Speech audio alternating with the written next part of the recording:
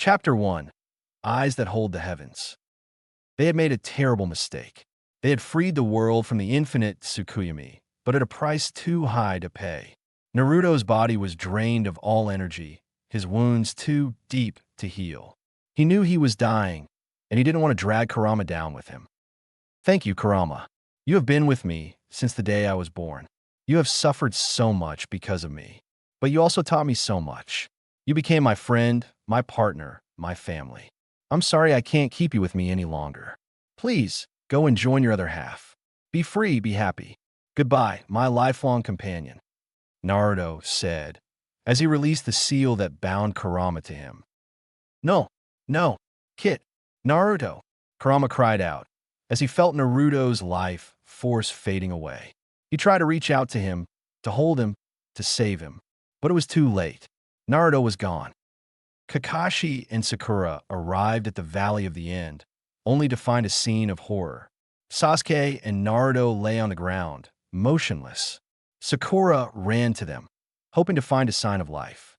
She saw Sasuke's chest rising and falling, but his eyes were empty and wet.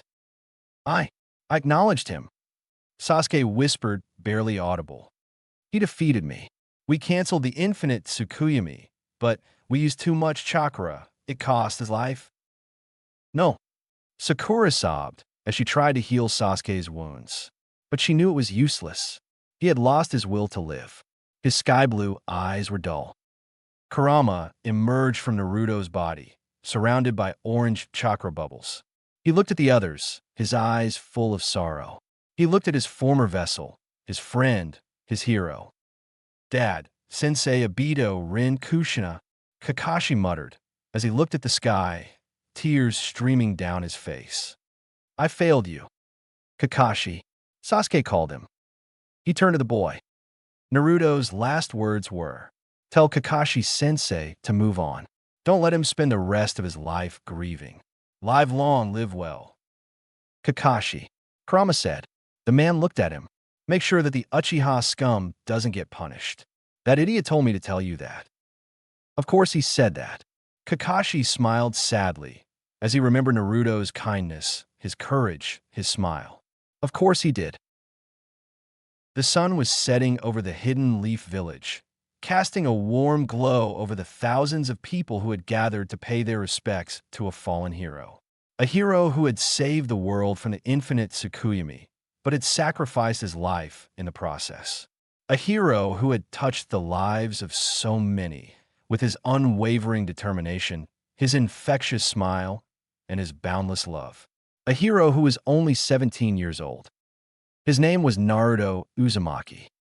He lay in a wooden coffin, wrapped in a white cloth, with a red swirl on his chest. His face was peaceful, as if he was sleeping. His blonde hair was ruffled by the gentle breeze. His whisker marks were still visible on his cheeks. He looked like he could wake up any moment and say one of his catchphrases like, believe it, or Databeo, but he didn't. He was gone. Next to his newly dug grave, there was another grave. It was his mother, Kushina Uzumaki. She had died, giving birth to him, and had never seen him grow up. She had never hugged him, or praised him, or scolded him. She had never told him how much she loved him, but she had left him a parting gift, a gift that had stayed with him until the end, a gift that had made him who he was. His name was Kurama.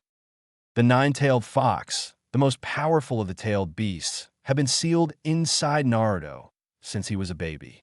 He had been hated and feared by the villagers, who saw him as a monster, a curse, a demon. He had been lonely and angry, and had lashed out at Naruto, who had endured his pain and hatred. He had been used and manipulated by Madara, who had tried to enslave him and the other tailed beasts. He had been freed and befriended by Naruto, who had seen him as a living being, a comrade, a friend. He had fought and bled with Naruto, who had shared his chakra and his will. He had died and mourned with Naruto, who had released him from his seal and thanked him for everything. He was Naruto's lifelong companion, and he was not alone. Behind the coffins, standing in a semicircle, were the other 8-tailed beasts. They had come from all over the world, to pay their respects to the boy who had united them, who had spoken to them, who had understood them. They had come to say goodbye to their friend, their brother, their savior. They had come to honor his memory, his legacy, his dream. They were Naruto's family, and they were not the only ones. In front of the coffins, kneeling on the ground, were the people who had known Naruto the best, who had grown up with him, who had fought with him, who had loved him. They were his teammates, his teachers, his rivals, his friends. They were his precious people, and they were crying. It was the day the world mourned for a hero who had saved them from darkness, who had given them hope, who had sacrificed everything for them, a hero who was only 17 years old. The funeral was grand and solemn. People from all walks of life came to pay their respects. Civilians, shinobis, merchants, nobles, and even a few daimyos. They all bowed their heads in gratitude and sorrow. Naruto was the only shinobi in whose funeral the tailed beasts were present. They roared in grief and anger as they watched their friend being lowered into the ground. He was buried next to his mother, who had died giving birth to him. Konohamaru cried the most. He had looked up to Naruto as his role model, his mentor, his brother. He had vowed to follow his footsteps, to become the Hokage, to protect the village. He kept his promise. He became the 7th Hokage, and he led the village with courage and wisdom. But he never stopped missing Naruto. Tsunade didn't move at all. She stood still like a statue. Her face was blank, but her eyes were red. She had lost her lover, her brother, her student, and now her successor. She had lost too much. She couldn't bear it anymore. She officially retired and left the village. 20 years later, she passed away and was buried next to Naruto. Sakura cried like a baby. She had loved Naruto, but she had never told him. She had hurt him, ignored him, rejected him. She regretted it all. She wanted to make it up to him, to show him how much she cared. She began wearing orange clothes for him, despite looking hideous in them. She never took them off. Hinata was silently sobbing next to her sister and father. She had loved Naruto, and she had told him. She had supported him, admired him, accepted him.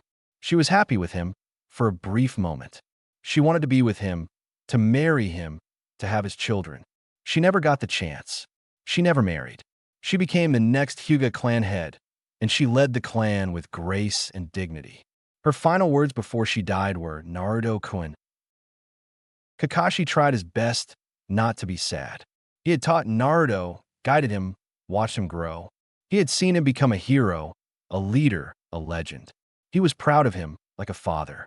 He wanted to honor him, to continue his legacy, to make him smile. He became the next Hokage, and he married Anko, with whom he had a boy, Naruto Hatake. He named him after his student, his friend, his son. Sasuke and Sakura married 5 years later and had a daughter, Naruko Uchiha. She inherited his spirit, his will, his power. She idolized Naruto, whose face was carved into the Hokage monument, despite not being one.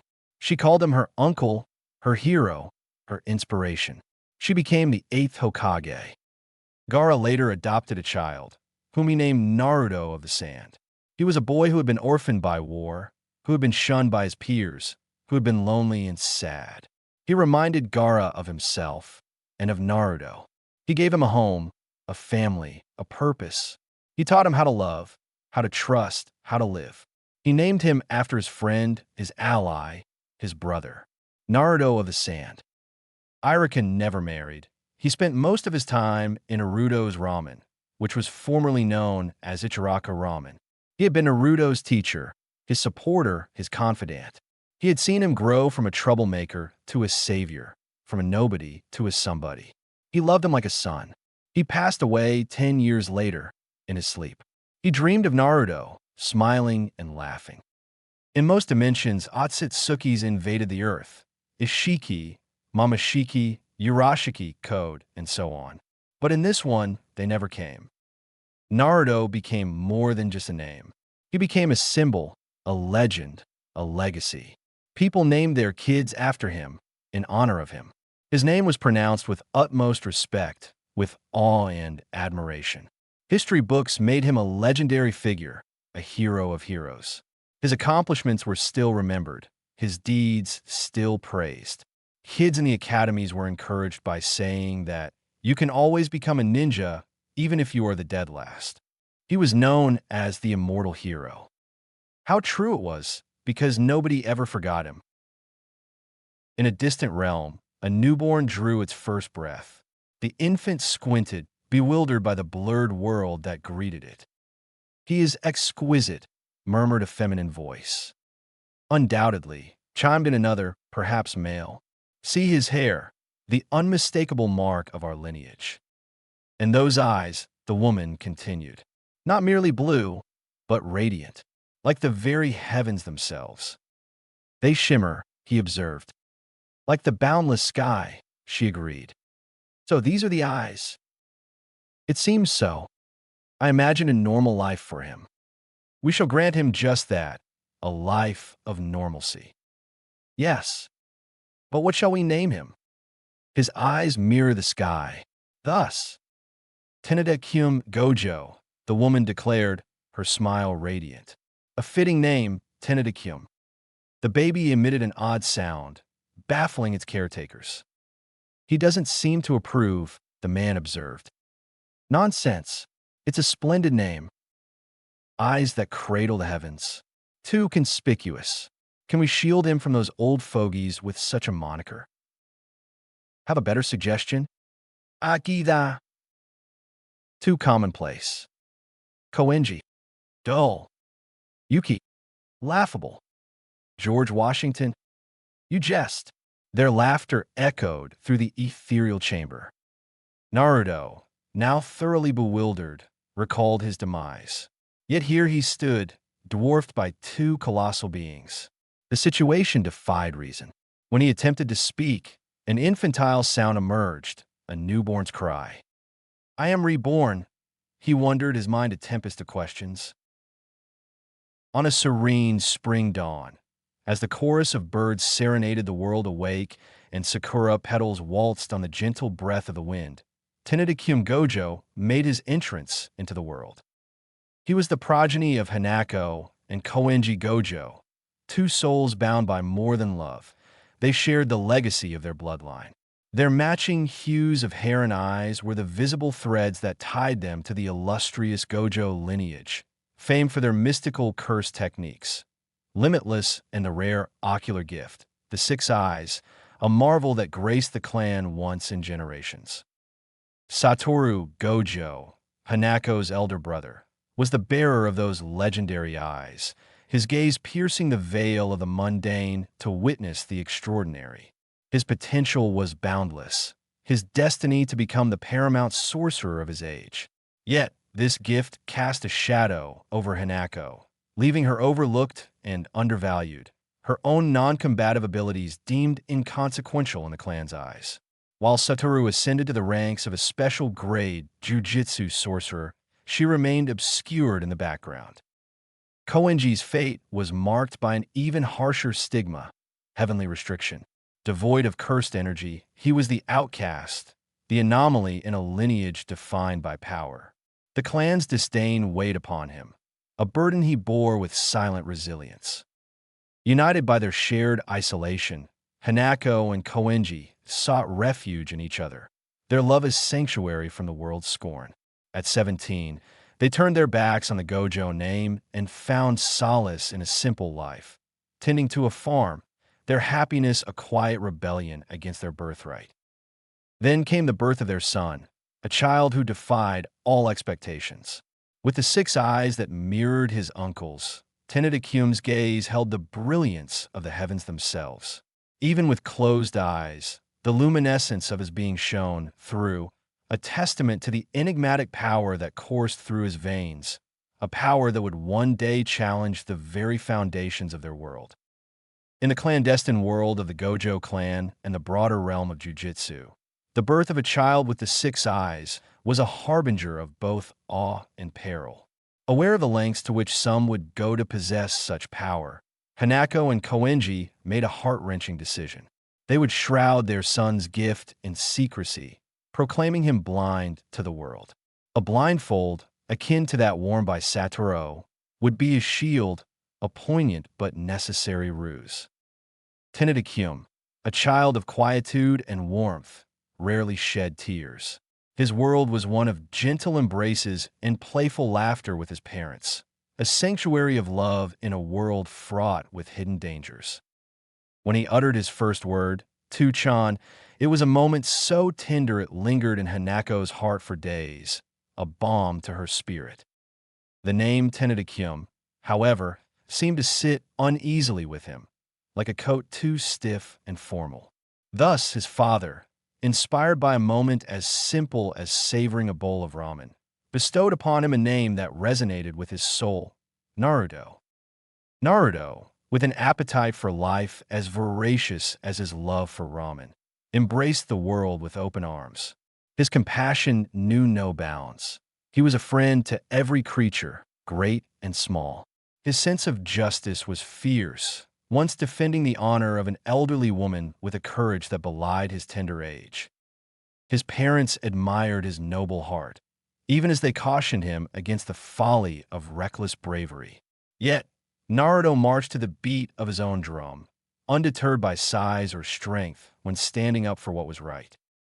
His quirks were many, each endearing him further to those who knew him best. His mother cherished his verbal tick, a signature melody in their daily lives.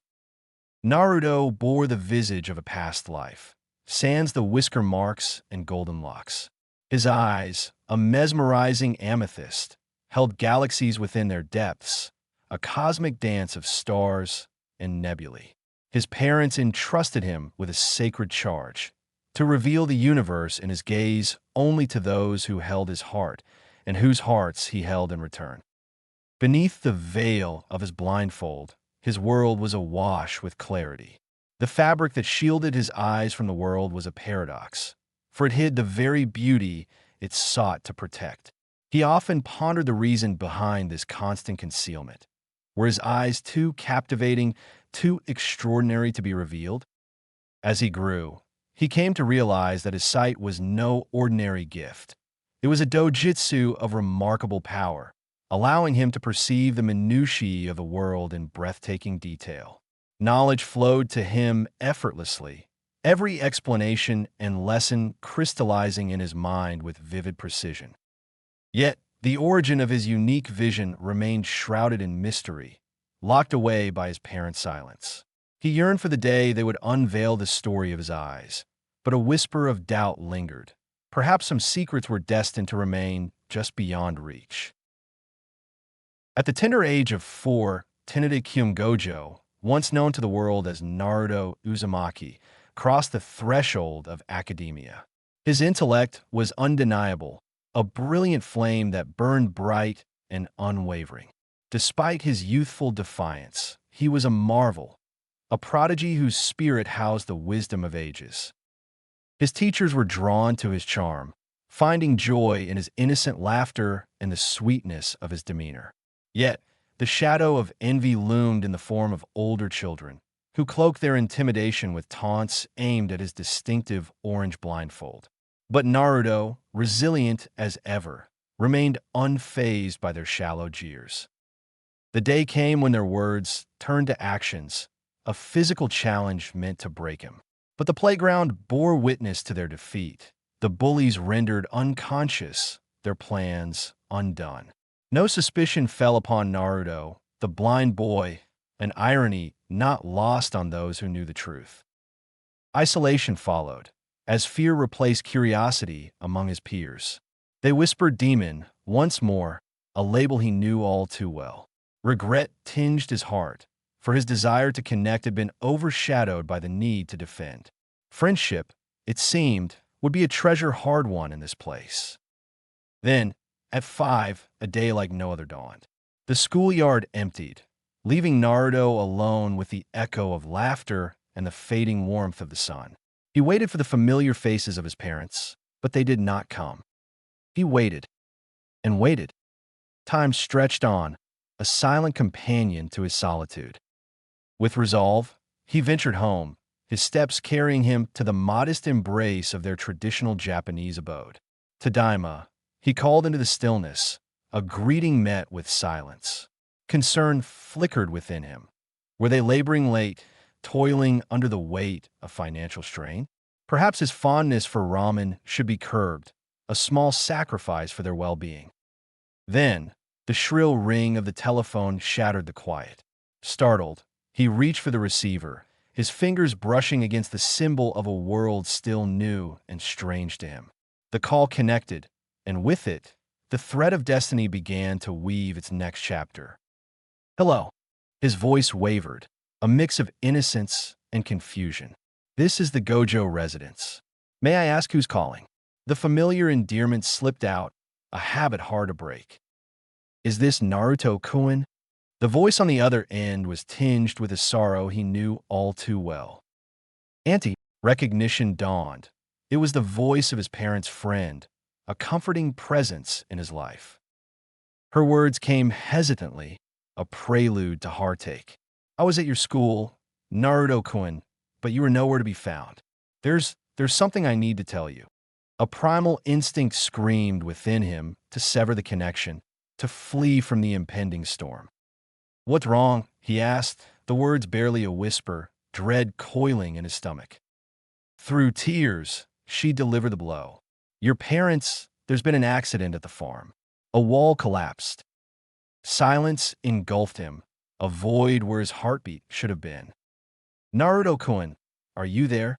Desperation laced her voice, a plea for him to respond. But he was lost to the world, a statue with the phone still pressed to his ear. A cerulean aura emanated from him, unseen yet felt by all. It was a silent testament to his grief, a force that swept through the town, cleansing it of darkness. When dawn broke, the sorcerers would only find whispers of spirits that once were, all vanished in the wake of his sorrow. "All right, Itadorikan," Satoru said as he held Yuji. "Watch how I fight." Domain expansion. Yugo stopped when he felt something powerful far away. He looked at Gojo, who had a stern expression on his face. So he asked, "Was that something connected to you?" "Who knows?" Gojo smiled brightly. "Now, where were we?" "Right. Domain expansion. Coffin of the Iron Mountain." Domain expansion. Infinite void. Gojo shattered his opponent's domain with his own as he lifted his blindfold a bit. Then he looked at the direction the surge of that power came from. Hanako, Chapter 2. I am blind, so what? When he first laid eyes on his little sister, a fierce determination ignited within him. He vowed to shield her from every peril at any cost. They whispered that she was ordinary, too plain to matter, but he paid no heed.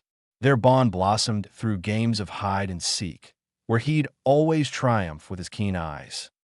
She was his bundle of joy, a sunbeam in his life. As the years flowed by, their closeness waned.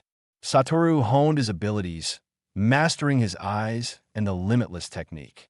Meanwhile, Hanako, his sister, faced neglect. Her cursed technique compelled others to witness their deepest desires. Yet her cursed energy pool remained small. The clan favored him, showering him with fine food and attire, while she received the mundane. Tradition dictated that women could never lead the clan.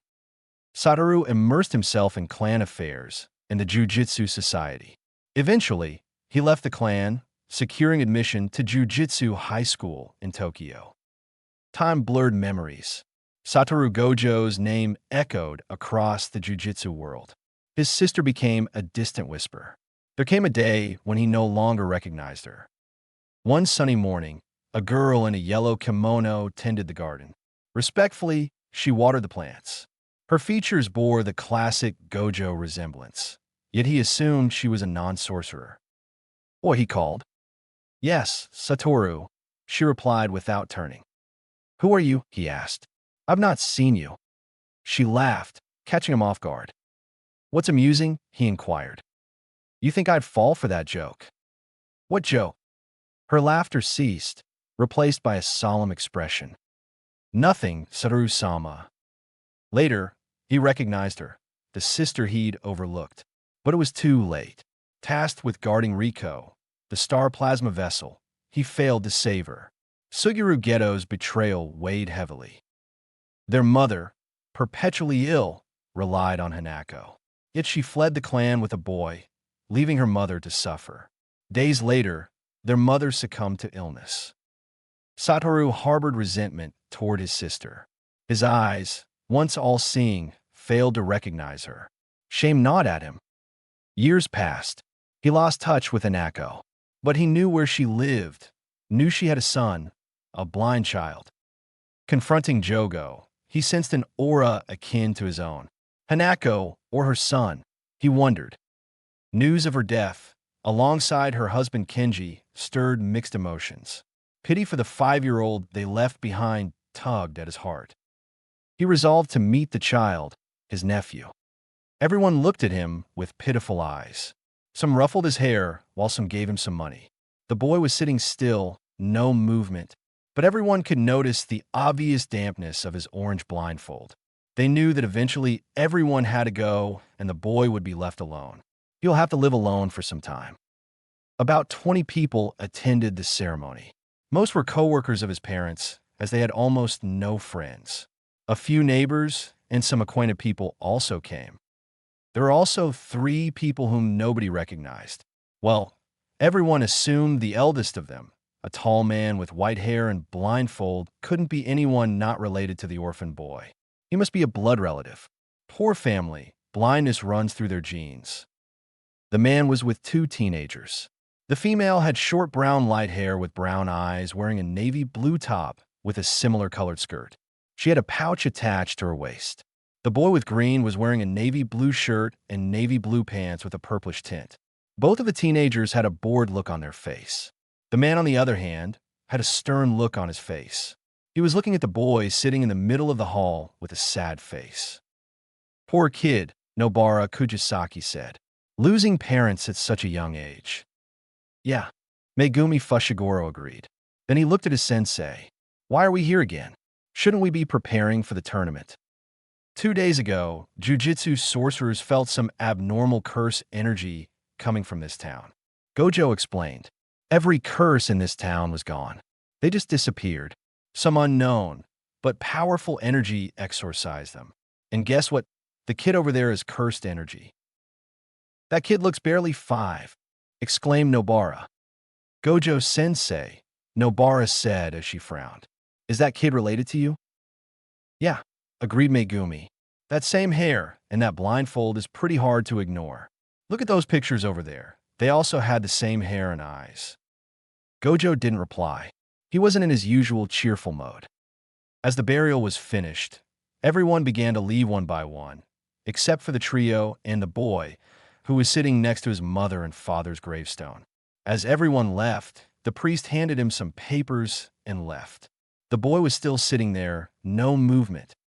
The trio slowly made their way towards the boy. Hey kid, Nobara began awkwardly. I'm really sorry for your loss. I'm so sorry that I want to cry. But you see, I have some problems in my eyes like you. No offense, so no tears. Kujisaki, Meguma flatly said. Are you mocking him? What? Absolutely not. Oh God, I'm just not so good at expressing my feelings. Yeah, I know. Oi, Fushiguro, are you mocking me? Yeah. What do you want? The boy tilted his head, and the trio couldn't help but notice the dampness on his blindfold. The boy must be crying all this time, they thought. I'll get to the point, Gojo said, much to the shock of his students. Gojo not being nice? Especially to a newly made orphan child. How did you do it? Do what? The boy spoke. Did you exorcise all those curses? What is curse? And how do I exercise with them?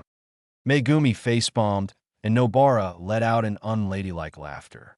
The boy frowned while Gojo tapped on his own blindfold. I know who you are and what you possess, Gojo said, and the boy shivered a bit before immediately calming himself down. You can't fool me. I can't see, the boy said as he grabbed his cane and stood up. Stop wasting your time, old man. Huh. Gojo smirked as he rubbed his chin. You know how I look despite being blind. You are not very convincing. The boy sniffed. Drop the act and talk. Sensei, Megumi spoke. Aren't you being too rude? I know what I am doing. You just watch. And you, take off the blindfold. I told you, the boy almost shouted. I am blind, so what do you want? Just leave me out, ugh. What the? Nobara almost shouted when she saw her sensei immobilizing the boy and forcefully taking his blindfold off. Sensei, have you, oh my god, is that are those? Her face was twitching as she saw the boy's eyes. The boy had momentarily forgotten about the promise he made with his parents as he unintentionally showed his amethyst eyes to the trio. What did you? He froze as he processed what had just happened. He immediately shut his eyes off, but instead of drawing their attention away from his eyes, they frowned as they noticed his blood vessels and capillaries of his eyelids. Wow, Megumi remarked. Gojo sensei, you now have the second most shining eyes on the planet. Gojo ignored him. The boy was desperately trying to escape, but Gojo's grip was way too much for the 5-year-old. This child is dangerous, Gojo said without letting the boy go. Very dangerous. If given the opportunity, he can wreak havoc on the entire Jiu-Jitsu society and the entire world.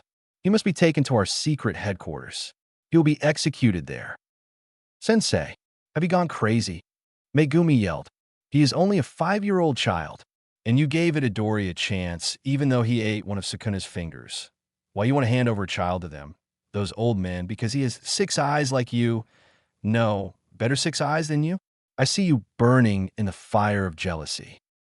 I won't let you harm the boy, Nobara said as she raised her hammer towards him, even if I have to fight you for it. Using the conversation as a distraction, Naruto bit down hard on Gojo's hand, and when Gojo pulled his hand away, Naruto quickly ran for the door. Gojo angrily raised a bright red round ball of cursed energy at his fingertips. When he was just about to launch the attack on the boy, 2 figures emerged from the boys behind and jumped at the man. Gojo jumped and effortlessly dodged their attacks and took a defensive stance. Suddenly, the creatures began to speak. Leave the baby, leave him, or we will kill you all, kill you. The creatures, who were obviously cursed spirits, had the shape of something between dragon and human. One had red skin, while the other had blue skin. They had long white hair that floated in an unearthly way. They had a dim white glow with their body. Gojo lifted the blindfold over his eyes, and everyone could see his sky-blue eyes. Megumi and Nobara quickly began creating their own defensive and offensive attacks. Megumi summoned his white and black dog, and the girl quickly took out some nails and her hammer. Just as I suspected, Gojo spoke with a hint of amusement. I knew you wouldn't leave him behind, even in death. You had to become a cursed spirit to be so strong, because you could never be strong as a human. You are a disappointment, a coward as always. Shut it, shut it, shut it. The spirit, which appears to be a female, chanted, clutching its head and shaking violently. You were always weak and stupid, and now you are even weaker and stupider. Gojo continued. Should. But I have one last thing to say, Gojo said dramatically. Have no fear, because it was just pure drama. What? Nobara shouted. You did not want to kill the boy under the pretext of danger. I was going to hammer you. Whatever, my cute students. I'm very proud of you. No matter how powerful the villain of injustice is, never help him and try his best to stop him. Anyways, I was just testing one thing. If the kid was in trouble, these 2 would come to his aid. My guess proved true. I knew that no matter how much raw power a child can possess, he can never exorcise so many cursed spirits in such a short time. I assumed he had some help. The boy must have released a lot of cursed energy which had attracted cursed spirits, and in order to protect him, these 2, he pointed towards the cursed spirits. Finish them all. Whoa! Nobara whistled as she exclaimed. He must have hell of some cursed energy. Don't underestimate him, Satoru, Gojo warned. He has almost as equal amount of cursed energy as Yuta, and has the potential to surpass Yuta and possibly even me. That's why he is dangerous. But Sensei, Megumi said, did he curse his parents? I don't know, but that might be the case. How did he bite you? Because of infinity, any attack stops then? I was bitten because I allowed myself to be bitten. I was trying to understand at what level of danger Hinako and Kinji came to save their son. From what I understand, since they are cowards, they don't come unless there is no other way. But yes, Naruto is dangerous, both to himself and to others. I don't want anyone else to suffer the same fate as Yuta. Then, he looked at Naruto. So, kid. Oi, kid. Gojo waved his hand at the boy who was staring at the cursed spirits. I think you broke him. Megumi said. Everyone gets traumatized when they meet Sensei for the first time. Nobara added. The boy's eyes moisturized. Tuchan. He spoke. It was barely a whisper, but everyone heard anyway. Okoton. Our baby is looking at us in this form. The red, cursed spirit. The male one shouted and began to tear its white gleaming hair off. The blue one, the female one, also followed. Soon both the curses were shouting various things. The boy suddenly burst into tears. You didn't leave me. The boy came running and hugged the nearest curse, the red one. You are back. I knew you would come back. A pregnant pause. Baby, my baby. The curses snapped their heads towards him and began to float around him as if he was the sun and they were planets.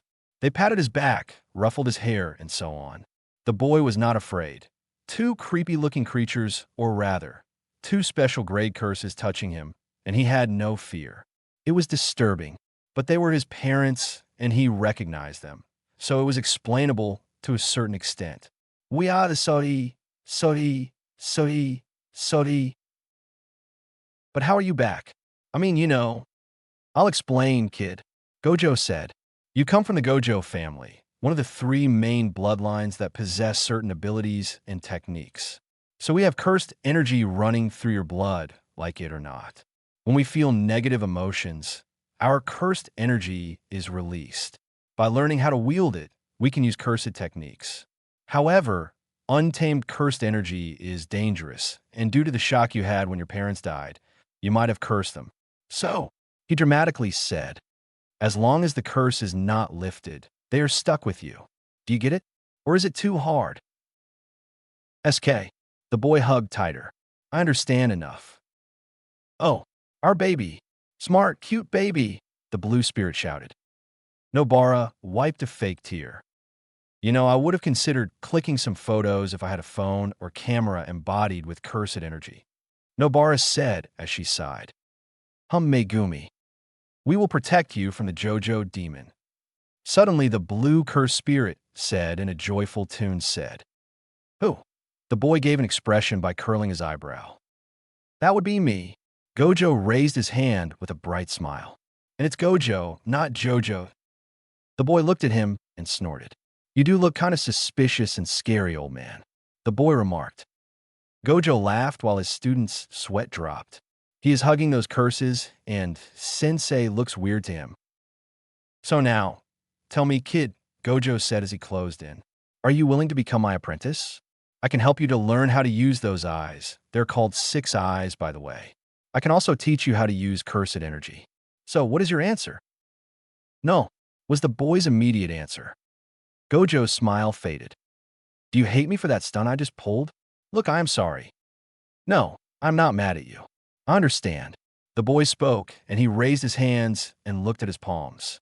These eyes, I can understand everything with them. But I don't want to be involved in this mess, not now. Besides, you remind me of someone I used to know. So I don't hate you. Okay, your choice. But let me tell you one thing. You don't want to get involved? Huh? But soon, you will be forced to be involved. Then he looked at the cursed spirits. And you guys, if you guys try to harm anyone, no matter whatever the reason, I will personally exorcise you without a moment's hesitation, special grade or not. He announced in a cold voice. But these things will come later. First, nephew, you say, where will you be now? Surely you will not be alone in that house. No, I will stay there, said Naruto. I have them, don't I? I won't be alone. You don't have to worry about it. Now, leave me alone, please. Okay, nephew. He turned and began to walk away. We'll see you soon. Megumi and Nobara followed him. Bye. Then he frowned. Wait, nephew? Baby, the blue curse said in a high-pitched voice. Are you hungry? Yeah. His face lit up. Ramen time. Ghetto's grin stretched across his face, revealing yellowed teeth. His eyes, shadowed by dark circles, bore into the young sorcerer before him. A junior Saru Gojo, he mused, voice dripping with malice. Cursed energy swirling, a tempest akin to Yuta Okatsu's. And those 6 eyes, a forbidden inheritance, a curse veiled in power. His fingers twitched, eager for a feast. Not one, but 2 special great apparitions at your beck and call. My, I'm already starving. Knock, knock. Naruto was eating his breakfast when he heard someone knocking at the front door. Coming. The echo of the door slamming, still ringing in his ears. He brushed his fingers over the spot where the food had been, a small smile tugging at his lips despite the morning's chaos. It was a rare moment of peace, one he knew wouldn't last. Upon opening the door, Naruto discovered a smiling Yumiko-chan. Good morning, Naruto-kun, she said as she entered the house, followed by 2 people, a young man and a woman. Yumiko-san, she was the woman who had informed Naruto about his parents' death. Why did she bring a young couple to his house? How are you today? I'm fine, he said before looking at the trio. Oba-chan, he asked as he let them in. The young couple smiled at him. He smiled back, which confused them as they were told that he was blind. Who are they? They are very nice people. Naruto-kun, she replied with a smile. They can look after you now. What do you mean by that? Naruto asked with a frown. What I mean to say is that the woman hesitated for a moment before saying, they are here to adopt you. No sooner had she said it than the said couple was lifted 5 feet above the ground, and they felt being throttled. The woman, Yumiko-san, screamed loudly as she saw them being lifted like that. Oka-san, Odo-san, shouted Naruto. Stop it. The duo were promptly dropped on the wooden floor, and they let out a painful moan. The woman had her jaw broken, while the man had deep claw-marked wounds on his neck and throat. Nobody can replace us, shouted Kenji as he spat at the man who was struggling to breathe. If someone tries, someone dies, finished Hanako. I am sorry, Naruto-kun, Yumiko-san said as she rushed to open the door. But it seems that your parents haven't left. Forgive me. I won't come again. Naruto sighed as the trio ran away from the house. He needed to learn how to use this so-called cursed energy, which was equivalent to chakra of the shinobi world. He had better learn as fast as he could before his parents decided to kill someone off. He made his way to the telephone. He had his uncle's phone number as the man gave him his visiting card before leaving. Naruto stood in the quiet of his home, the echo of the door slamming still ringing in his ears. He brushed his fingers over the spot where the food had been, a small smile tugging at his lips despite the morning's chaos. It was a rare moment of peace, one he knew wouldn't last. He could feel the weight of his uncle's card in his hand, heavy with the promise of answers. The phone before him was an old model, the numbers worn from years of use. He dialed the number slowly, each beep a step towards a future he couldn't yet see. The line clicked, and a voice answered, gruff with sleep or worry. Naruto couldn't tell which. Hello. Oh, is it my cute little nephew? How's everything going? Is your stupid mom and dad behaving? They aren't stupid, old man. Yeah. My questions answer. They are not always around me. They appear sometimes, all of a sudden, without any kind of warning. They kind of blew away the ramen shop I went to yesterday because the man was overcharging me, and they might have tried to kill a dog that tried to lick me, and they might also have tried to murder a couple that came to adopt me. They also kind of broke a few bones of some of my classmates who tried to bully me. So, they have not been behaving, thought so much. Satoru mused. Typical. So, what do you want me to do? So can you please see teach from Databeo? What? Can you teach me how to make them not attack people? So you want to tame them? That was not what I meant, Databeo. Naruto had no solid reason to trust the man. He wanted to believe Satoru, though, because Satoru Gojo looked too much like Kakashi. The reason is absurd, yet Naruto wanted to believe the man. Naruto's heart told him that the man had no evil plans for him. Naruto's heart was seldom wrong. So, will you teach me how to use cursed powers? Satoru let out a sigh before saying, I get it, don't worry, I'll send my manager to you. He'll pick you up. What if they try to, kill him? He may appear weak at first, but he is tough. Don't worry. But what about my school? Worry not, as Satoru Gojo is here. Okay, but how do I know if it is him or not? He is a thin man with rectangular glasses. He looks old, but isn't. Name's Kiyotaka Ajichi. Expect him around 12 at noon tomorrow. Okay, see you, old man. I'm not old.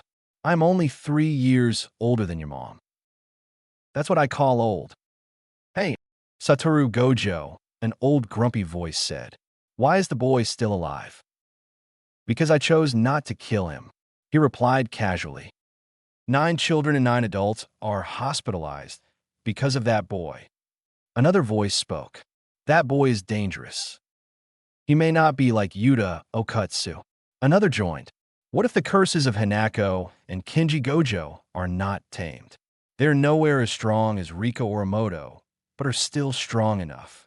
As the boy gets stronger, they will also become stronger. Either he tames them, or he dies. I will not execute him.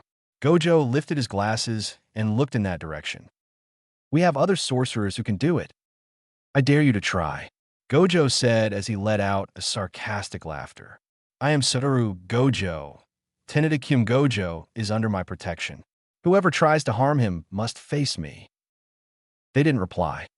A furious Satoru Gojo left the chamber. They shared a moment of silence before someone said, I heard that the boy will be there at the Kyoto Sister School Goodwill event. We can execute him there. The others nodded in agreement. The students were all chit-chatting and having friendly gossips when suddenly a spooky vibe crept up on them. They peeked at the stairs, expecting some big, scary curse to show up. But surprise, it was just a kid with a bluish-white head. They almost laughed off the creepy feeling because most of them thought the same thing. Has Satoru Gojo made a mini-me? Oops, sorry to interrupt. Today, little Tenedikim Gojo, will hang with the teachers, Ijichi said. Naruto checked out the older kids. Yep, just as he guessed, super odd. They all clammed up. The lady with the scar kept giving him the stink eye. Like, did she have a beef with him, or what? She stomped over and popped a question. Hey, kid. Yeah. Who's your mom? Hanako Gojo. He shrugged. So, Gojo? For real? She flipped out and stormed off. Curse you, Satoru Gojo. She was steaming mad. What was that about? Naruto asked Ajichi, who was just as puzzled. I'm not too sure, he said, adjusting his glasses. But I think Yutaheim-san got the wrong idea. Naruto glanced at the older students staring at him like he was a wanted poster. Tokyo Jujutsu High. Naruto glanced at the older students staring at him like he was a wanted poster. Tokyo Jujutsu High students were a strange bunch. Togo Inumaki, a second year, just said salmon.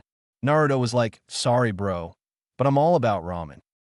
First year Nobara Kujisaki cackled like a witch, and her classmate Megumi Fushiguro nudged her. The dude reminded Naruto of his buddy Sasuke. Maki Zenin, another second year, was all grumpy. Barely looked at him and was like, don't bug me, or you'll be sorry. And the oddest of them all? A panda. But this panda seemed more people-like than the rest. There was another student, Yuta Okatsu, another second-year student who was said to be the strongest student of the school, as well as its sister school. The boy had single-handedly handled the competition and won it the previous year. But he was not in the country at that moment. Satoru told him that Yuta was also a special grade, just like him and Naruto. When the boy was younger and a friend of his died, he couldn't accept the fate and rejected her death, which caused her to become a special grade curse. Fortunately, the girl, Rika Orimoto, was freed a year ago. Kyoto High's crew was a bit less wacky. A tiny blonde with a broom asked him if girls gotta be tough, not just pretty, to make it big. Sure. You got a death glare. I mean, nope. But why ask? Good, she nodded. So, we're cool. Okay. My, who could be Maki's twin, messed up his hair and told him to behave. Huh? And there was a robot, Mekamo, who was quiet as a mouse and dressed like any other student. Miwa was super nice, though. She played with his hair, pinched his cheek, and had a real sweet smile. She said she digs kids and has little sibs. Naruto thought she was awesome. Perfect, except for feeling a bit down on herself sometimes. Noritoshi Kumo was chill, eyes always shut. Kinda gave off a Niji vibe. And then there was Tadu Aoi, the big guy with a scar, looking all serious. What's your favorite type of girl? Todo Granbith. If I don't like your answer, I'll tickle you till you can't breathe. Everyone held their breath. Todo senpai. Miwa gasped. He's just a little kid. I know he looks 5, but he's got the soul of a grown-up, Tadu insisted, staring into Naruto's eyes. My mom's gone, Naruto said with a pout. My crush is far away, and my friend left me. I just remember them. Silence hung in the air. Naruto sniffled. Out of nowhere, a shadowy figure leaped at Tadu, yelling, You made my kiddo sad. Now you're gonna get it. The students jumped back, ready to fight. Not another one like Okatsu. Mishuted. Where do they keep coming from? The shadow swiped at Tadu, who dodged like he was dancing. But he was getting tired, real tired. I need to save my energy, Tadu thought. Time for my secret move. Right as the shadow was about to claw him, Tadu clapped and switched places with Megumi. Fushiguro, Maki called out, running over with her stick. Megumi was confused and scared. This was a big deal curse. He was about to call his spirit buddies when the shadow stopped. It was staring at Naruto, who was now holding its hand. How'd he get there? Everyone wondered. Mommy, Naruto said, looking sad. Please don't be mean. I don't want to lose a friend because of me. Everyone was shocked. Fushiguro's his friend? Since when? It's okay, sweetie, the shadow said in a squeaky voice. Won't hurt, buddy. No more tears. It patted Naruto's head and vanished. Wow, Maki said, walking over. You don't see that every day. You are. Tadu started, but before he could finish, he was flying through the air, smacked by an invisible force. Daddy, Naruto cried out.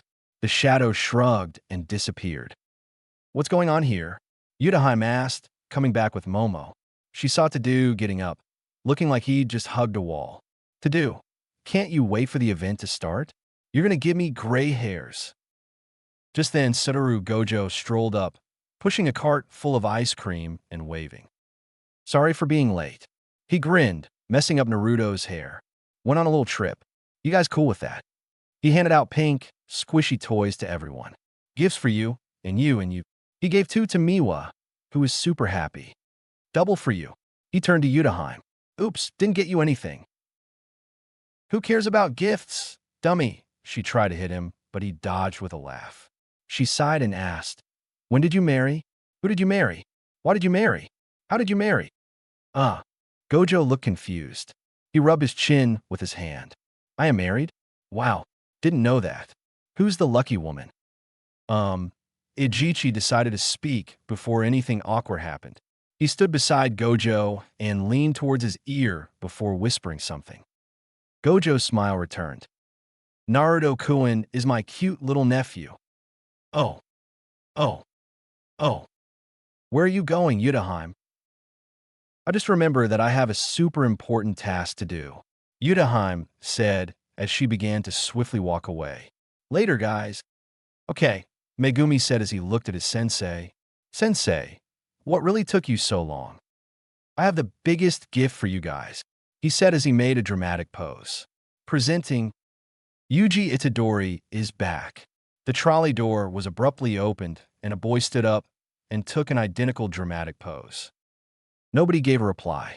Everyone gazed at the pink-haired teen with a confused expression. Megumi and Nobara looked like they had just seen a ghost. The boy looked disappointed. They don't look very happy, Itadori exclaimed. What about the Kyoto folks? Gojo turned the trolley towards the students who were busy with the gift he had bought for them. Nobody is happy. As the boy was engrossed in conversation with his fellow students, Gojo went to talk with two older people standing a bit far. One, a man in his late 60s, another, a man in his late 40s or so. But Naruto's mind was somewhere else. He was looking at Itadori, who was being yelled at by his friends. Naruto lifted his blindfold a bit. His amethyst eyes sparkled. A Jinchuriki. Itadori looked at the boy. Sadly, Naruto was not quick enough to hide his eyes as Yuji spotted them. Yuji noticed the child's uneasiness, and he was smart enough to not speak about his eyes. He has eyes I have never seen before, he thought. They were shining. Is he someone related to Sensei? Hello, kid. Yuji stood in front of him before kneeling. My name is Yuji Itadori. What is yours? And Naruto. So, are you here to watch the game? Yeah, I guess, Databayo. You are with Sensei? The old man? Yeah. Naruto scratched his head.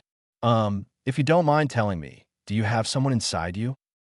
Yuji was taken aback by the question, but he smiled at the boy. I can tell you, but I have a condition. Condition? Naruto tensed. Ever since his parents died, he has been feeling very insecure about others around him.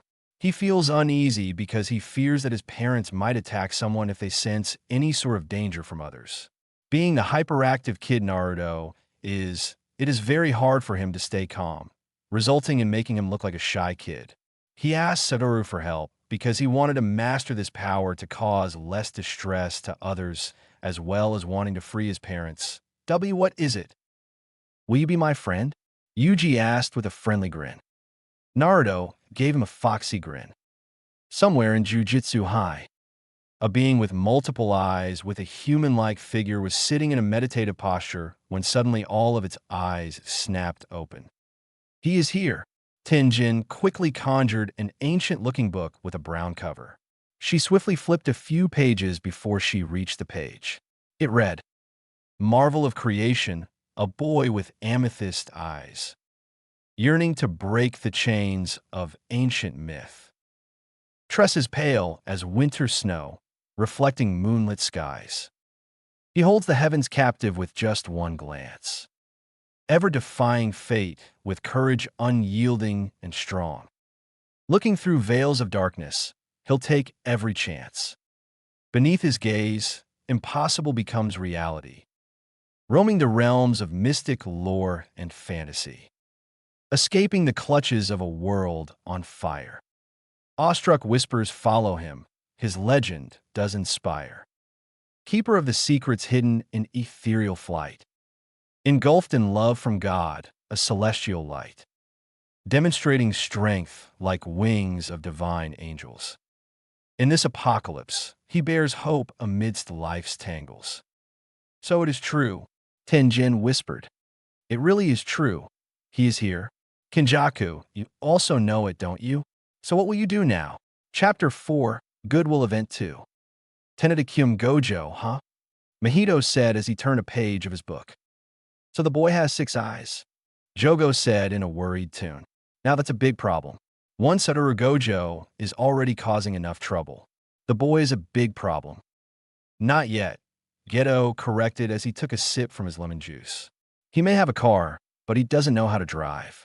It's as simple as that. Jobu sneered. Currently, Geto, along with Mahito and Jogo, was relaxing on deck chairs. Jogo was still recovering after he fought against Satoru Gojo, while Mahito was in a jolly mood. Geto had that I am very wise and nice smile on his face. I want to play with that kid, Mahito cheerfully said as he snapped his book shut. He leaned towards Geto and asked, Can I? Geto gave him an understanding smile. He is not fun to play with yet. Although, yes, his cursed parents. Mahito stood up. They should be enough of a challenge. Mahito, Geto sternly said, stay away from the kid. At least wait until Satoru Gojo is sealed away. Ugh, Mahito pouted. You're no fun. The boy will have an important role in the future, Geto said as he took another sip. Really? Jogo asked, genuinely curious. Indeed, replied Geto before he mentally added, in the culling games, and he smirked. You're still alive, old man, Gojo said as he patted the old man's shoulder. I thought you would have died from the shock of Yuji being alive. Youngsters these days. He sighed. Why is Sukuna's vessel and that Gojo boy still alive? Yoshinobu Gakaganji asked. I'm not letting my own nephew be executed, and as for Yuji, Gojo smiled. You guys sent him to die there, didn't you? Well, he just returned from being dead. Isn't that amazing? Gakaganji sighed. Can you not feel that boy's odd presence? Argued Gakaganji. It is different from Okatsu's. He must be. Already told you, old man, Gojo said in a stern voice. Leave him alone. Both of them. You will regret your actions, the old principal said before walking away. Satoru looked at Yaga and jumped at him to give a hug. Joe, Yaga-sensei. But he had to stop. All right, everyone, Yaga said as he tightly held Gojo between his armpits, stopping the man from saying anything irritating. The rules are simple, Yaga said. The Tokyo-Kyoto Sister School Exchange event will be held over 2 days. The first day is going to be group battles, Principal Yaga announced as he held Satoru. The rules are simple. The first team to exorcise the second grade cursed spirit released in the designated area wins.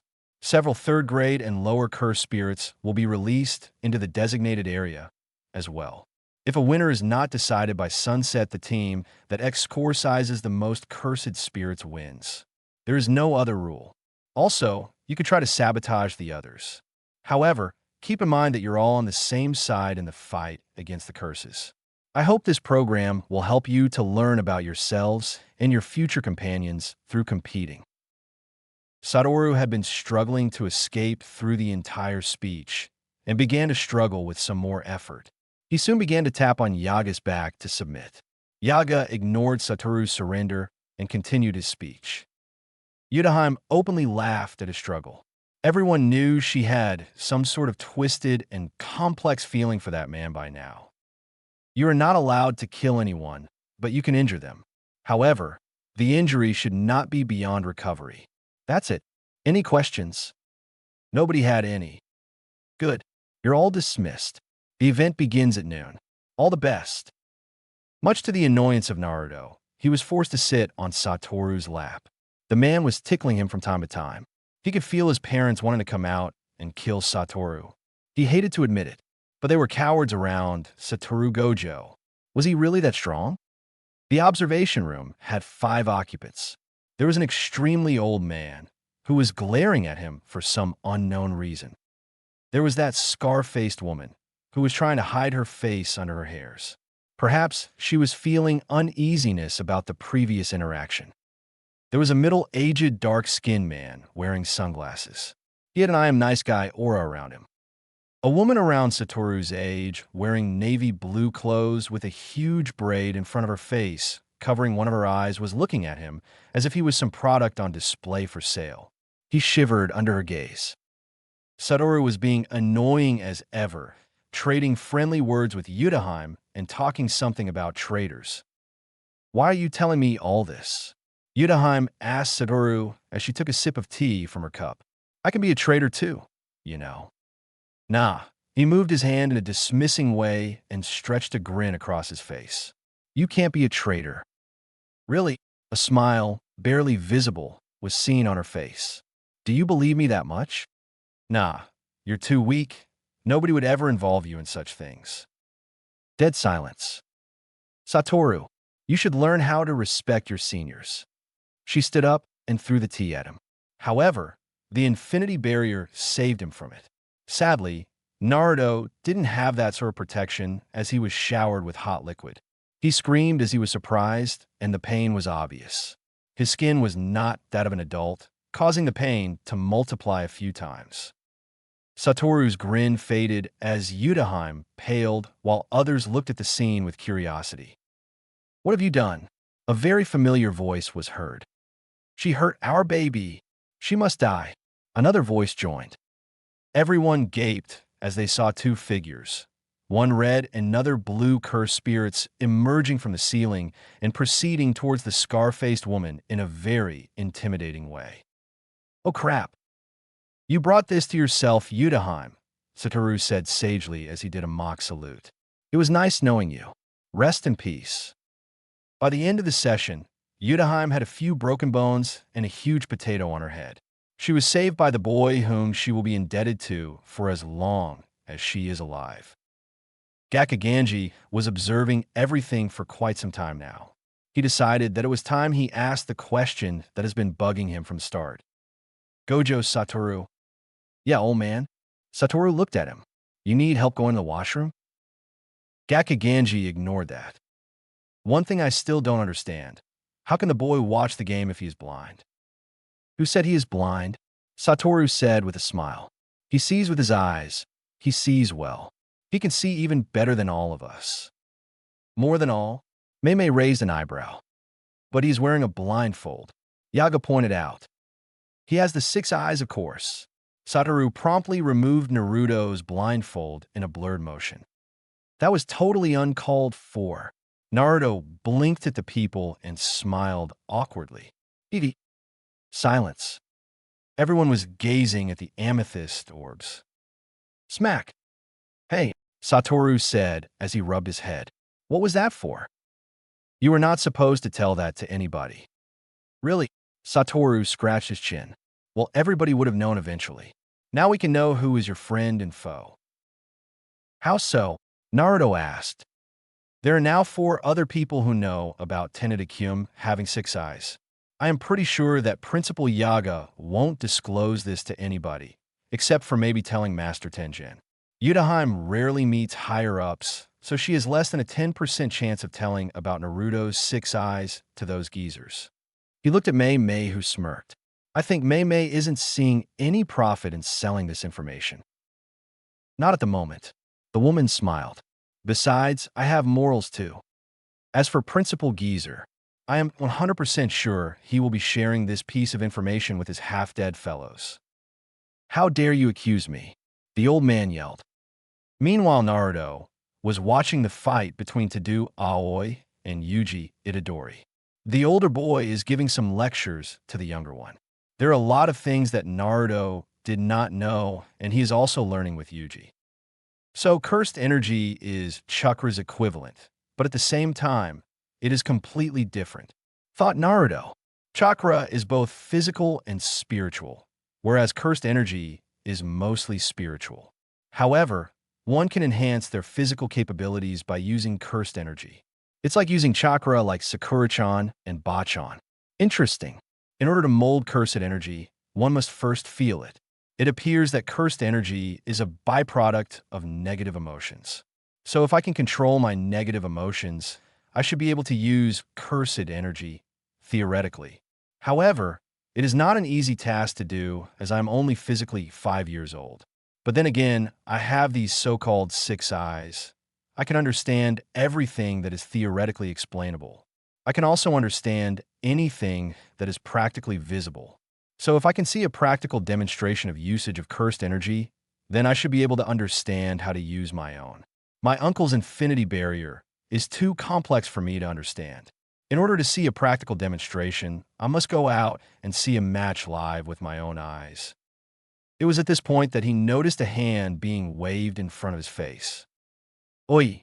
Naruto looked at Satoru, who was waving his hands in front of his face. Are you okay? You just spaced out a bit. I'm fine, Databeo, he said. He looked thoughtful for a moment before asking. Hey, old man, can I ask something? Shoot away. I want to learn how to use cursed energy. Satoru looked confused. I already told you that I'm going to teach you, then what is this all about? I want to see the match with my own eyes. Satoru didn't reply for a moment before he clapped. Okie dokie. With that, both uncle and nephew teleported away instantly, leaving behind a perplexed audience. One Satoru Gojo is a lot of headache. Imagine 2 of them. Gakaganji sighed. I couldn't agree more, Yudaheim added. Yaha sighed while Meimei left. Naruto found himself tightly held by Satoru. Hey, what's the big idea? He looked at his surroundings and froze. Act. We are floating in the sky. Calm down, Gaki. Satoru said casually. It's nothing too dangerous. We are in the middle of freaking clouds. Databayo. How can it not be dangerous? Naruto, being paranoid and in panic mode, was justified. Naruto flew only once or twice in his life as a shinobi. After Hagoromo gave him 6 paths chakra, he was able to fly. But under the constant pressure of war, he didn't even realize how scary it was to look down and see nothing under your feet. Do you want to give up then? Satoru asked in a monotone. Naruto halted his motions. He looked at the man and said, I never give up. Good, Satoru nodded. I don't want you to die in regrets. What was that? Naruto raised an eyebrow. But before he could get an answer, he felt discomfort over his forehead. Ouch. Man, I hate when my brain can't keep up with the information these eyes provide. It is really irritating. I can relate, Satoru said. Now, let me give you a brief description of infinity. I thought we were going to watch the game. We are. Satoru nodded. But at the same time, you will listen to my lecture. Crap. Satoru laughed wholeheartedly. Despite being 300s of meters above the ground, Naruto could see everything in perfect detail. It was irritating, but he was slowly getting used to it. Let's talk about Limitless first. Satoru began. In its neutral form, the base state of the Limitless is referred to as the infinity, which operates in a manner reminiscent of convergent and divergent series in mathematics. This technique gives a user the ability to stop virtually anything directed towards them by subdividing the space between them and the object an infinite number of times, until the object slows down so much that it appears to halt its motion completely. Anything that enters this infinitely divided space will never reach the user, acting almost like an invisible force field around them. The only way to overcome this ability is through domain expansion, domain amplification, or special curse tools that can negate the technique entirely. Hey, old man, Naruto said as hot steams were released from his ears. What is it? Satoru felt irritated at being interrupted. It's not that I don't appreciate it, but shouldn't you teach me the basics of cursed energy first? Didn't Ajichi tell you the basics? He did. Naruto nodded, but it was very brief. I was hoping you could teach me more. You have a logic, Satoru said as his eyes shifted at the fight between Tadu and Yuji. But I have a feeling that in the upcoming future, a dark time is coming in which we must be ready. Basics are important, true, but if you know nothing about actual combat, you will die. He gave a dark smile. A very sinister one, too. I'm sure that you're going to be in a lot of those fights. I'm a 5-year-old kid for crying out loud, retorted Naruto. Who and why would someone want me to fight? I don't know, Satoru sighed, but I'm sure that in the upcoming future you will have to fight for your life whether you like it or not. Satoru proceeded to tell him more about Limitless while he observed the fight between Yuji and Tadu.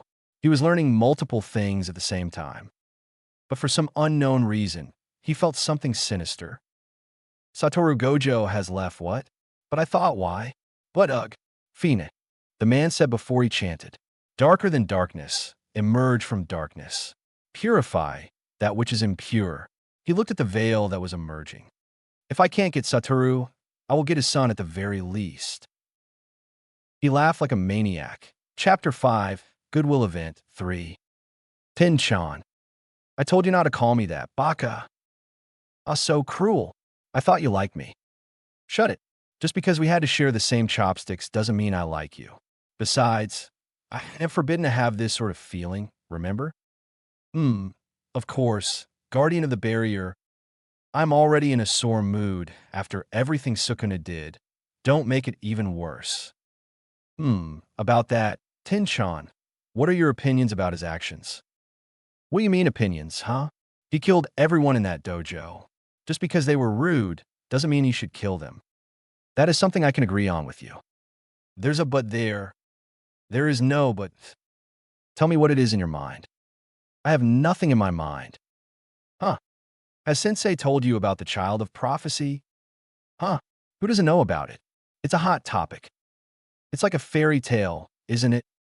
It was just a stupid old man's stupid dream. I mean, who has shining amethyst eyes? Six eyes users. Aren't they usually blue? That is not necessary. Whatever.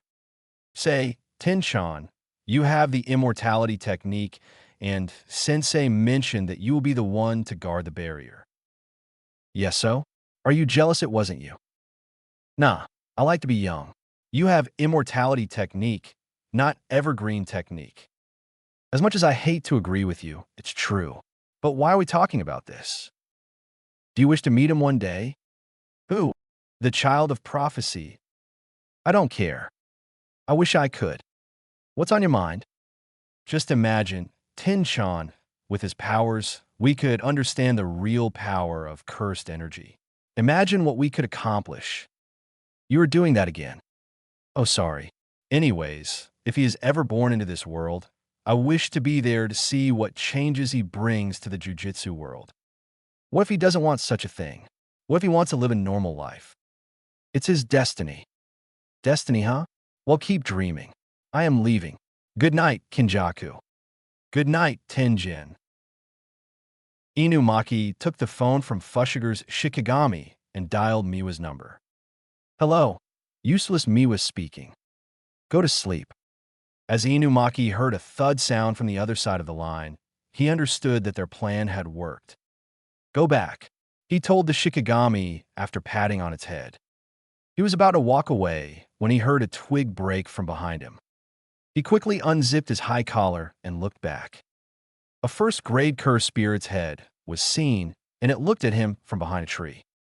He was perplexed, but went to take quick action when the head of the curse was broken by a pale and huge-looking head. A special grade curse came into his view. Naruto was sitting on a tree branch watching Tadou and Yuji play or fight. Obviously, Yuji is stronger, but Tadou is more durable and skilled. Therefore, none of them could defeat each other. Naruto watched Mato Gai's taijutsu.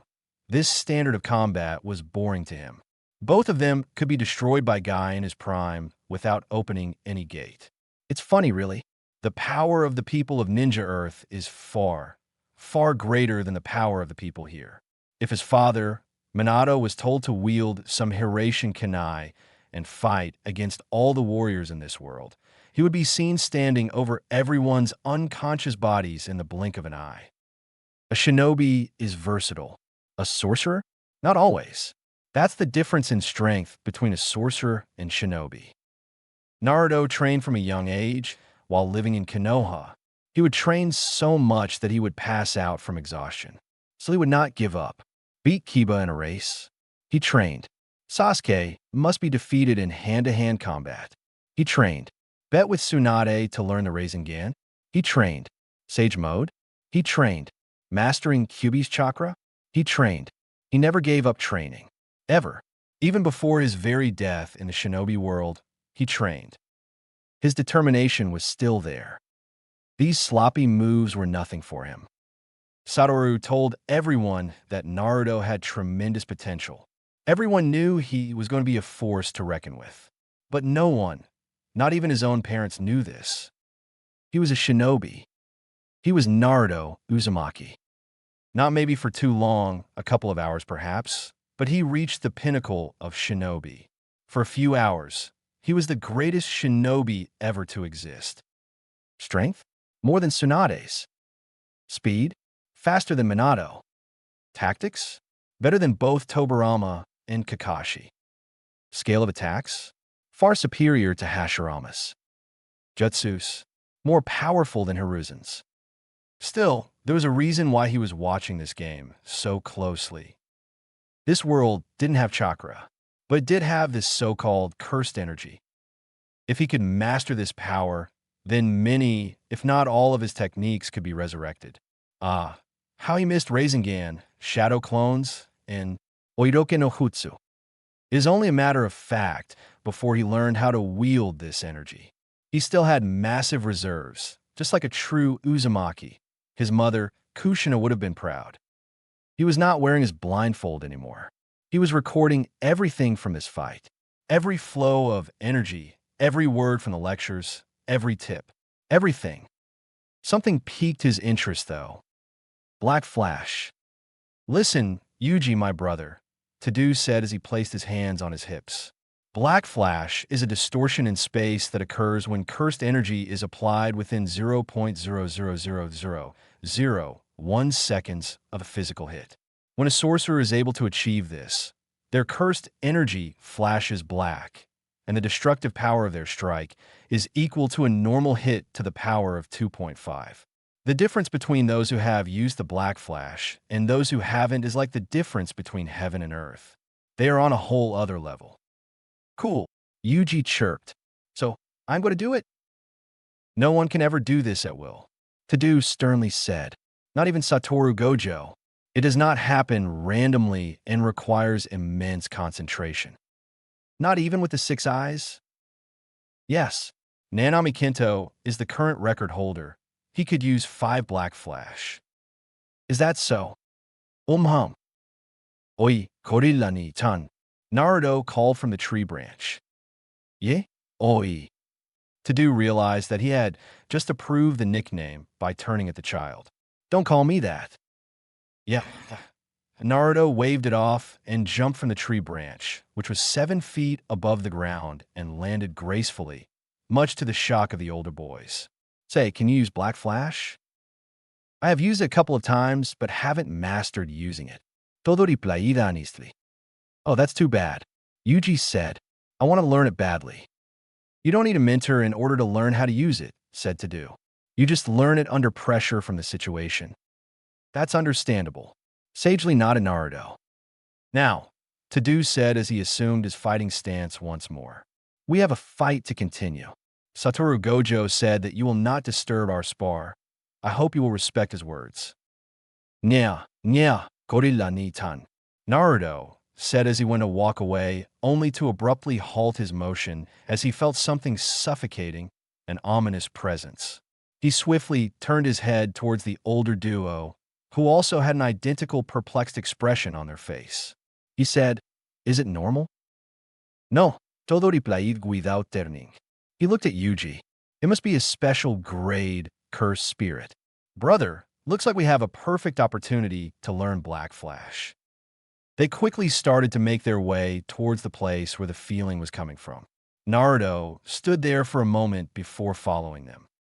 Not only Yuji and Ai-chan, but also I'm going to learn Black Flash today.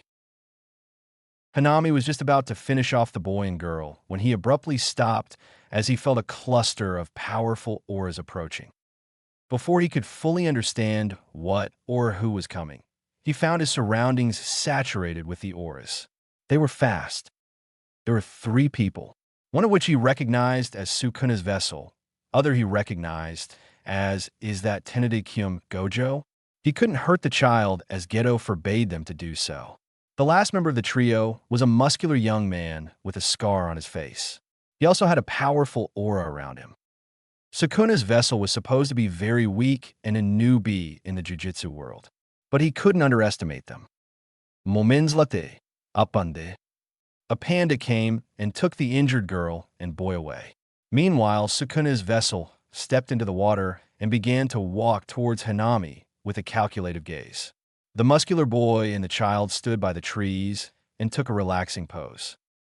Were they underestimating him? Were they that strong? Yuji, my brother, the oldest of the group, called to the pink-haired boy. I will not help you unless you successfully launch a Black Flash, even if you die. Got it. Sukuna's vessel, now named Yuji, announced with determination. Oni Ai-chan, the youngest of the trio, called out. Tell me how you feel when you release the Black Flash. What is Black Flash? Was it strong enough to take him, a special grade cursed spirit, down? No chance.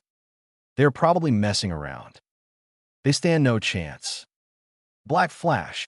Before he could understand what had happened, a blur came in his view, and the pink-haired boy landed a devastating blow on his torso, and Hanami was sent a few meters away under the force of the strength, while the water in the path was promptly divided in the pathway. It was astonishing, the amount of strength and speed the boy possessed. But Hanami was unhurt. He was shocked, true, but he was far from being defeated. Man, I really thought that I could have a black flash over there, Yuji said disappointingly as he stared at his fist. Don't give up, Oni-chan. Cheered by the younger boy. Kick that bastard's butt. Yeah, you bet. Yuji launched himself at Hanami again. You can't just launch it in the first attack. Tadu said, just keep punching that curse. Okay. You think I'll let you? Hanami said by establishing a mental link. It just talked in my head, Tentative Kyum shouted. Of course I can talk, child. Hanami said. Oi, curse, the pink-haired boy said. Do you happen to know a stitch-faced curse? He's talking about Majito, isn't he? Hanami thought. What if I said I did? Whatever, Yuji said as he took a step forward. You were going down? Divergence fist. Hanami quickly dodged the punch. Yuji threw an uppercut. Hanami couldn't avoid that. Hami was pushed several feet away. Hanami decides to use his curse technique. Roots upon roots began to emerge from the ground and went to tangle Itadori. Yuji tried his best to dodge the attacks. Hence his motions became little more than a blur. Tadu and Naruto were observing their brother's movements with a very keen set of eyes. Tadu was looking for flaws and noting areas that needed improvement, while Naruto followed the flow of cursed energy not only in Yuji, but also in the cursed spirit. It was truly a fascinating sight to see. The flow of cursed energy in their body was truly quite unique. The way they were being released, it was amazing. While cursed energy was not as potent as chakra, it was still very powerful in its own right. The Hyuga could release chakra from most of their body parts, but cursed energy could be released from any part of one's body, which means no chakra pathways, but each of your cells could radiate energy. Magnificent, Naruto smiled unknowingly. I wonder how many ways I can exploit this, Databeo. Yuji threw a barrage of punches which disintegrated the roots, but he wasn't able to stop the assault as they kept coming and coming. Yuji jumped at Hanami with a fist prepared to connect with the curse's jaw. Hanami summoned a wooden shield to protect himself. Black flash, black and crimson light, was erected from the punch that Yuji had launched. The punch was so powerful that the wooden shield was unable to withstand it, which ultimately caused the punch to connect with Hanami. Hanami was shocked. It was not something he deduced would have happened. The punch was far more powerful than the ones from earlier. It was so powerful that Hanami vomited blood. Oh yeah, exclaimed todo rápido. You did it, my brother. Great job, Oni-chan. Naruto added. Thank you, Yuji said while not shifting his gaze from the curse. He threw a punch aimed at Hanami's face. But that didn't work. Hanami immediately came up behind Yuji and landed a punch on his back. The force of the punch was so chilling that Yuji almost passed out. He fell about 6 meters away. That was a lucky hit, Hanami said as he approached the fallen boy. It was my mistake, I underestimated you. It won't happen again. Tadu stepped forward and Hanami halted his approach. He helped Yuji stand up. Brother, you have fulfilled the requirement. Now I shall assist you. I'll help too, Databeo. Naruto said from the background. Shut up, Todoroth. You are not my friend, let alone brother. Besides, you haven't even told me what type of girls you like. Gorilla and Ai-san is very knowledgeable. Naruto quickly thought. I must keep a goid relationship with him. In order to stay in his good list, I must answer it. But how? How about? Well, I like pink-haired ones with green eyes, those that hit on your head whenever you say something stupid, and those that have monstrous strength, enough to crater into earth, and those who can break every single one of your bones before healing them. The ones with another personality, too. The other three stared at him for a long time. Was that a fusion of me, Kujisaki, Maki-senpai, Fushiguro, and Shoko-sensei? Yuji deadpanned. Naruto shrugged. Ugh, I don't know half of them. Naruto said, but that's my type. So, ha ha ha. A mouth on Yuji's left cheek appeared. I like you, child of pro. Who asked for your opinion? Yuji halted in mid-sentence by putting his hand on the cheek. To-do raised his left hand. They looked at him. That, To-do said as he clenched his raised hand's fist, was very descriptive. I'm not sure if that is boring or not. But he looked at the child and gave a thumbs up. That sure is an interesting type, even if it is unrealistic and full of fantasy. Naruto grinned. This was a good improvement. Now it's time we finish this curse. Tenedikyum, stand there and watch. To-do and Yuji marched towards the curse at an astonishing speed before punching at it together. The curse flew about 20 meters away before hitting itself with a tree. It stood up and raised its hand, and once again tree roots began to come out from the ground and try to tangle the duo. To-do and Yuji effortlessly dodged all the roots and attacked the curse with great speed. To-do revealed his curse technique, a technique that allows him to swap places with anything or anyone. Using this, he, along with Yuji, cornered the cursed spirit. The cursed spirit was pushed, thrown, trashed, kicked, punched, and so on. The duo was truly dynamic. It was scary and reminded Naruto of the Naruto-Sasuke duo. Whenever they were together, they were unstoppable. Black Flash. Yuji landed another one of those attacks and successfully injured the cursed spirit. Meanwhile, Naruto was observing their flow of cursed energy. The way every cell reacted, the way every muscle contracted, and the way the curse released its attacks. Naruto keenly observed Yuji's second Black Flash and was mesmerized by its beauty. He focused his own cursed energy and tried to draw it out. He raised a fist and tried to engulf it with cursed energy. Needless to say, he succeeded. He had the 6 eyes, that's why. His cursed energy was sky blue colored, not neon colored like most sorcerers. It felt like his physical strength had amplified 5 times. It felt great. Naruto now understands why the Hyuga and Uchiha were so arrogant. He knows why Nagato called himself God. He knows why Hagoromo was sage of the 6 paths. Because seeing is power. I wonder if I can do that by covering my whole body with cursed energy. The curse took the fight to the next level and erupted so many branches of trees at the same time and attacked at the duo that they had no choice but to jump, but it ultimately caused the roots to entangle them. The duo quickly got rid of the roots by tearing them off with their sheer strength alone. The cursed spirit was not done, yet as it began to drop more and more roots and tree branches and then push them towards the sky. Naruto leapt from tree branch to tree branch in order to see the fight. The duo made their way towards the curse by running on the tree branches. Abruptly, all of the tree branches disappeared, making both teens perplexed and terrified. But before they could hit them, they used one another's feet as base and jumped by gathering momentum. Black Flash. Yuji's third attack did some serious damage to the curse as it fell on its knees and immediately began to tremble in fear. We shall end you here, To-do declared confidently as he landed beside Yuji. Yuji nodded in agreement and proceeded to walk towards the curse.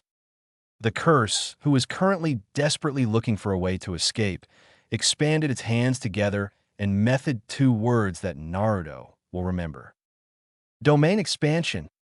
Naruto could feel cursed energy building around the area. He looked at the curse with hungry eyes, trying to learn everything and anything that he can learn, even if he has to get injured for it. However, before anything could happen and the curse could launch its technique, he looked up in the sky as he felt a very powerful presence and killing intent. Satoru Gojo was levitating hundreds of meters away. He had lifted the veil. All of a sudden, he disappeared from there. But neither of them moved from their spot, as if they were waiting for his action to take place.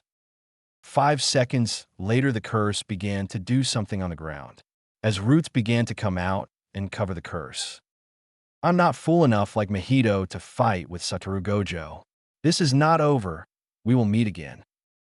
As 20 seconds passed, Naruto felt something odd. Perhaps To-do felt it too, as he relaxed a bit. You think we will let you escape? Yuji stepped forward only to be stopped by To-do. Yuji, my brother, he told Itadori. If you take one more step, then you will die. What? Before Yuji could ask what was wrong, a very powerful purple energy beam came towards them, specifically aimed towards a curse, destroying every tree and everything in its way. The diameter of the energy beam was about 10 meters. The power was so strong that they had to cover their eyes with their hands, lest they should be blinded. Ah! The curse yelled in agony before the purple light completely engulfed it. When the light was gone, they saw that the entire line of area that the energy had come from had created a very long semicircle by destroying everything in the way. That's Satoru Gojo for you. Tadu smirked. He does everything in a unique way. Yeah, but Yuji looked at the area and the massive hole. Now we cannot find out if the curse is exorcised or not. Whether the curse was exorcised or not, Naruto had learned a lot of things from the fight and lectures. He was satisfied. Megumi was not expecting the boy to declare him as his friend. He was surprised his friends too. He was surprised when he saw the boy with Tadu Aoi and Yuji come in aid of him and Maki. He was further surprised when Tennoda-kyun declined Panda Senpai's offer to come back. Why would he want to stay there? Regardless, Megumi was too weak to argue.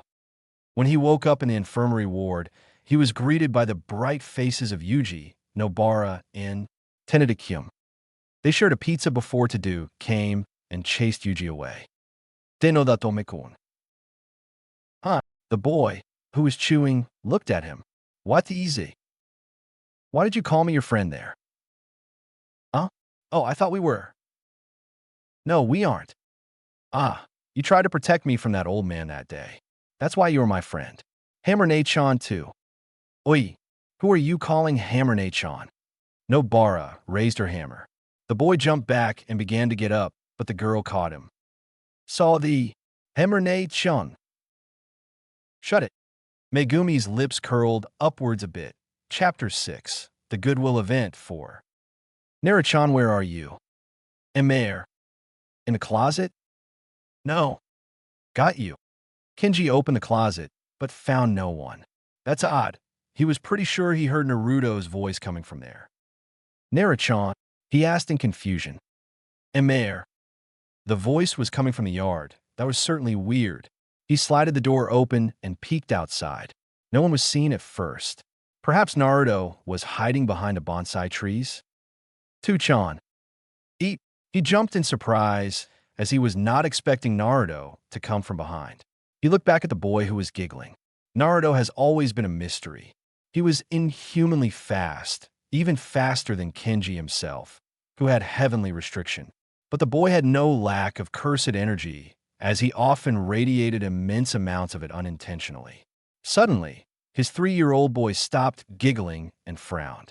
Ignoring the adorable expression on the toddler's face, he looked in the direction his son was looking at. A cursed spirit, perhaps a 4th-grade threat. So his son could see them? Well, no surprise there. It would be odd for a 6 eyes user not to be able to see a curse. He sighed. It's time to give him the talk. He was lucky that Hanako lost the rock-paper-scissors game. Now she would have to give Naruto the talk when he hits puberty, and Kenji has to give Naruto the talk when he first sees a cursed spirit. Naruto-chan. He looked at his toddler, who was still looking at the monkey-like creature with fascination.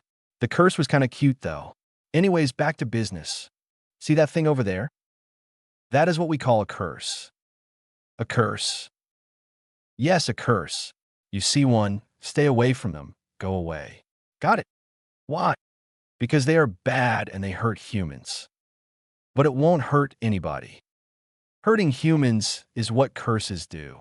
They have no feelings, they just do whatever they like. That is not true, Databeo. What? I know it, somehow. It is just sad. It is lonely. It just looks like that. It isn't sad or anything. Maybe it's just trying to lure you out. It's a trap. No, it isn't. How can you be so sure? I can see everything. That's not an explanation, kid. It is.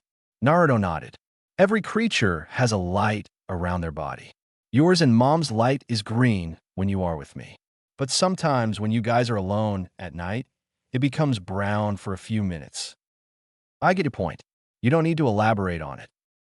Okay, so that little guy over there has a yellow light around it. It's sad.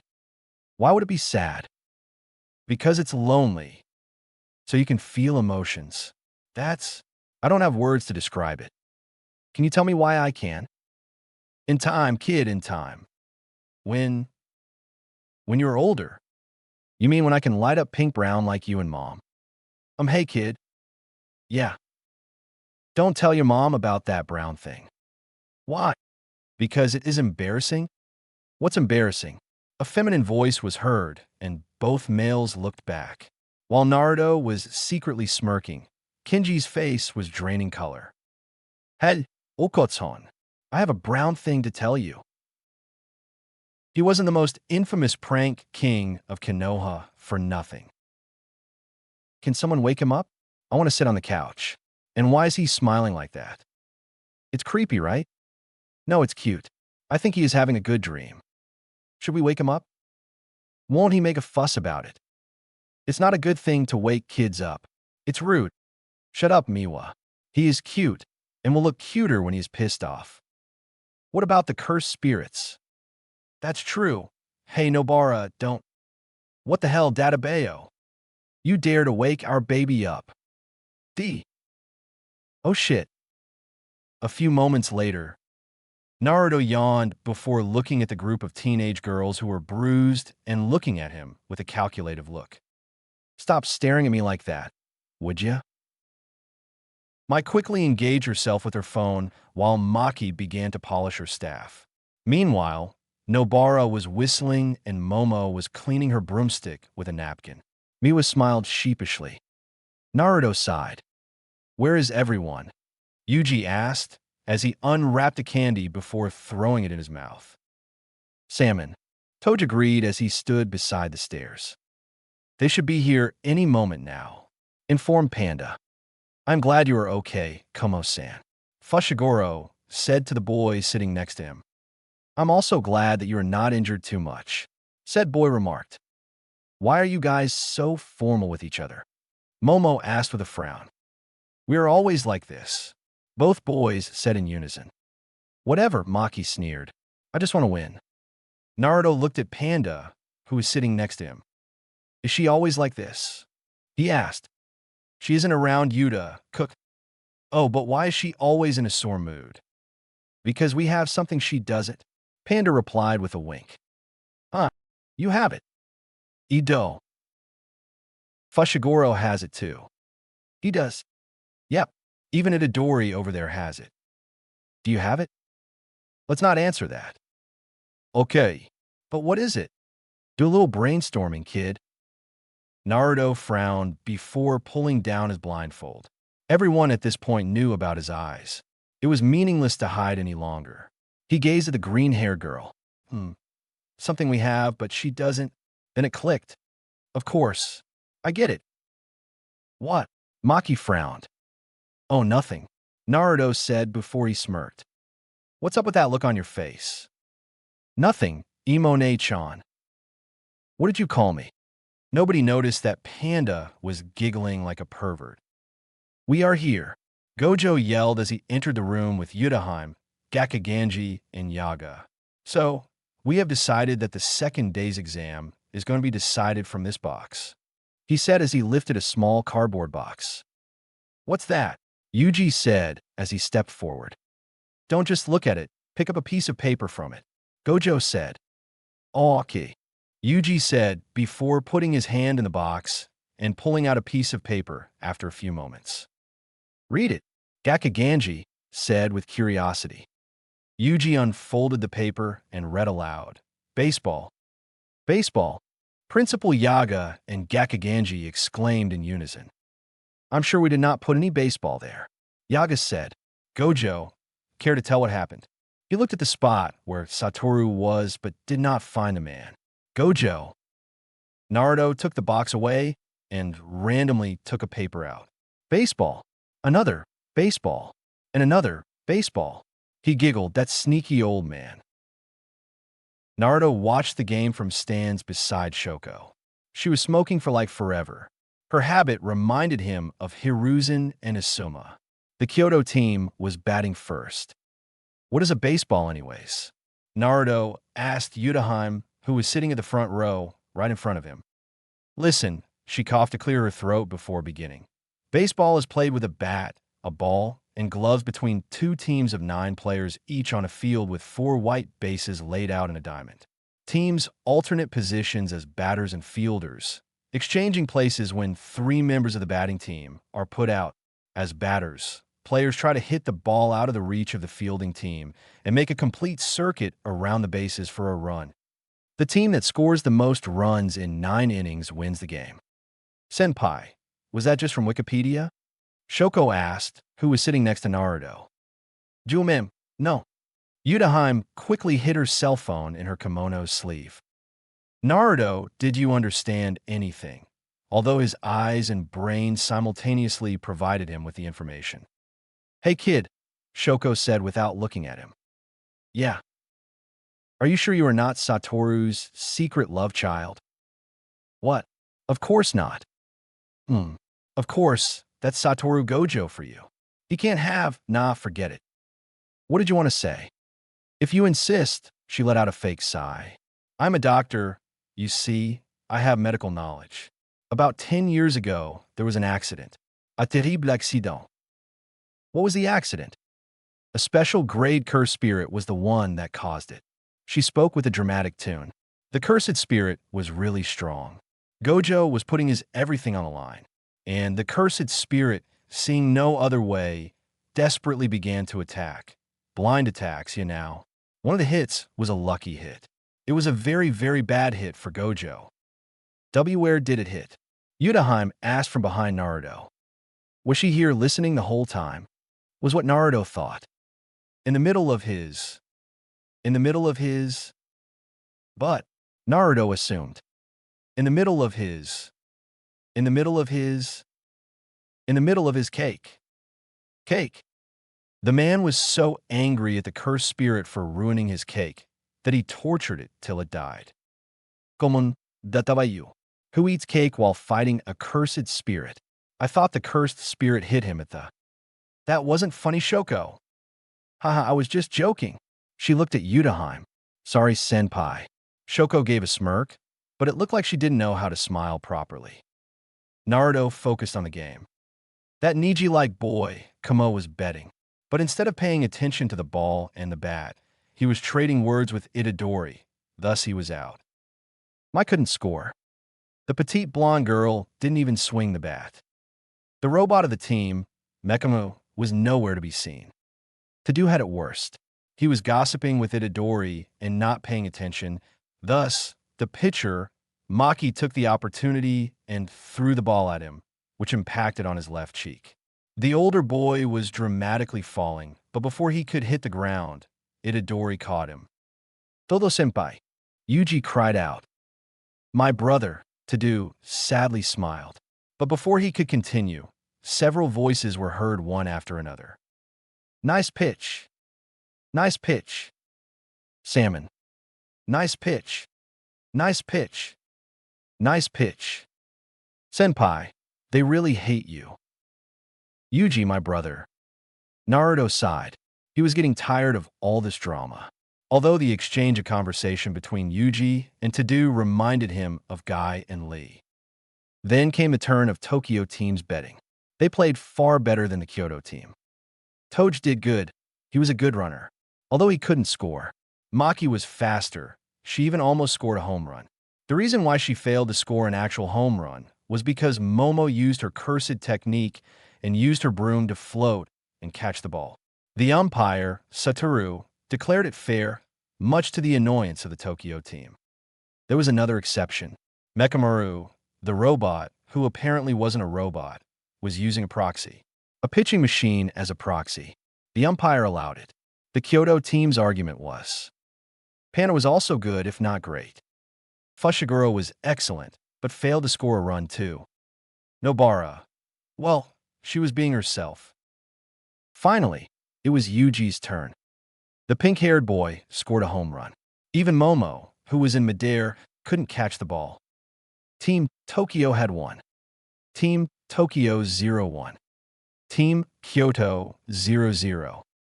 The Goodwill Exchange event was over. Bathroom, bathroom, bathroom. Naruto really needed to find a bathroom. It was annoying, really. Such a big place has such bad sanitation facilities. You can always do it in the bushes, son. His father, who was apparently inside his mind, suggested. Don't be stupid, Baka. His mother scolded. Don't become a monkey like your dad. Be a gentleman, or else no girl will ever date you. He is only 5. 22, you mean? Naruto sighed. During the tournament, his mother and father's spirit had somehow bypassed his mind's natural barrier and were now residing in his mindscape. It was an invasion of privacy. Who gave them permission to get inside his head and read his memories? The big question is, how did they get into his head? Ah, sweetie, his mother spoke. We have our ways. And now, they were reading his thoughts too. Come on, kid, it's not like we saw everything. His dad said, we just saw a few things. Wait, are they being sane? So as long as they are inside of him, they will be sane? Another thing is that they were in their human forms. It's a good thing. Glad you could find a benefit. His mom said, ugh, what a drag. You sound like that lazy friend of yours. There it is, men's restroom. He went inside and finished his business. You forgot to zip up, kid. His father informed him, and instantly Naruto flushed in embarrassment. Please don't look, Databeo. He quickly pulled his pants zip up. There's nothing we haven't seen before. His mother said, I used to change your diapers, remember? Naruto's face was now impossibly red-colored. Before he could finish his sentence, he suddenly felt cold on the back of his head before darkness consumed him. Satoru was texting Yudahime, who had left with the Kyoto teams a few hours ago when he felt a cursed energy spike. He looked at the restroom's direction with a curled eyebrow. Should I go and help? He asked himself. Then he chuckled. Nah, he'll be fine. Then he paused for a moment. I think. Kaido slowly lifted the boy. The boy was not a normal person, a special grade threat to be exact. So, he wasted no time wrapping talismans and seals on his hands and legs. He then put the kid in the sack. One might wonder, how did he get inside of the school, and how would he go out of this school? The old man knew a lot about this place and gave him a map of the place. It was a very hard job, really. He had little pool of cursed energy, so he could avoid getting detected inside the barrier of Master Tenjin with little effort. He was certainly not enjoying kidnapping a child and bringing him to people who would most likely kill him. But he really needed money, and they were providing more than enough of it. A part of him did feel guilty, but he had mouths to feed. Kaido was a tall man with thin skin and dirty blonde hair. He had a small scar on his exposed chest. Suddenly, he felt a movement on his shoulders. The sack began to shake violently before it fell on the ground. Kaido tried to grab it, but immediately it was torn apart from inside and an orangish-white figure emerged. Hee, the figure, Tenedikyum, chuckled in a mocking tune. He looked at Kaido. You dare try to kidnap my baby? Kaido was confused. Your baby? Then it clicked him. Cursed spirit, mother and father. You are so dead now. The boy disappeared from the spot, and Kaido quickly braced himself for an attack. He received a punch on his gut. He felt little pain, as it was just a child's body. Kaido fell on his knees. No, it can't be. The boy stood in front of him. Was that a black flash? Nah, it was simply my boy's natural strength. Kaido quickly stood up and pulled out a dagger from his pocket and engulfed it with his cursed energy. You know, the boy said as he walked towards Kaido, I don't want my son to get hurt. I also don't want to have blood on his hands. So why don't you just walk away and tell those old men that they should not send anyone else after our baby, and we will forget everything about this. Sounds good. Kaido had never once failed a mission. He had kidnapped people from the most impossible situations. He worked for the Kamo clan mostly, and he was quite famous there. A failed mission in his resume doesn't sound very good. Besides, he was a master in stealth missions. He was going to abduct this kid at any cost. Don't expect anyone to come here to save you. Kaido took an offensive stance as he spoke. My curse technique allows me to isolate an area of 70 square meters from anyone. Thus, no one can know what happens inside that particular place. I have already used my cursed technique on this place. He smirked. You're going down. Good grief. The boy sighed. Kaido jumped at him with his knife in hand, but the boy jumped and evaded it easily. He then received a kick straight at his jaw. No, he can't lose. It's time to get serious. Blood manipulation. Wheel blades.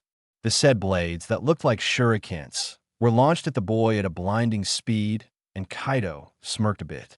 Maybe he will. The boy disappeared before reappearing once again.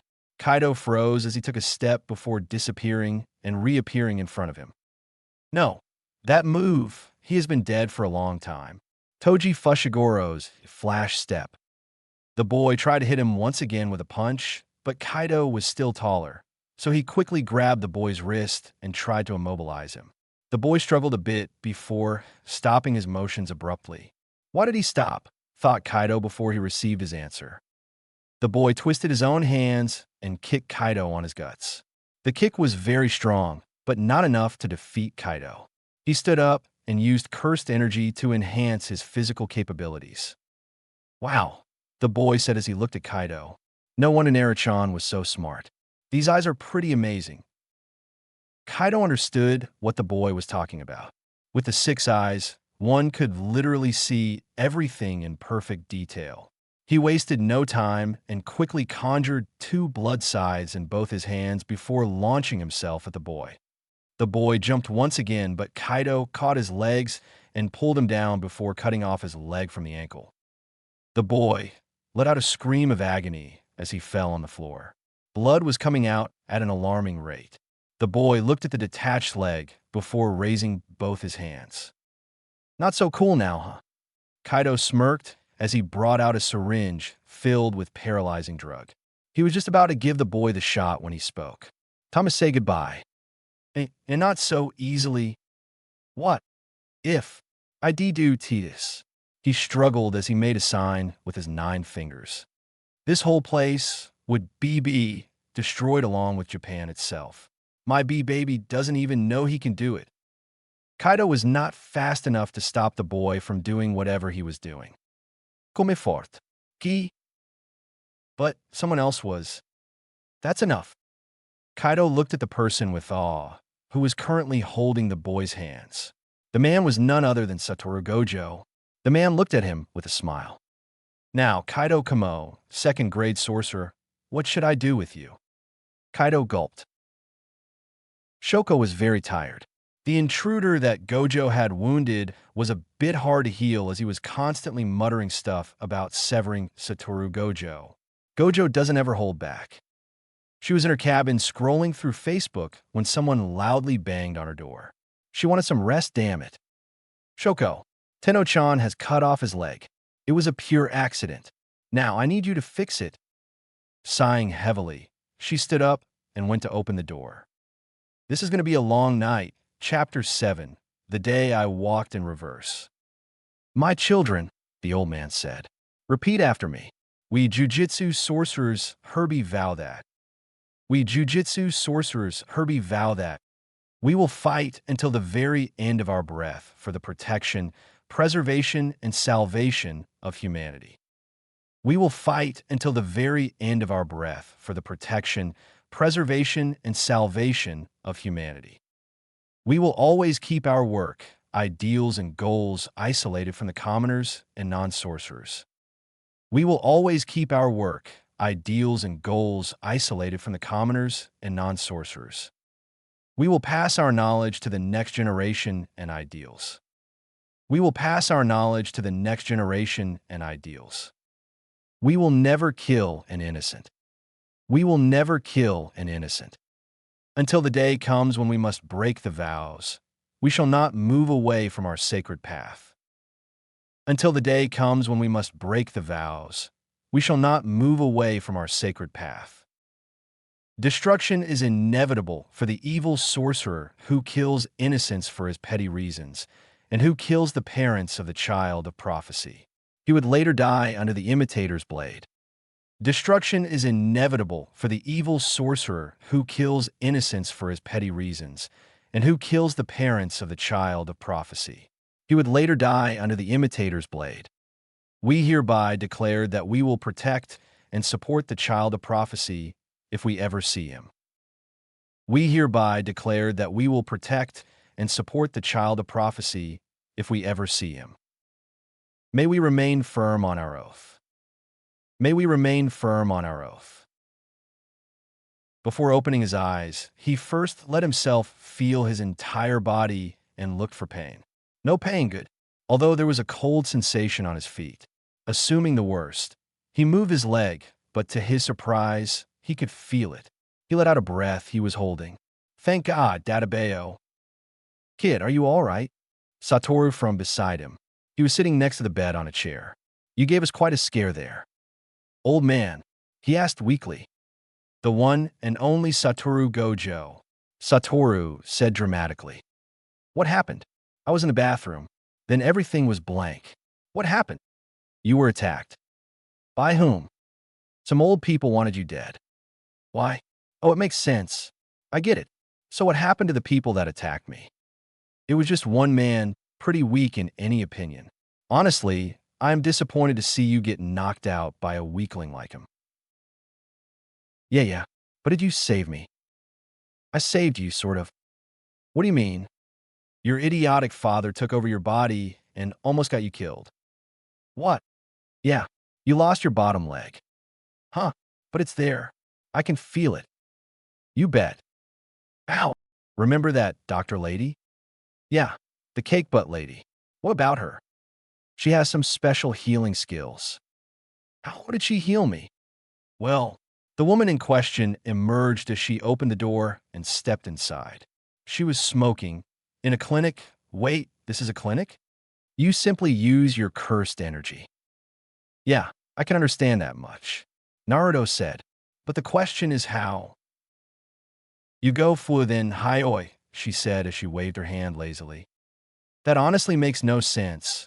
Gojo was about to criticize when Naruto spoke. Oh, that's it. Wait, Satoru almost shouted. You actually understand how the reverse curse technique works, just like that. Yeah, it's nothing difficult, Databeo.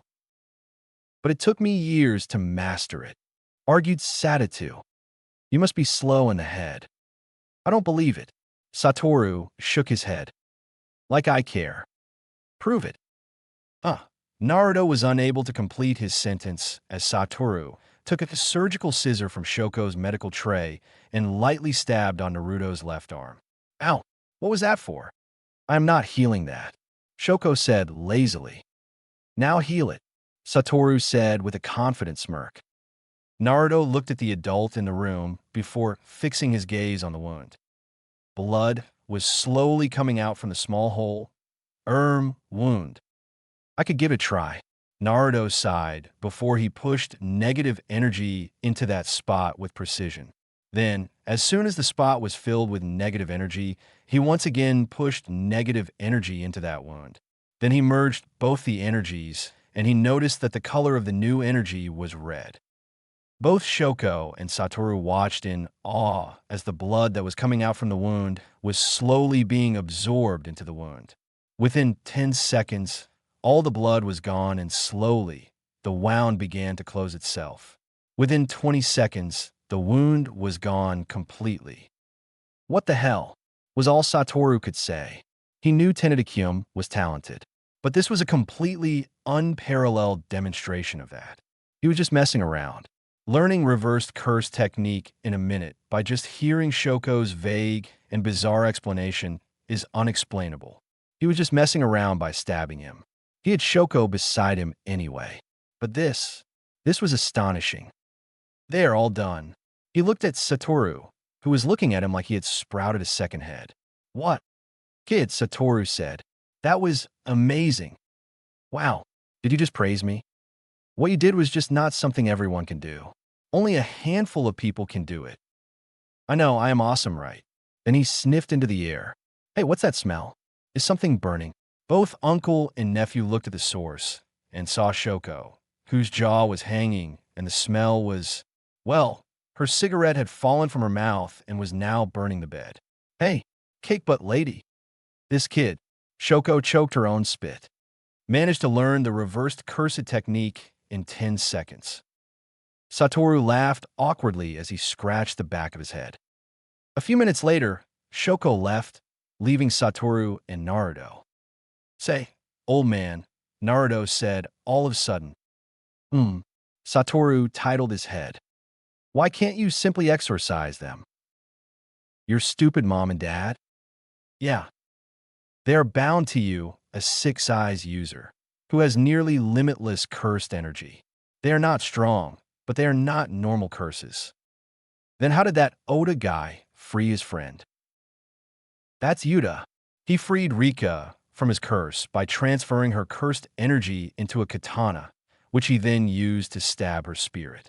This allowed him to unravel the knots of cursed energy that bound her to him and release her soul. You couldn't exorcise her. Why? I could not simply exorcise Rika because she was not a normal cursed spirit, but a manifestation of Yuta's own cursed energy. Didn't I tell you that explained that a powerful curse like Rika could not be broken with one simple exorcism, and that Yuta had to undo the curse himself? A moment of silence. Old man. What? Teach me how to use cursed energy properly. Will you? Satoru grinned. Time for the world to see the first ever grand grade Jujutsu sorcerer. Yuji and Nobara were in the training grounds at Jujutsu High School, practicing their jujutsu techniques under the watchful eye of their instructor, Yaga, as Satoru was engaged somewhere else. Megumi, on the other hand, seemed disinterested, leaning against a nearby tree with a nonchalant expression. Nobara took a break from her training to grab a drink of water, and Yuji followed suit. As they sat on the grass, Nobara turned to Yuji with a mischievous glint in her eye. So, Yuji, did you hear about the time Megumi tried to summon a Shikigami and ended up summoning a cursed cat spirit instead? She asked, trying to stifle a giggle. Yuji's eyes widened in amusement. No way. Is that even possible? Megumi, is that true? He called out, turning to their unenthused classmate. Megumi sighed, shaking his head. It was a one-time thing, and it's not even that funny, he muttered, clearly unamused by the topic of conversation. It just appeared. I didn't summon it. Nobara nudged Yuji with her elbow. Come on, Megumi, you have to admit that's pretty hilarious. You accidentally summoned a cute little kitty instead of a Shikigami. Even I can't help but laugh, she said, smirking. As Yuji and Nobara erupted into laughter, Megumi couldn't help but crack a small smile, despite his efforts to appear unaffected. Fine. It was a mistake, he admitted grudgingly. By the way, where is Gojo-sensei? Nobara asked. It's almost been half a month, and we barely see him. He does train us, but otherwise, he is nowhere. He's been spending a lot of time with Naruto. Megumi said, training. Well, just then, Yaga called out for them to resume their training, and the three students reluctantly got back to work. However, the light-hearted moment had lifted the mood, and they continued with renewed energy and a shared sense of camaraderie. Satoru Gojo looked at the 5-year-old boy, Naruto, in front of him with a smile. Are you ready, kid? Gojo asked, ruffling the boy's hair. Yes, old man sensei, the boy replied, his eyes shining with curiosity and excitement.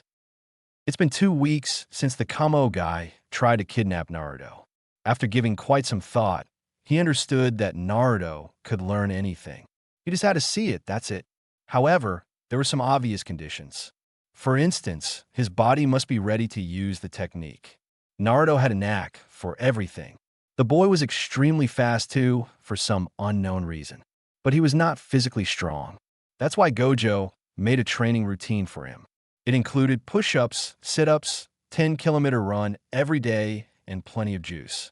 For some reason, Naruto was paranoid about losing all his hair. Anyways, back to... Good. Then let's begin. Today, I'm going to teach you about the limitless and the infinity, the core of our curse technique. Do you know what they are? The boy nodded. The limitless is the ability to manipulate the space around us, right? And the infinity is the concept of endlessness that we use to create barriers and shields. Correct. You're a smart one. But do you know how they work? How do you activate them? Naruto shook his head. No, I don't. Please teach me. Gojo chuckled. All right then, listen carefully. The limitless is based on the idea of negative numbers. Do you know what negative numbers are? Naruto frowned. Negative numbers? Like -1, -2, -3? Exactly. Negative numbers are numbers that are less than zero. They are opposite to positive numbers, which are greater than zero. Now, imagine a number line with zero in the middle and positive numbers on the right and negative numbers on the left. Do you see in your mind? Naruto closed his eyes and nodded. Good. Now, what happens if you keep adding positive numbers to each other? What do you get? The boy opened his eyes and answered. You get bigger and bigger positive numbers, right? Right. And what happens if you keep adding negative numbers to each other? What do you get? The boy thought for a moment.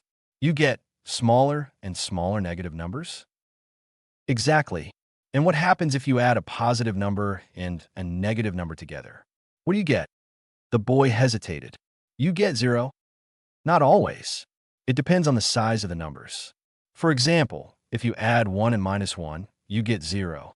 But if you add 2 and -1, you get 1. And if you add 1 and -2, you get -1. Do you understand? The boy nodded slowly. Good. Now, here's the trick. The limitless allows us to manipulate the space around us by using negative numbers. We can create negative space, which is space that is less than 0. Negative space is invisible, intangible, and impossible to measure. It is the opposite of normal space, which is positive space. Do you follow me so far? The boy nodded again. Good. Now, the infinity is the concept of endlessness that we use to create barriers and shields. It is based on the idea of dividing by zero. Do you know what dividing by zero means? The boy shook his head. No, I don't. What does it mean? Gojo smiled. It means that you're trying to split something into 0 parts. For example, if you have a cake and you want to divide it by 2, you get 2 pieces of cake. If you want to divide it by 4, you get 4 pieces of cake, and so on. But what if you want to divide it by 0? How many pieces of cake do you get? The boy looked puzzled. I don't know. None. No, that's not the answer. The answer is that you can't divide by 0. It's impossible. It's undefined. It's infinite. Do you see why? The boy shook his head. Think about it. If you divide by 0, you're trying to make something that has no size, no shape, no existence. You're trying to make nothing. But nothing is not something. Nothing is nothing. You can't make anything out of something. It's a paradox. It's a contradiction. It's an anomaly. Do you get it? The boy nodded slowly. Good. Now, the infinity allows us to create barriers and shields by using the concept of dividing by 0. We can create infinite space, which is space that is endless, boundless, and immeasurable. Infinite space is invisible, intangible, and impossible to breach. It is the ultimate defense, the ultimate protection. Do you follow me so far? The boy nodded again. Good. Now, let me show you the first technique of the limitless called the reverse red. It is a technique that reverses the sign of the space around you and turns it from positive to negative or from negative to positive. It is a technique that changes the nature of things and makes them opposite to what they are. It is a versatile technique, but also a tricky one. You have to be precise and accurate, or you might end up changing something you don't want to change. Most people think that you can use it to push things away, but that's not true. Do you understand? The boy nodded. Good. Now watch me. I'm going to use the reverse red on this rock. See this rock? It is a solid object made of positive space. It has a shape, a size, a weight, a color, a texture. It is a normal rock. But what if I use the reverse red on it? What do you think will happen? The boy looked at the rock and tried to guess. Will it become a liquid, or a gas, or a light, or a sound? Gojo shook his head. No, no, no, and no. Those are not the opposite of a solid. Those are different states of matter. The opposite of a solid is a hole. A hole is a negative space that has no shape, no size, no weight, no color, no texture. It is an abnormal hole. Watch this. Gojo pointed his finger at the rock and activated the reverse red. He reversed the sign of the space around the rock and turned it from positive to negative. The rock disappeared and a hole appeared in its place.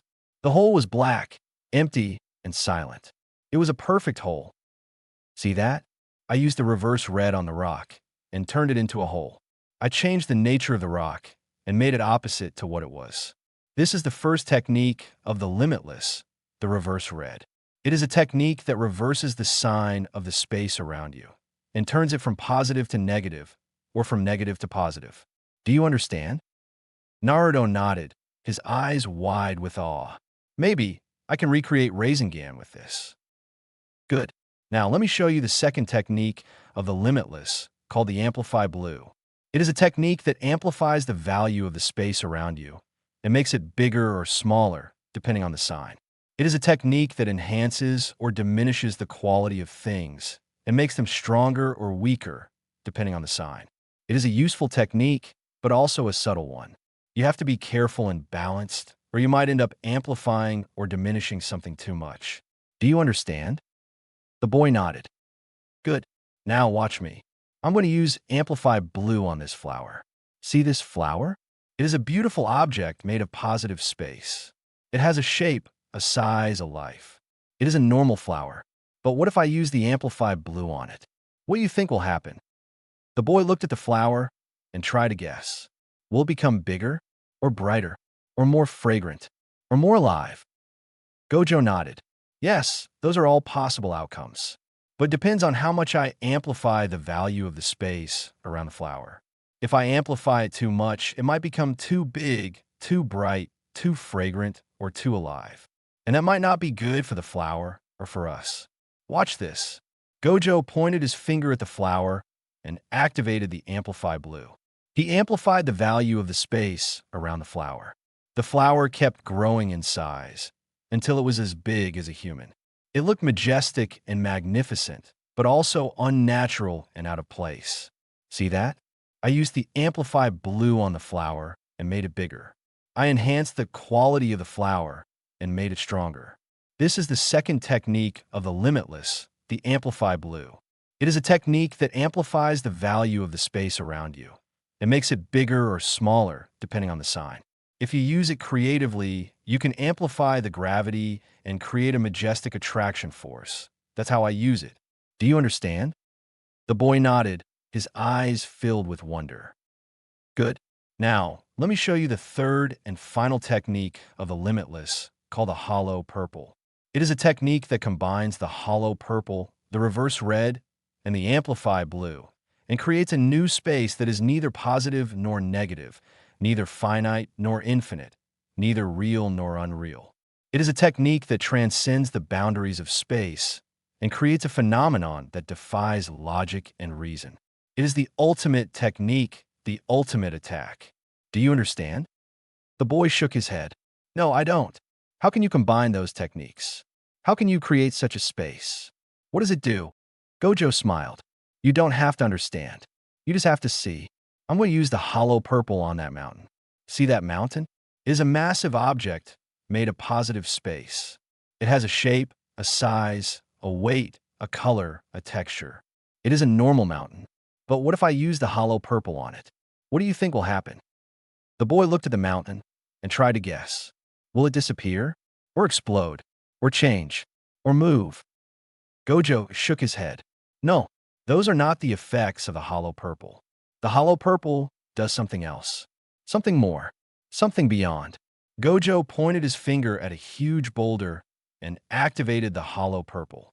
He combined the reverse red and the Amplify Blue and created a new space that was neither positive nor negative, neither finite nor infinite, neither real nor unreal. He created a phenomenon that transcended the boundaries of space and defied logic and reason. He created a purple flash that engulfed the boulder and everything around it. See that? I used the hollow purple on the boulder and created a purple flash. I transcended the boundaries of space and created a phenomenon that defies logic and reason. This is the third and final technique of the limitless, the hollow purple.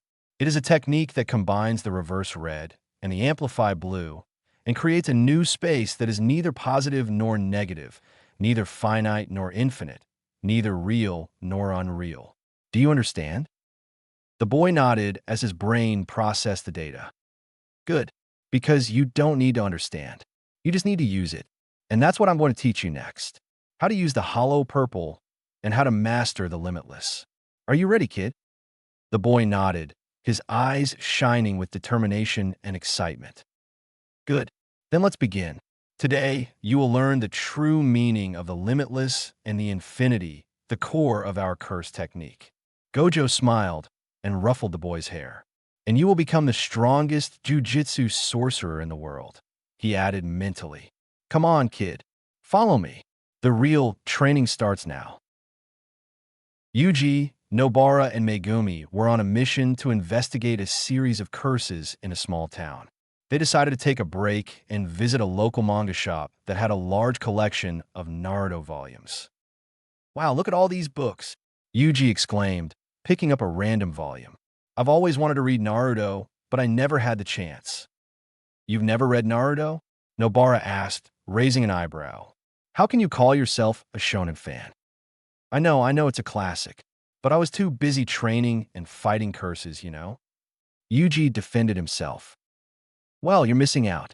Naruto is one of the best manga ever. It has everything: action, comedy, drama, romance, friendship, ninjas. Nobara gushed. Ninjas? Megumi repeated, looking bored. That sounds lame. What? How can you say that? Ninjas are awesome. Yuji argued. No, they're not. They're just people who wear masks and throw kunai. They're nothing compared to sorcerers. Megumi said. That's not true. Ninjas have amazing abilities like chakra, jutsu, and summoning. They can do things that sorcerers can't. Yuji countered. Like what? Megumi challenged. Like a... Yuji racked his brain, tried to remember what he had seen in the anime. Like Rasengan. Rasengan? Megumi asked. Yeah, Rasengan. It's a powerful technique that Naruto's dad invented. It's a ball of spinning chakra that can blast through anything. Yuji explained. Sounds like a simple blast of cursed energy to me. Megumi shrugged. No, it's not. It's way cooler. Here, let me show you. Yuji said, holding his hand out. He concentrated his cursed energy and tried to shape it into a ball. He then started to spin it rapidly, making a buzzing sound. What are you doing? Nobara asked, watching him curiously. I'm doing Rasengan. See, Yuji said, proudly showing his hand. It looked like a small, fuzzy ball of light. That's not Rasengan. That's just a ball of cursed energy. You're not spinning it fast enough. Nobara said. I am too. It's hard, okay? Naruto had to train for a long time to master it. Yuji said. Whatever. It still looks lame. Megumi said. It's not lame. It's awesome. Watch this. Yuji said, running toward a nearby shelf. He aimed his hand at a stack of books and shouted, Rasengan. He slammed his hand into the books, expecting them to fly away. Instead, he felt a sharp pain in his palm and heard a loud thud. He looked at his hand and saw that it was bleeding. He had pierced his skin with the sharp edges of the books. Ow! Ow! Ow! Yuji cried, clutching his hand. Idiot, Megumi said, rolling his eyes. Are you okay? Nobara asked, rushing to his side. I'm fine. It's just a scratch. Yuji said, trying to act tough. Let me see, idiot, Nobara said, grabbing his hand. She examined his wound and frowned. You need to disinfect this. Come on, let's go to the bathroom. She dragged him away, leaving Megumi alone. He sighed and picked up a Naruto volume. He flipped through the pages and saw a scene where Naruto was fighting Sasuke. He read the dialogue and saw that they were talking about their bond, their rivalry, and their destiny. He felt a pang of emotion in his chest. He remembered his own bond with his sister, his rivalry with Yuji, and his destiny as a Zenin. He wondered if he could ever understand Naruto's feelings or if Naruto could ever understand his. He closed the book and put it back on the shelf. He decided that Naruto was not lame, but it was not for him. He preferred to read something more realistic, like Death Note. He walked to the other section of the shop and looked for a copy of Death Note. He found one and opened it. He saw a scene where Light was writing names in the notebook. He read the dialogue and saw that he was talking about his justice, his intelligence, and his godhood. He felt a surge of admiration in his mind. He respected Light's logic, his strategy, and his ambition. He wondered if he could ever be like Light, or if Light could ever be like him. He smiled and kept reading. He decided that Death Note was not realistic, but it was for him. He liked to read something more challenging, like Death Note. But something in Naruto manga reminded him of Tenedikyum Gojo. Databayo, ramen nicknames. In the dimly lit chamber of shadows, for figures loomed, their auras pulsating with dark intent. Kinjaku, also known as Geto, the mastermind behind the sinister scheme, stood at the forefront, his piercing gaze holding the attention of his fellow cursed spirits, Jogo, Hanami, and Mahito. The air crackled with anticipation as they gathered to discuss their nefarious plan to unleash chaos upon Shibuya and seal the legendary sorcerer, Satoru Gojo. Kinjaku's voice cut through the silence like a blade through flesh, each word dripping with malice and calculation. So, he began, his tone commanding obedience. The time has come to strike fear into the hearts of humanity. Shibuya shall be our stage, and chaos our symphony. Jogo, his flames flickering in agreement, nodded fervently. Yes, let us engulf the streets in fire and blood. None shall dare oppose us. Hanami, the embodiment of nature's fury, spoke next, vines twisting around their form in eager anticipation. The concrete jungle shall tremble beneath the might of our onslaught. The very earth will rise to aid us. Mahito, his unsettling visage contorted into a grin, interjected with a voice that sent shivers down even the stoutest spine. And amidst the chaos, we shall weave our threads of despair. Every soul shall be touched by the hand of fear, and none shall find solace in the darkness. Kinjaku's eyes gleamed with satisfaction as his comrades echoed his sentiments, their unity a testament to their shared desire for destruction. But our ultimate prize, he continued, his voice lowering to a dangerous whisper, lies in the capture of Satoru Gojo. With him sealed away, the balance of power will shift in our favor. The age of curses shall dawn anew. Jogo's flames danced with anticipation, casting eerie shadows across the chamber. Gojo may be powerful, but he is not invincible. Together, we shall overwhelm him and claim victory. Hanami's vines tightened around their form, a silent promise of nature's wrath. He may wield the might of sorcery, but even the strongest tree can be felled by a well-placed strike. Mahito's grin widened, his eyes alight with sadistic glee. And when we have him in our grasp, we shall strip away his defenses and revel in his suffering. His defeat shall serve as a warning to all who dare oppose us. With their plan laid bare, the four cursed spirits stood united, their resolve unshakable and their thirst for chaos insatiable. Shibuya would soon bear witness to their malevolent glory, and Satoru Gojo would fall before their might, his fate sealed by their dark design. The stage was set, and the curtain about to rise on a tale of terror and triumph. In the mystical realm of caffeinated destiny, where the aroma of freshly brewed potions danced through the air, Naruto, the spiky-haired wonder, found himself trailing after Satoru, the great uncle. The older man's gait was deliberate, as if he carried secrets in the folds of his apron. "Where are we going, old man?" Naruto's impatience bubbled forth like an over-caffeinated espresso machine. His sneakers squeaked on the polished floor, echoing through the cozy cafe. "Just wait, almost there," Satoru replied cryptically, his eyes twinkling behind round spectacles. He pushed open the cafe's door, revealing a tableau of destiny. a certain table bathed in golden sunlight. Naruto squinted, his 6 eyes narrowing at the sight. And there, perched upon a chair like a mythical creature who'd traded his wings for a caffeine addiction, sat a blond man.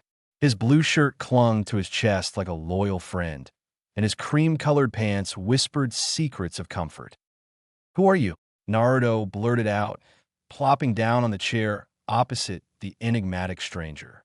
The man's expression remained as blank as an unsweetened latte. "Naruto-chan," Satoru's voice dripped with mischief. "Meet my good friend, Nanami Kento." "Nanami, this is my cute little genius nephew, Tenedikyum Gojo. But you can call him Naruto. Say hi to each other."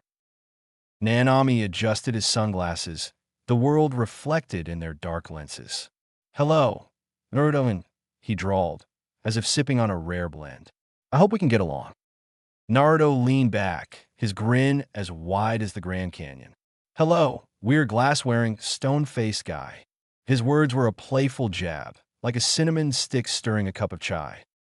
"That's the spirit." Satoru's laughter erupted like a frothy cappuccino. "Satoru, did your nephew just disrespect me?" Nanami tilted his glasses. Nanami's gaze remained unyielding. "Did I say that out loud?" Naruto scratched his head, feigning innocence. Maybe." "It just slipped out," Naruto confessed. "Hope you won't take it to heart, Sunglass Man." Nanami raised an eyebrow. "An improvement, indeed. But call me by my name." "Okay." Naruto turned to Satoru, eyes wide. "Why are we here again? Is this some secret coffee society?" Satoru leaned in, his voice conspiratorial. "He's going to be your new sensei." "Huh?" Naruto's brain short-circuited. "You were dumping me, old man." "You didn't tell him anything, huh?" Nanami sighed, as if dealing with a caffeine-induced headache. "Naruto-kun, get ready for missions. With me." Chapter 8: Demon vs. Monster. In the shadowed annals of Jujutsu's forgotten past, there exists a whispered legend, the child of prophecy. Centuries ago, Master Kush Sarito, the venerable architect of Japan's arcane jujutsu laws, was visited by an enigmatic dream. Within its veiled folds, he glimpsed a foreboding future, a world teetering on the precipice of revelation. Cursed spirits, once concealed in the shrouds of obscurity, would emerge into the harsh light of day. Jujutsu sorcerers, their powers both mystical and perilous, would stride forth, their destinies entwined with chaos and upheaval.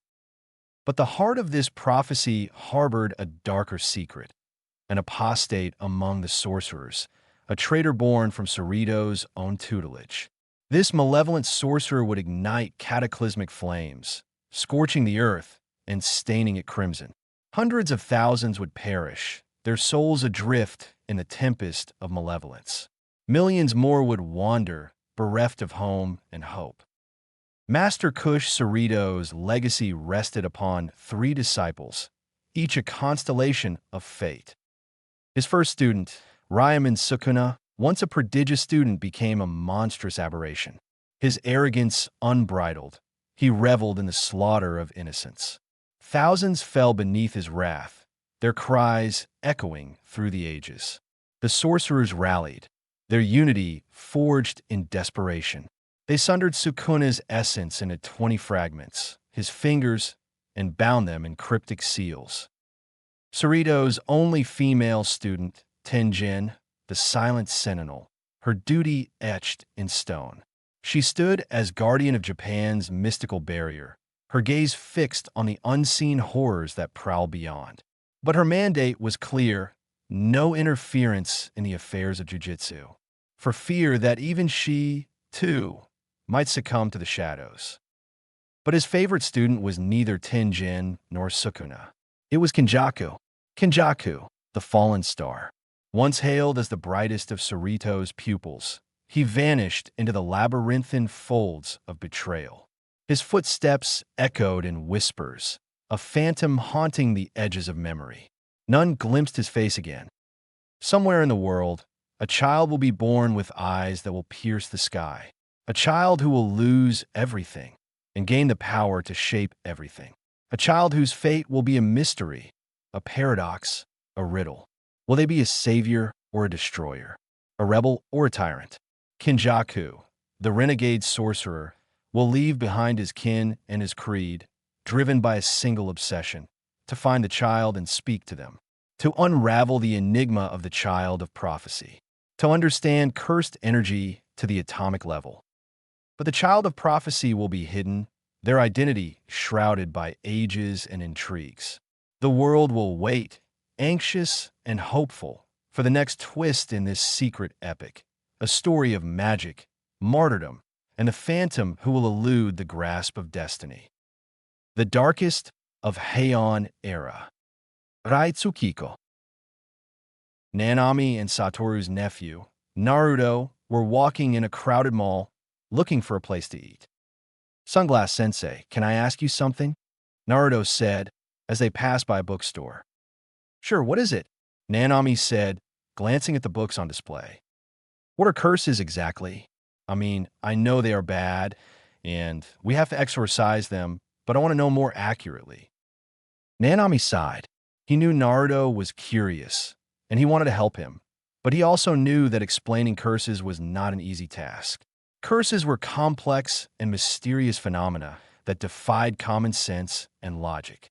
They were the result of the distortion of reality, caused by the accumulation of negative emotions and energy in certain places or objects. They were made of cursed energy, a type of energy that was invisible and intangible to normal people, but could be seen and manipulated by jujitsu sorcerers. They had different shapes, sizes, and abilities depending on the source and the amount of cursed energy they possessed. They were dangerous and unpredictable. They could harm or kill anyone who came in contact with them. Curses are complicated, Nanami said, trying to find a simple way to explain. They're not natural, but they're not unnatural either. They're not alive, but they're not dead either. They are not real, but they are not unreal either. They are the product of the imbalance of the world, the manifestation of the negative aspects of human nature. They are the enemies of jujitsu sorcerers, the threats to the peace and order of society. They're the things that we have to fight and eliminate no matter what. Naruto nodded, but he looked confused. He wanted to understand more, but he felt overwhelmed by the information. He wondered if he would ever be able to master jujitsu. Sunglass Sensei, how do you fight curses? How do you exorcise them? Naruto asked as they entered a food court. Nanami looked around and spotted a table near a window. He gestured for Naruto to follow him, and they sat down. He took out his wallet and handed Naruto some money. Let's go and buy us some food. I'll explain while we eat, Nanami said. Naruto took the money and ran to the nearest stall. He ordered 2 burgers and 2 drinks and returned to the table. He gave Nanami his food and sat down. He opened his burger and took a bite. He waited for Nanami to speak. Nanami opened his burger and took a bite. He swallowed and cleared his throat. To fight curses, you need to use cursed energy, Nanami said. Cursed energy is the energy that jujitsu sorcerers use to perform jujitsu, the art of manipulating reality. Cursed energy is similar to curses, but it is different. Curses are the result of the excess of cursed energy, while cursed energy is the result of the control of cursed energy. Curses are the problem, while cursed energy is the solution. Do you understand? Naruto nodded, but he looked doubtful. He wondered if he was following Nanami's words, or if he was just nodding to be polite. Cursed energy is the energy that flows in your body and in the world. It is the energy that connects you to the world and the world to you. It is the energy that you can use to change the world and the world can use to change you. It is the energy that you can see with your eyes and feel with your skin. It is the energy that you can shape with your mind and release with your hands. It is the energy that you can use to create jujitsu techniques, the tools that you use to fight curses. Do you understand? Naruto nodded, but he looked puzzled. He wondered if he was seeing and feeling cursed energy, or if he was just imagining it. Jujitsu techniques are the expressions of cursed energy, the forms that cursed energy takes.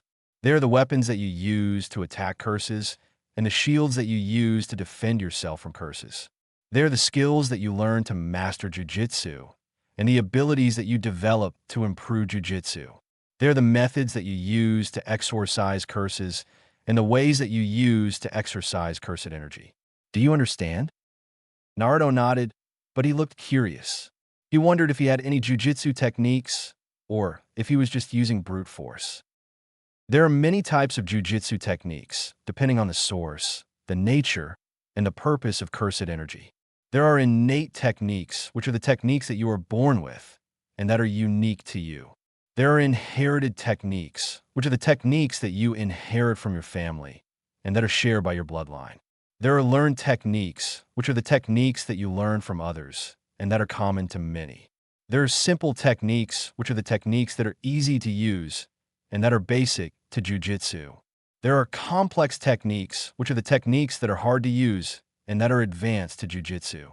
There are offensive techniques, which are the techniques that are used to damage curses and that are aggressive to jujitsu.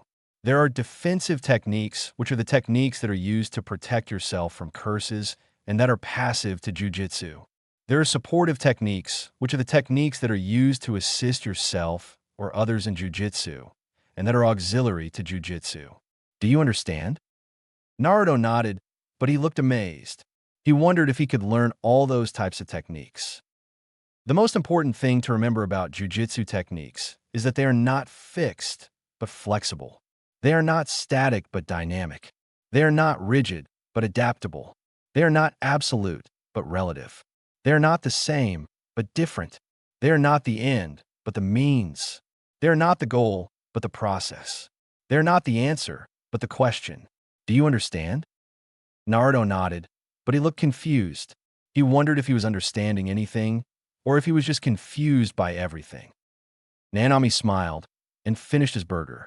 He wiped his mouth with a napkin and drank his drink. He looked at Naruto and saw the confusion and curiosity in his eyes. He knew he had given him a lot of information, and he knew he had not explained everything. He knew he had only scratched the surface of jujitsu, and he knew he had more to teach him. He knew he had a long way to go, and he knew he had a lot of work to do. But he also knew he had a good student, and he knew he had a bright future. He knew he had a potential, and he knew he had a hope. Sunglass Man, I have more questions, Naruto said, raising his hand. Nanami nodded and smiled. Of course you do, kid, and I have more answers. But not now. Now we have to go. We have some work to do. We have to exorcise some curses. Naruto nodded and smiled. Okay, let's go. Let's exorcise some curses. Do we really have to? Naruto pouted. Let's go, kid. Nanami repeated. Let's exorcise some curses. Naruto sighed. They got up from the table and left the food court. They walked through the mall and headed to the exit. They blended in with the crowd and looked like normal people. But they were not normal people. They were jujitsu sorcerers. They were the ones who fought curses and protected the world. They were the ones who used jujitsu and manipulated reality. They were the ones who understood curses and exorcised them. They were the ones who lived in the shadows and shone in the dark. They were the ones who were complicated and simple.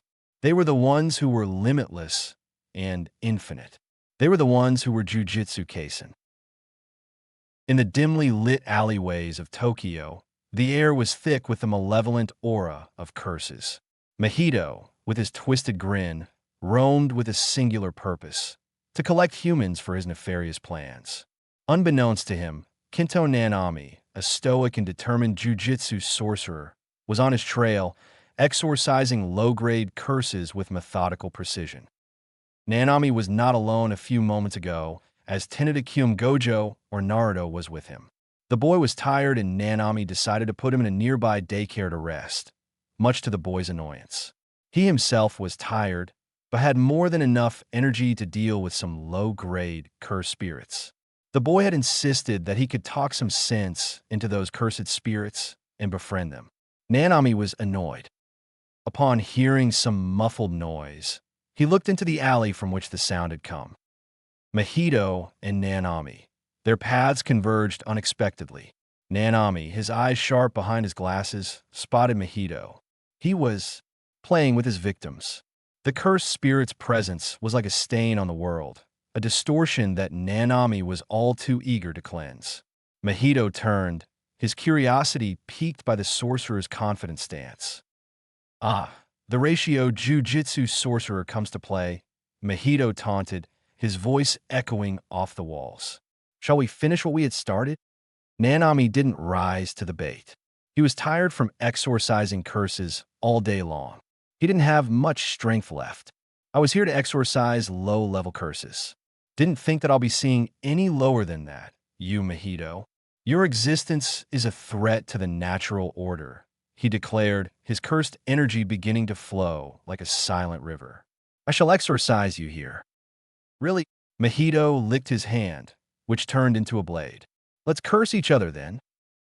Nanami, a man of discipline and precision, stood tall. His eyes were sharp, focused, and full of determination.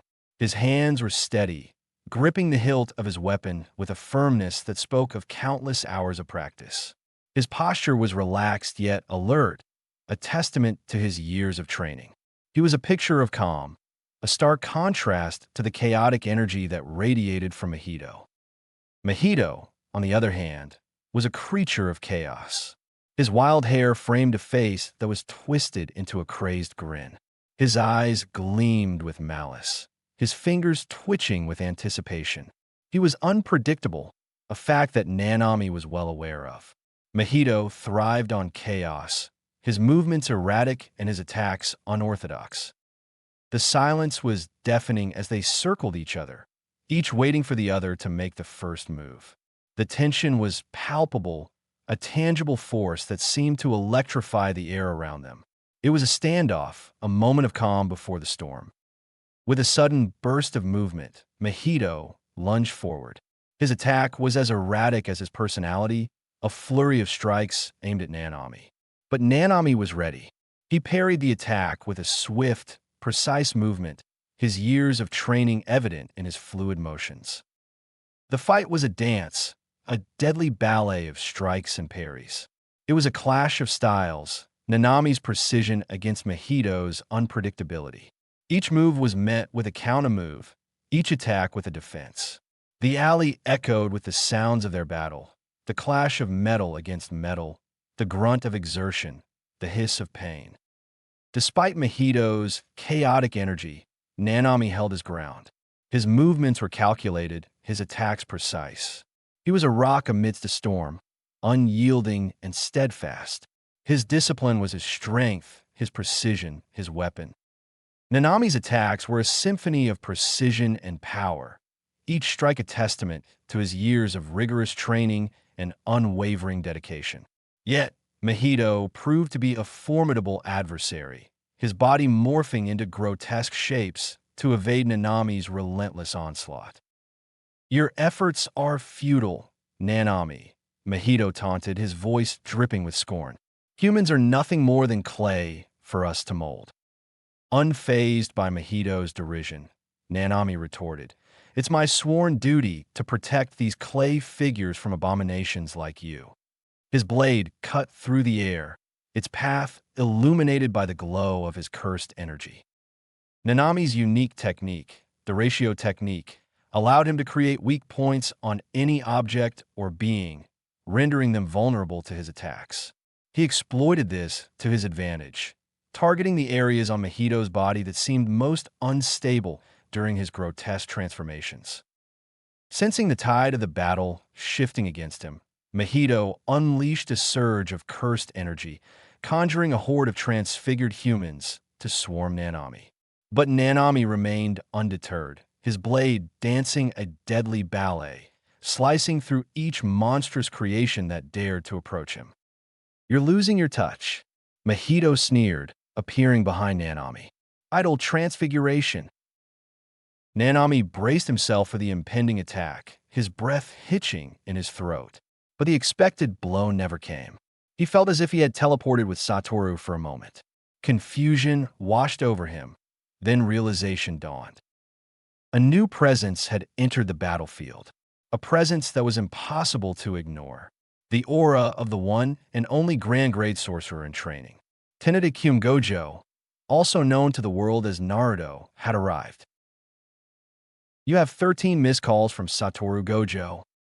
New message from Satoru received. Jujitsu chat. Satoru Gojo is online. You, what do you want? Satoru. Is my junior mad at me? You, get to the point. I do not have as much free time as you. Satoru. Always so formal. Sad face. Anyway, I wanted to take my nephew on missions. You. I refuse. Satoru. He has the 6 eyes. An evolved version. You. Carry on. Satoru. His mother and father are dead and are now cursed spirits bound to him. You. How old is he? Satoru. 6 next week. You. It's too reckless. Satoru. The higher-ups sent an assassin to kill him. You. What? Satoru. The boy is a danger to both himself and everyone around him. You. But he is too young for missions. Satoru. He has the strength to kill, but is too soft. You. Well, that's a child you're talking about. Satoru. No. Try to understand. The boy believes that not all cursed spirits are bad. Heck, he even wants to befriend them. You. What? Satoru.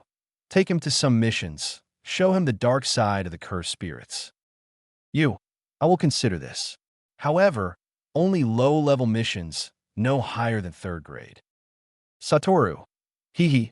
I knew I could count on you, my junior. You. Anyways, how strong is the child? Satoru. He was sleeping in the daycare when he felt a malicious, cursed energy spike from somewhere close. He woke up immediately and ran towards the door and went away before any of the caretakers could say anything. He sprinted like his life was depending on it. Within a few seconds, he was there. By the time he reached the place, he was not sad. He was angry. He was furious. For the first time as Tenedikyum Gojo, Naruto felt something very foreign. Hate. He looked at the grinning form of a stitch-faced person, a cursed spirit, grinning at him. In a dimly lit alley, the cobblestones slick with rain, Naruto, a mere 5-year-old, stood defiantly before the sinister figure of Mahito. His alabaster hair clung to his forehead, raindrops tracing rivulets down his pale cheeks. But appearances were deceiving. This child harbored a power beyond imagination. But he must not express his inner thoughts. Naruto was not wearing his blindfold over his eyes.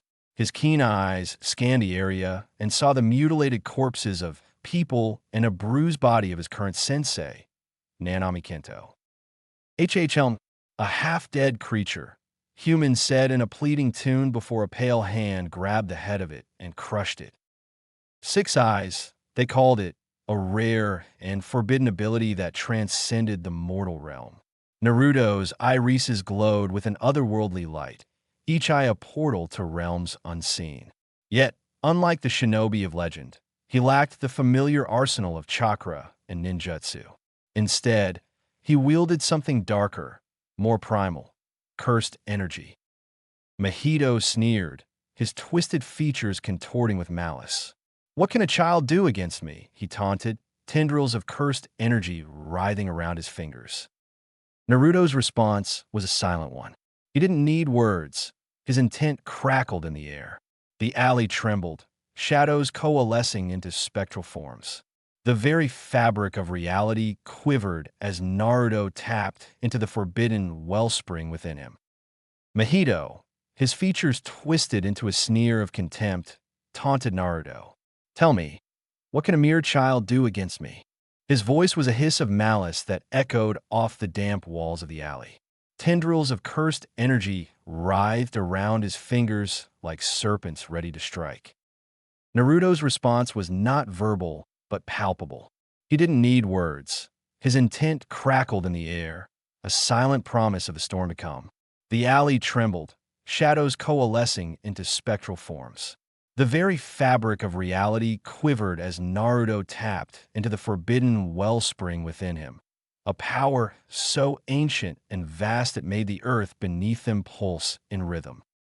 Mahito lunged, his cursed energy lashing out like serpents. But Naruto sidestepped effortlessly, his movements fluid and precise. He didn't dodge, he flowed. Each step resonated with ancient power, and the alley itself seemed to pulse in rhythm. Their clash was cataclysmic. Mahito's attacks met empty air, while Naruto's retaliation was swift and unyielding. Cursed energy surged, tearing through the veil between worlds. Reality buckled, and the things around them turned to ash. Mahito sneered, his voice a hiss of malice. "Foolish child, do you think your tricks can beat me? I am beyond your mortal comprehension." "And why?"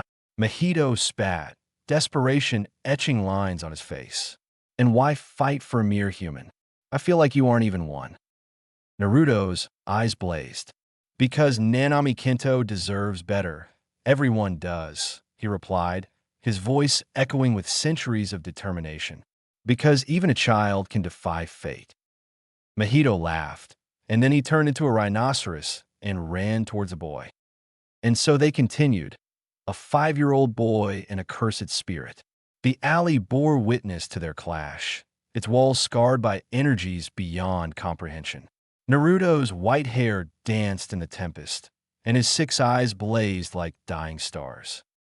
"You don't understand the fun of seeing these pathetic so-called humans suffer, child," Mahito yelled. The battle continued. Naruto summoned a sphere of spiraling energy formed in his palm, its bright blue light illuminating the alley. "You're wrong. It's you who doesn't understand," Naruto declared, launching the attack. Curse technique, Blue Rasengan. Mahito wasn't quick enough to dodge it.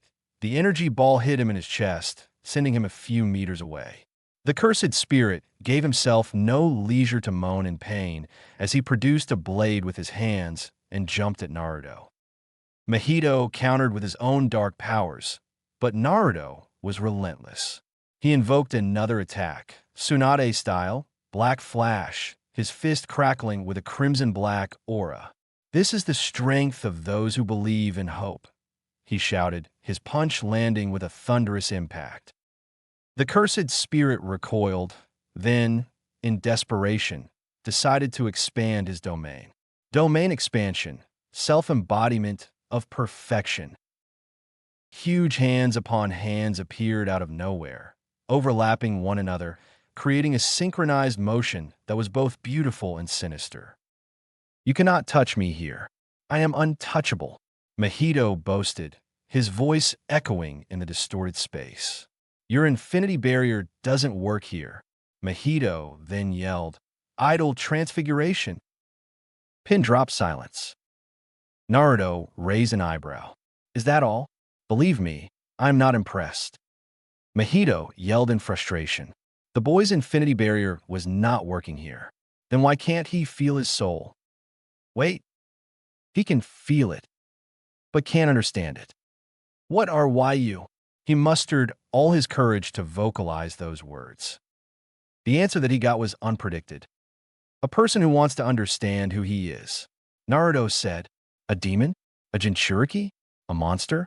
A child? A shinobi? A sorcerer? What am I? What?" Naruto didn't say anything. Instead, he raised his hands and made a dragon seal. Domain expansion. Mahito looked around in awe. What? Where's the attack? Why is his domain not shattering? Oh. His eyes widened in horror. A few days ago, in the heart of Tokyo, within the walls of the Tokyo Metropolitan Magic Technical School, Tenshinhan Gojo found himself in a quiet room with Satoru Gojo. The room was simple, with a single table and 2 chairs. It was here that they often discussed the complexities of jujitsu, away from the prying eyes of the other students. "Old man sensei," Naruto began, his voice steady despite the nervousness he felt. "I've been thinking about domain expansion. That tree curse that day, try to use it that day." Satoru looked at him, his eyes hidden behind the bandages that always covered his face. There was a moment of silence before he responded. "Domain expansion, huh? That's a big step, Naruchan." Naruto nodded, his determination clear. I know it's advanced, but I want to learn. I want to become stronger. Satoru studied him for a moment before leaning back in his chair. All right, he said finally. Let's talk about domain expansion. And so, they delved into the intricacies of domain expansion, Satoru explaining the concept with a clarity that only he could provide. He spoke of the immense concentration required, the understanding of one's own cursed energy, and the dangers of incomplete expansion. Naruto listened, absorbing every word. He asked questions, sought clarifications, and took mental notes. It was a lot to take in, but he was determined to understand. Satoru leaned forward, his hands clasped together on the table. Domain expansion, he began, is the pinnacle of jujitsu techniques. It's not something that can be learned overnight. He paused, ensuring Naruto was following along. To use domain expansion, you need to have a deep understanding of your own cursed energy. It's about creating a space where your cursed technique is guaranteed to hit. It's like creating your own world, your own domain. Satoru picked up a piece of chalk and began to draw on the blackboard. He sketched a circle representing the domain and a stick figure representing the jujitsu sorcerer. When you use domain expansion, you're essentially enveloping your opponent in your domain. Inside this space, your attacks are unavoidable.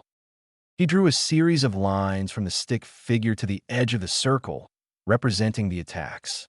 However, creating a domain requires a huge amount of cursed energy. It's not something you can use lightly. And if your domain is incomplete, it can be invaded or even taken over by a stronger opponent. Satoru put down the chalk and turned back to Naruto. The key to domain expansion is control.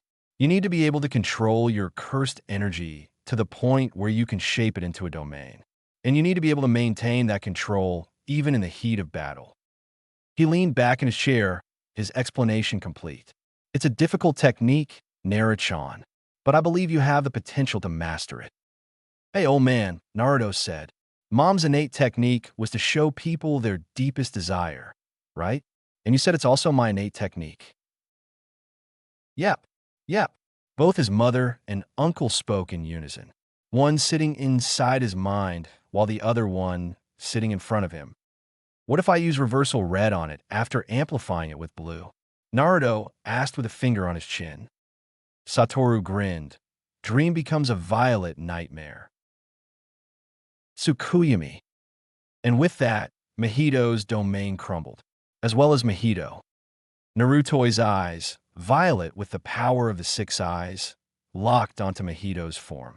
With a swift motion, he activated domain, casting both himself and Mahito into an ethereal world created from the darkest corners of the mind. Here, seconds stretched into days, and reality was at the mercy of Naruto's will. Surprise, Naruto said, but Mahito couldn't see him anywhere. This is an incomplete technique. Although, in here, I am in control. Believe it. From Mahito's perspective, being trapped inside Naruto's Tsukuyami was an utterly disorienting and harrowing experience. As a master of soul manipulation himself, Mahito was accustomed to being in control, but within this world, all control was stripped away. Imagine Mahito suddenly finding himself in a world that defies the laws of physics and reason. The landscape around him shifts constantly. Now he's in a vast desert, now a dense forest, now floating in an endless void. Time warps and bends. Seconds stretch into hours, and hours shrink into moments. He witnessed his own body twisting and morphing into grotesque forms, feeling every sensation as if it were real, yet unable to stop or even understand it. In Tsukuyami, Naruto doesn't just attack the body, he attacks the very essence of the soul. For Mahito, it looked like living through a nightmare from which there is no awakening, a series of events that challenge his identity and existence. It's a place where Naruto's will is absolute, and Mahito is nothing but a pawn in a twisted game of the mind. Mahito, a being of cursed energy, found himself in a human body, vulnerable and confused. Naruto, with a mere glance, transfigured Mahito's form, twisting it into shapes and beings far from its original essence. Each transformation was more harrowing than the last, a grotesque parade of Mahito's potential forms. And just as Mahito began to comprehend his new shape, Naruto would rewind the illusion, subjecting him to torment all over again. Days passed in the span of heartbeats, each cycle stripping away layers of Mahito's confidence and sanity. The cursed spirit's shock turned to horror as he realized the depth of Naruto's domain. It was a relentless assault on his very being, a punishment that transcended physical pain and delved into the core of his cursed core. The psychological impact is immense. Mahito, who thrives on the fear and pain of others, is now the one experiencing fear and confusion. He's bombarded with images and scenarios designed to break his spirit, each one more intense than the last. It's a relentless assault on his psyche, leaving him to question what is real and what is illusion. As the domain finally shattered, Mahito was left gasping on the battlefield, his mind a tangle of fear and disbelief. Naruto stood over him, his eyes still glowing with the power of his domain. The cursed spirit had been broken, not by brute force, but by the sheer psychological dominance of Naruto's Tsukuyomi. Mahito is left with more than just the memory of pain and confusion. He is left with doubt, with the unsettling notion that his abilities, his very identity, might be built on a foundation less solid than he had ever imagined. Naruto's voice was soft but firm. I've shown you the power of the human spirit, something you'll never understand. Monster! Mahito yelled as liquids were coming down his eyes. He crawled backwards. Naruto's eyes narrowed, a silent vow to conclude the chaos that had unfurled. This charade has gone on long enough, he murmured, a surge of determination stealing his voice. Let's put an end to it. With a swift motion, chakra coalesced in his palm, a mesmerizing dance of cursed energy that spiraled into a sphere of ominous purple, adorned with ethereal rings. Mahito, the special grade cursed spirit, gazed upon the spectacle, his usual smirk long replaced by a horrified look. Hollow style, purple Rasengan, Naruto announced, the name of the technique echoing like a harbinger of doom. Propelled by an unseen force, the Rasengan hurtled towards Mahito, a blur of violet fury. It struck with the ferocity of a tempest, ravaging the space where it landed and tearing through the fabric of Mahito's existence. The impact sent him reeling into the alley's wall, his soul's integrity compromised by the technique's voracious appetite. How can you obliterate a fragment of my soul? Mahito gasped, his voice a mix of pain and incredulity. Soul. Naruto's voice was a whisper, yet it carried the weight of untold secrets. The entities you've toyed with, they're nothing but replicas of what you believe them to be. What? Naruto reveals a profound truth to Mahito.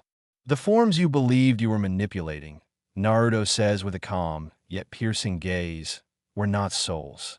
They were mere shadows, echoes of what you perceived as the soul. Mahito, still reeling from the relentless domain, tries to process this revelation. In his arrogance, he had thought himself the ultimate manipulator of life's essence. But Naruto's words cut deeper than any physical wound. Your power, Naruto continues, is limited to the surface, to the transient. You touch something beautiful, but it's not the soul. You do not understand its depths, its resilience. The cursed spirit's mind races, his own cursed technique called into question. Has his understanding been so superficial? Naruto's domain was not just a trap, but a lesson, a demonstration of the true nature of power and perception. Those are just cores, continued the boy.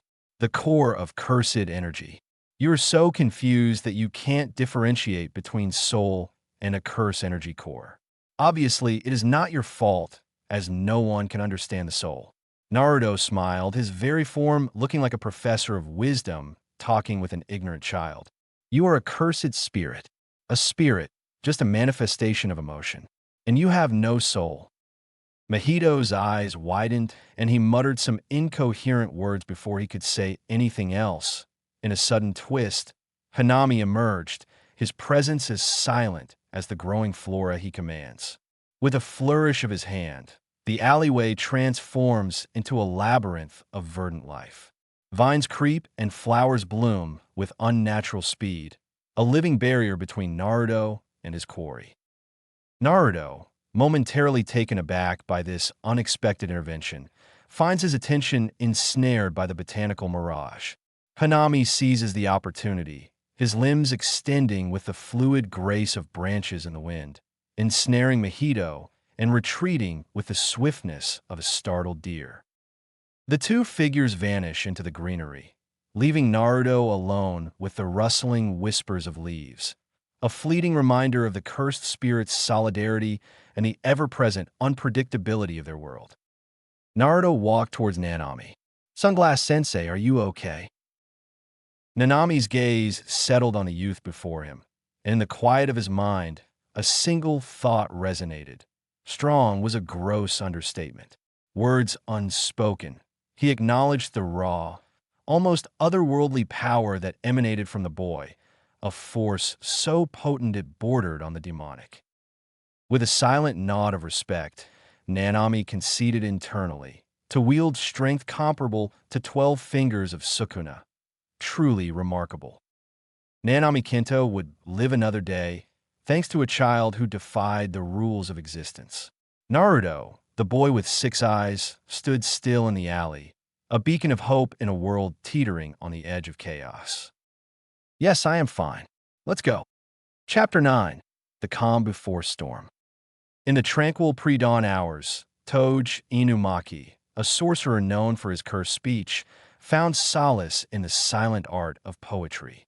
His words, though often restricted in daily life, flowed freely onto parchment, weaving verses that spoke of the jujitsu world, a realm where curses and humans intertwined in a delicate dance of power and peril. On this particular morning, as the first light of day crept through his window, Toge penned a sonnet that captured the essence of his reality.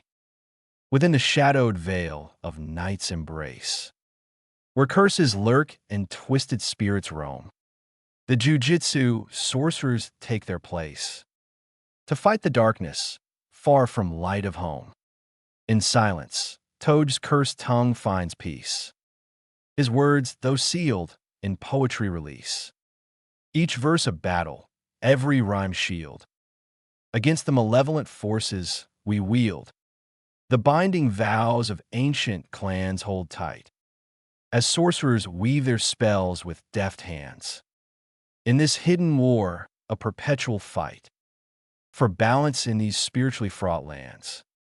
Yet hope glimmers like a steadfast star, in verses penned, healing wounds and scars. From the art of words, Toge finds might, a sonnet's power in the jujitsu fight. Toge's sonnet was more than mere words. It was a testament to the struggles and triumphs of those who lived alongside curses. Each line was a tribute to the resilience of the human spirit and the unwavering courage of the sorcerers who stood as humanity's shield. As the sun rose higher, casting a golden hue over his desk, Toge set down his quill. His poem, a mere 100 words, was concise yet profound, encapsulating a 1,000-word story within its meter and rhyme. It was his silent rebellion against the curse that bound his voice, a declaration that even in the quietest whispers, there is strength to be found. And so, with the morning's work complete, Toge folded the parchment, sealing within it the sonnet about the jujitsu world. Perhaps one day, it would find its way to another, inspiring hope and courage in a world shrouded by shadows and silence. With a mechanical hum, Mekamaru surged forward, his massive form looming ominously over the darkened area. His movements were calculated, precise, a testament to years of combat training and technological prowess. Yet Mahito, with his eerie grin and ever-shifting form, stood unfazed, a dark aura radiating from his cursed essence. Gojo was right. This does help. Fighting against humans lightens up the mood. I feel almost better now. Ah, the steel puppet approaches. Mahito's voice echoed with a chilling resonance. Let us see if your metal can withstand the touch of curses. Mechamaru's response was a low growl, the gears within him grinding with determination. He launched himself forward with thunderous force, his metallic fists poised to strike. But Mahito, agile and elusive, danced effortlessly out of harm's way, his form contorting and twisting with unnatural grace. As the confrontation escalated, the true extent of Mahito's power began to reveal itself. With a malicious grin, he unleashed waves of cursed energy, each pulse threatening to corrode the very fabric of reality. Mechamaru fought valiantly, his armor holding strong against the onslaught, but with each passing moment, he felt his strength waning. Desperation gnawed at Mechamaru's core as Mahito's relentless assault continued unabated.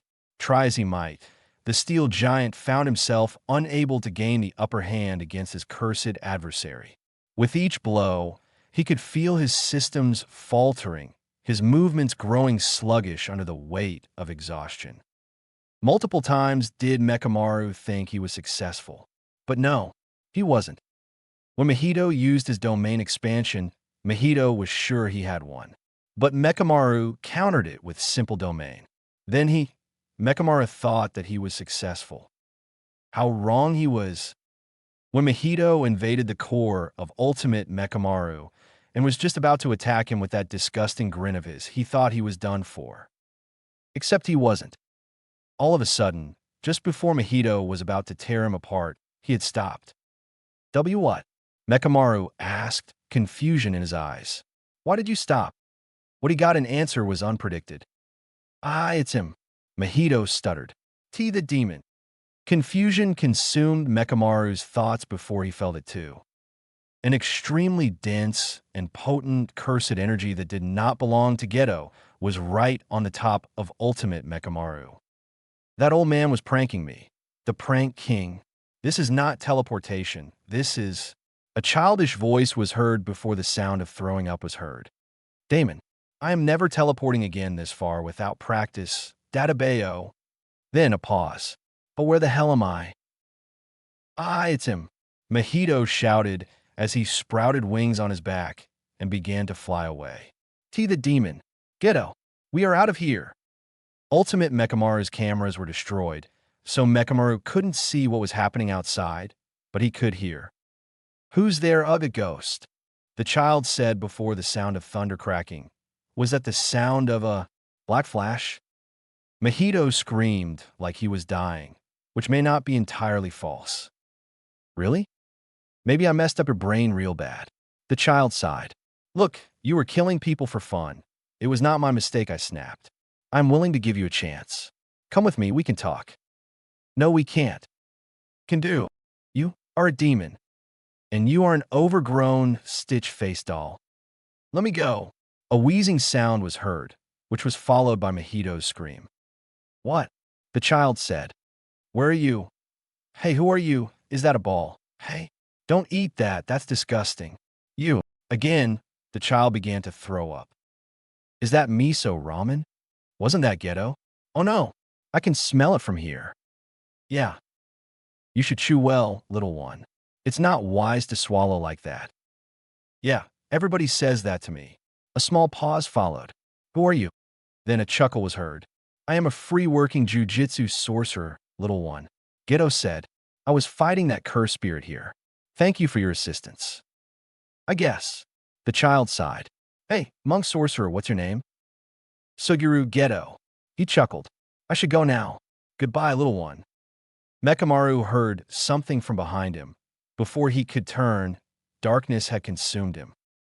Naruto looked around and wondered where that humongous cursed energy was coming from. Then he looked below him and frowned. He instantly punched the robot and made a hole in it. He made his way to the core of it, only to find a bloody body of a teenager. Hey. He tried to heal the teenager using the reversed curse technique. Shibuya, the teenager said.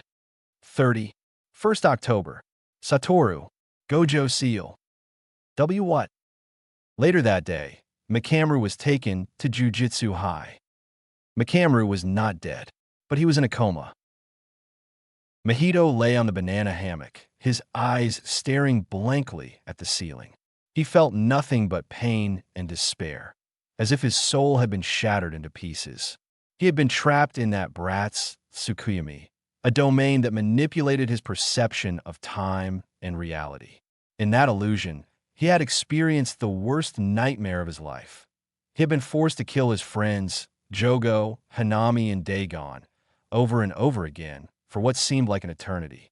He had felt their curses, their hatred, their agony as he stabbed, burned, and crushed them with his cursed technique.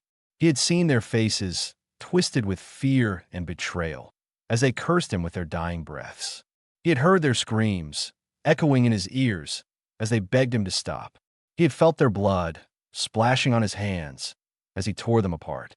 He had done it all without any control, without any remorse, without any escape. He was transformed over and over again in very painful ways. He was the artist, not art itself. He had woken up from the domain, only to find out that it had lasted for only a few seconds in the real world.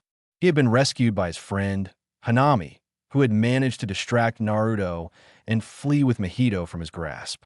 Hanami had brought him back to their hideout, where they had tried to heal his wounds and comfort him. But it was too late. The damage had been done. Mahito had lost his sanity, his will, his identity.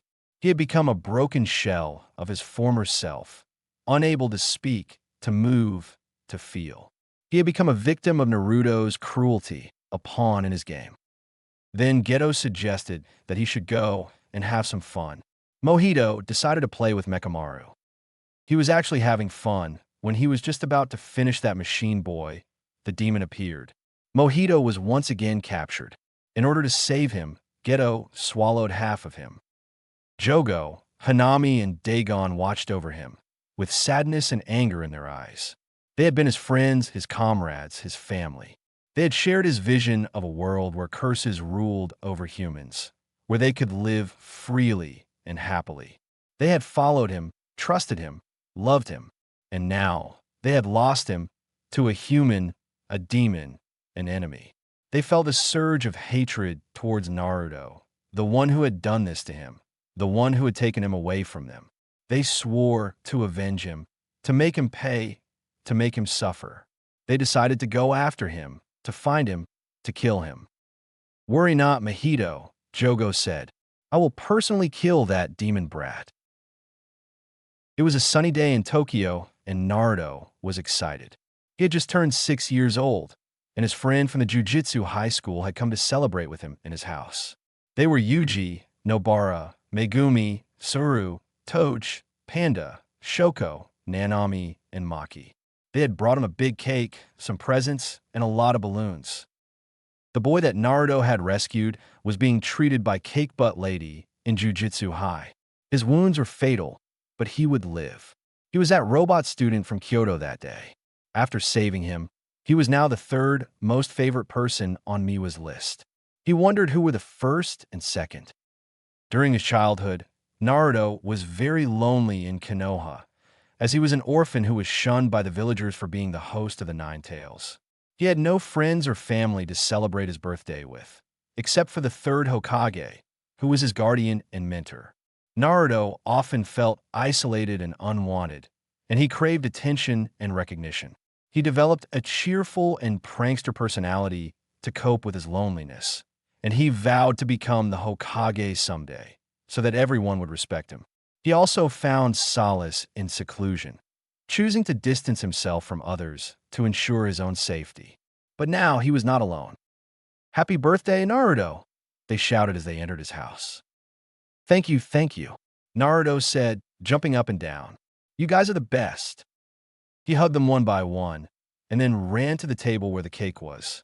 It was a chocolate cake with orange frosting and a picture of Naruto's face on it. It also had 6 candles on it, ready to be blown. "Wow, this is awesome," Naruto exclaimed. "Did you make this, Cake Butt Lady?" Shoko nodded as she inhaled from her cigarette. "Yes, I did, kid. It's your special day, after all. I love it, I love it, Naruto said, licking his lips. Can I have a slice now? Not yet, Naruto-chan. You have to blow the candles first and make a wish. Satoru said. Okay, okay. I'll do that, Naruto said, taking a deep breath. He closed his eyes and thought of his wish. He wished to protect his friends. He opened his eyes and blew the candles with all his might. Yay, Naruto, his friends cheered. You did it. Thank you, Naruto said, smiling widely. Now, can I have a slice? Sure, sure. Here you go, Shoko said, cutting a piece of cake and putting it on a plate. She handed it to Naruto, who took a big bite. This is delicious, Naruto said, his mouth full of cake. You're the best cake butt lady. I'm glad you like it, Shoko said, patting his head before inhaling smoke from her cigarette. Everyone glared at her. Naruto finished his cake and then looked at the presents. There were 9 of them, wrapped in colorful paper and ribbons. Wow, these are for me, Naruto asked, his eyes sparkling. Of course, Naruto. They're from us, Nobara said. What are you waiting for, Naruto? Open them, Yuji said. Okay, I'll open them, Naruto said, grabbing the first present. He tore the paper and revealed a pair of orange goggles. Wow, these are cool, Naruto said, putting them on. Who gave me these? I did, Naruto, Megumi said. He was a quiet boy who used shadows and animals as his weapons. He had a pet wolf called Divine Dog, who was always by his side. Thank you, Imo and Ai-chan. They're awesome, Naruto said, admiring his reflection. You're welcome, Naruto. They suit you well, Megumi said, smiling slightly. And please, call me Fushiguro. Naruto moved on to the next present. He opened it and found a replica of something he had seen before. Wow, this is cool, Naruto said, holding it carefully. Who gave me this? I did, Naruto, Maki said. She was a tomboyish girl after all, who was skilled in using weapons in physical combat. This might not be real, but it is still very dangerous. What do you call it? Playful Cloud, Maki smirked. Thank you, Imone-chan. It's cool, Naruto said, swinging around. You're welcome, brat. Just be careful with it, okay? Maki said, warning him. Okay. I'll be careful, Naruto said, nodding. He opened the third present and found a book. Wow, this is a book, Naruto said, flipping through the pages. Who gave me this? I did, Naruto, Nanami said as he tilted his sunglasses. Thank you, Nanami. It's nice, Naruto said, looking at the cover. It was a book about the history of the jujitsu world. You're welcome, Naruto. It's very informative. You should read it sometime, Nanami said, encouraging him. Take it as a thank you for that day for saving me. Okay. I'll read it sometime, Naruto said, putting it aside. Despite hating to read, he was still a prodigy. He opened the fourth present and found a scarf. Wow, this is a scarf, Naruto said, wrapping it around his neck. Who gave me this? Salmon, Toj said. Naruto always found him mysterious. When he asked his uncle why he was like that, he got his answer. He had a special power called curse speech, which allowed him to control anything with his words. But a wrong word could potentially kill anyone. Naruto felt bad for him.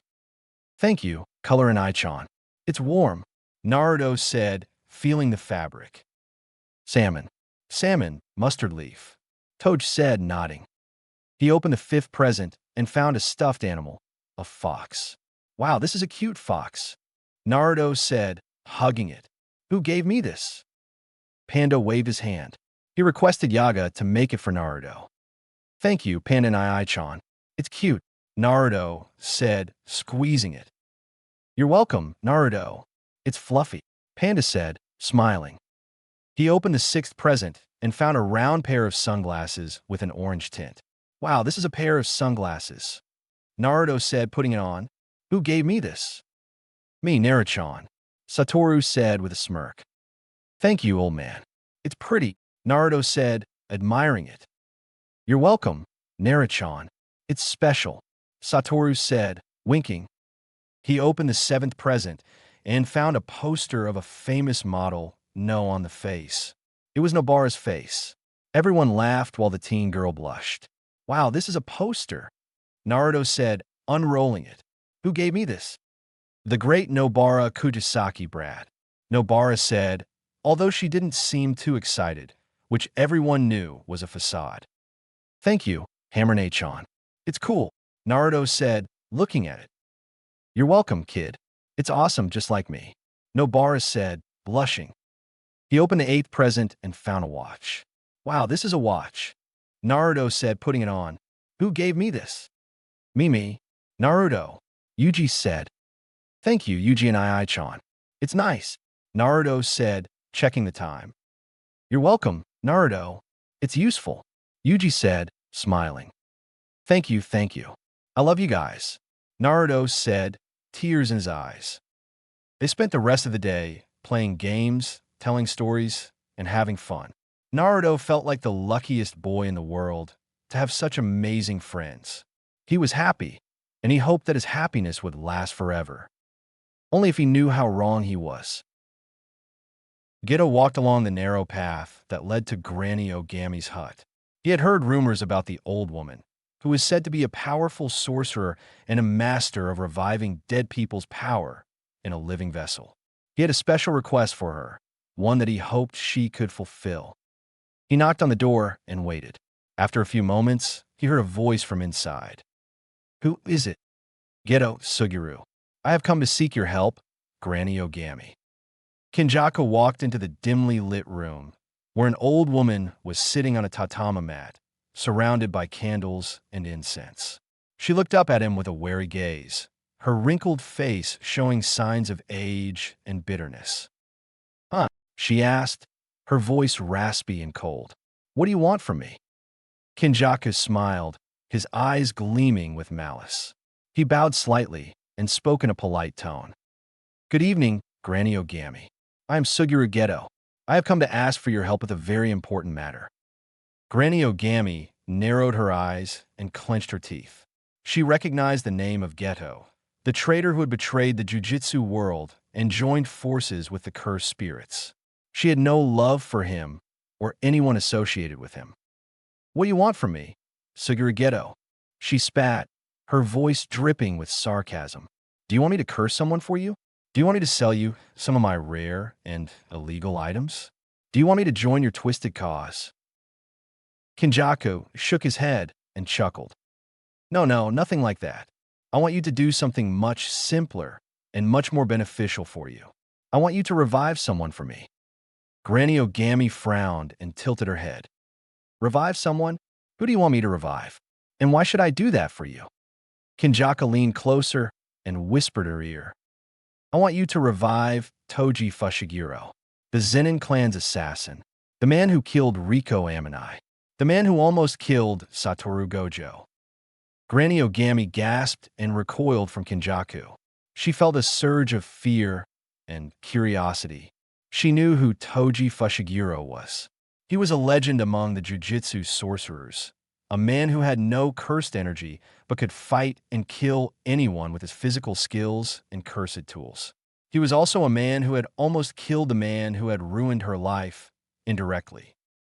She had been a strong woman who had run a dark business of trading cursed objects, cursed corpses, and cursed humans.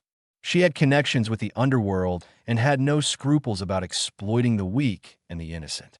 She had been feared and respected by many. After the birth of Satoru Gojo, the child with 6 eyes and limitless, the balance of power in the world of jujitsu had shifted. Cursed energy users like herself were forced to hide in the shadows. They had raided her place and had confiscated all her illegal goods. They had also arrested her and had sentenced her to life imprisonment in a special facility. She had lost everything, her power, her wealth, her freedom, all because of Satoru Gojo. She hated him with every fiber of her being. She wanted him to suffer, to die, to rot in hell. She wanted revenge. Gojo had faced Toji and had engaged him in a fierce battle. The fight had been so intense that it had caused a huge disturbance in the cursed energy flow of that area. Why do you want me to revive Toji Fushiguro? She asked, her voice trembling with emotion. What do you plan to do with him? Kinjaka smiled and revealed his true intention. I want you to revive Toji Fushiguro because I want him to kill Satoru Gojo for me. Granny Ogami's eyes widened, and she felt a mix of shock and excitement. She could not believe what she was hearing. Kinjaku wanted her to revive the only man who had ever wounded Gojo, the only man who had ever made him bleed. He wanted her to revive the man who could possibly end Gojo's life. She looked at Kinjaku and saw the determination and the madness in his eyes. She realized that he was serious, that he was not joking. He had a plan that involved Toji Fushiguro and Satoru Gojo. She felt a surge of curiosity and asked, how do you plan to do that? How do you plan to make Toji Fushiguro kill Satoru Gojo for you? Kinjaka leaned back and explained his plan. I have a plan that will change the world, a plan that will unleash the true potential of cursed energy and create a new era of curses. A plan that will require the sacrifice of Satoru Gojo, the one who stands in my way. He told her about his plan to seal Gojo in a prison realm. She agreed to his plan and agreed to help him. She agreed to revive Toji Fushiguro and agreed to make him kill Satoru Gojo. She agreed to everything without knowing anything. He manipulated her.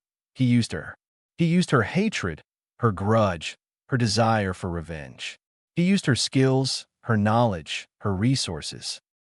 He was Kinjaku, the curse of humanity, and he would stop at nothing to achieve his goal. She was Granny Ogami, the fool of sorcerers, and she would regret it to the end of her days. Kinjaku had everything ready. He had the ritual, the ingredient, the sacrifice. He had the puppet, the weapon, the tool. He had the plan, the goal, the vision. He had the power, the cunning, the secret. He was ready to revive Toji Fushiguro and to begin his final game. He was ready to create a new world and to destroy the old one. He was ready to face his destiny and to make history. He was Kinjaku, and he was unstoppable. Naruto followed his friends to the manga shop, feeling nervous and curious. Yuji, Nobara, and Inumaki had insisted that he was old enough to read manga now, so he came with them. Having nothing better to do, Megumi tagged along. Naruto scanned the shelves, looking for the manga that had his name on it.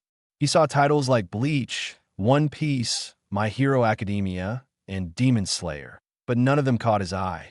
He felt a tap on his shoulder and turned around to see Yuji holding a manga in his hand. Look, Naruto, this is the one I was telling you about. It's called Naruto.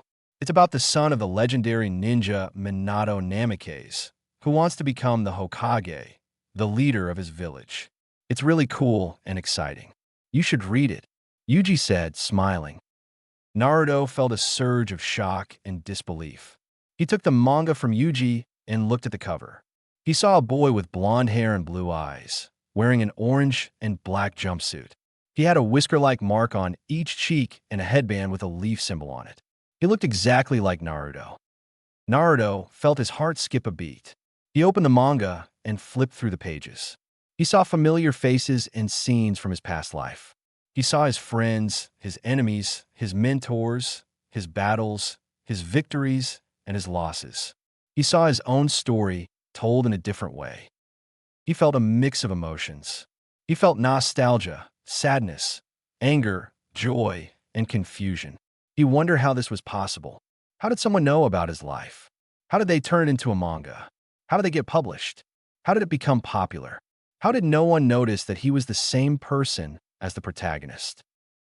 He looked up and saw that his friends were busy browsing other manga. He saw that Megumi was watching him with a curious and concerned expression. He felt guilty for lying to his other friends. He wanted to tell them the truth, but he was afraid of how they would react. He was afraid that they would think he was crazy, or that they would hate him, or that they would expose him to the world.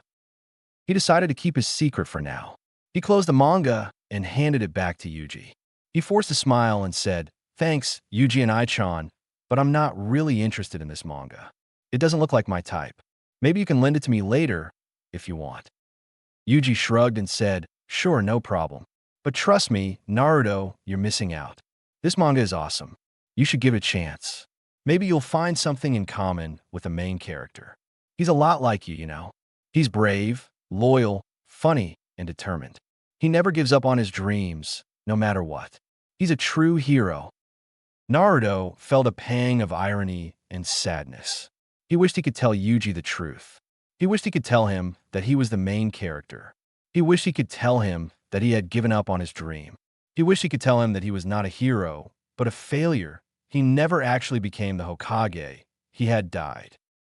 He nodded and said, maybe you're right, Yuji and I-chan. Maybe I'll like it after all. But for now, let's go and check out some other manga. I heard there's a new one called Demon Slayer. It's about swordsmen who fight demons with special powers. It sounds cool, don't you think?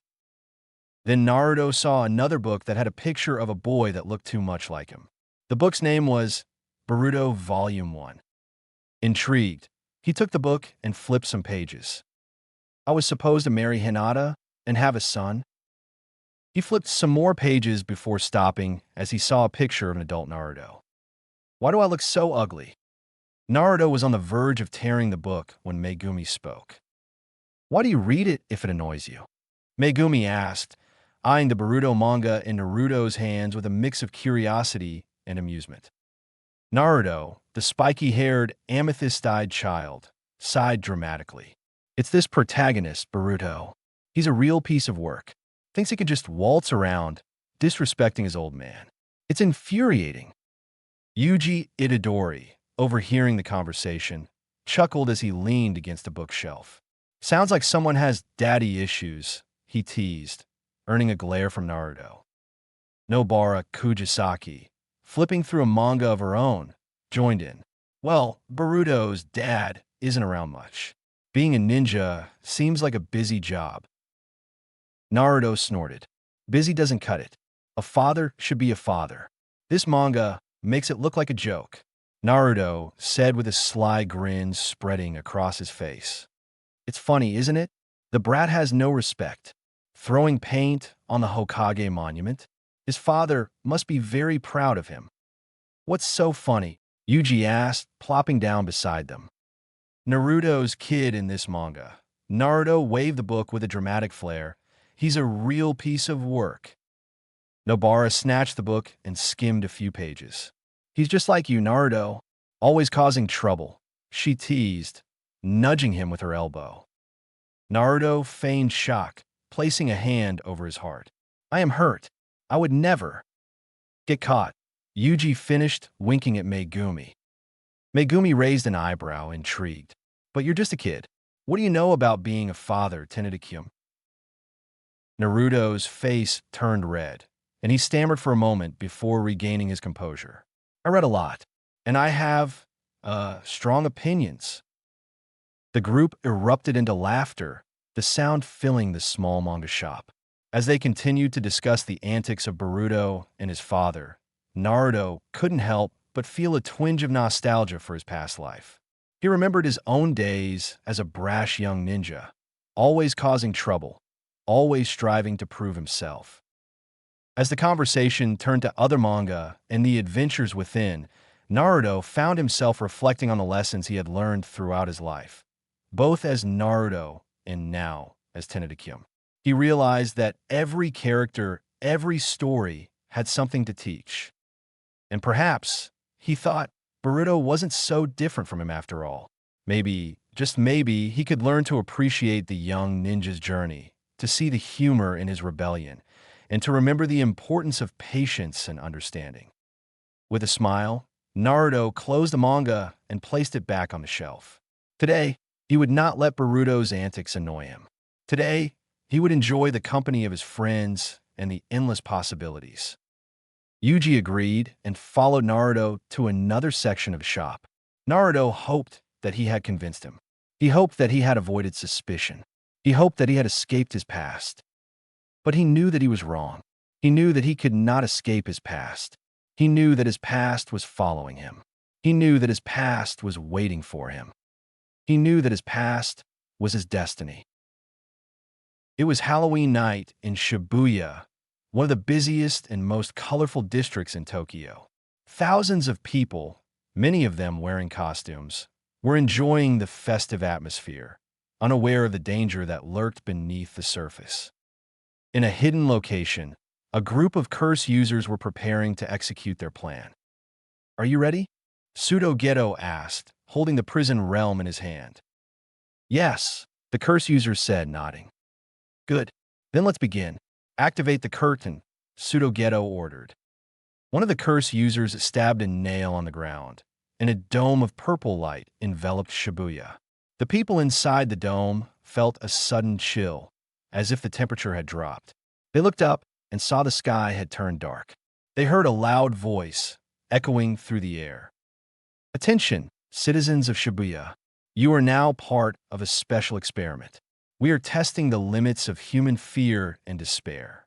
You have two options: stay inside the dome and face the horrors that await you, or try to escape and risk being killed by the guards.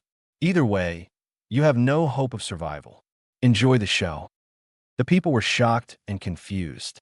They didn't know what was going on or who was behind this.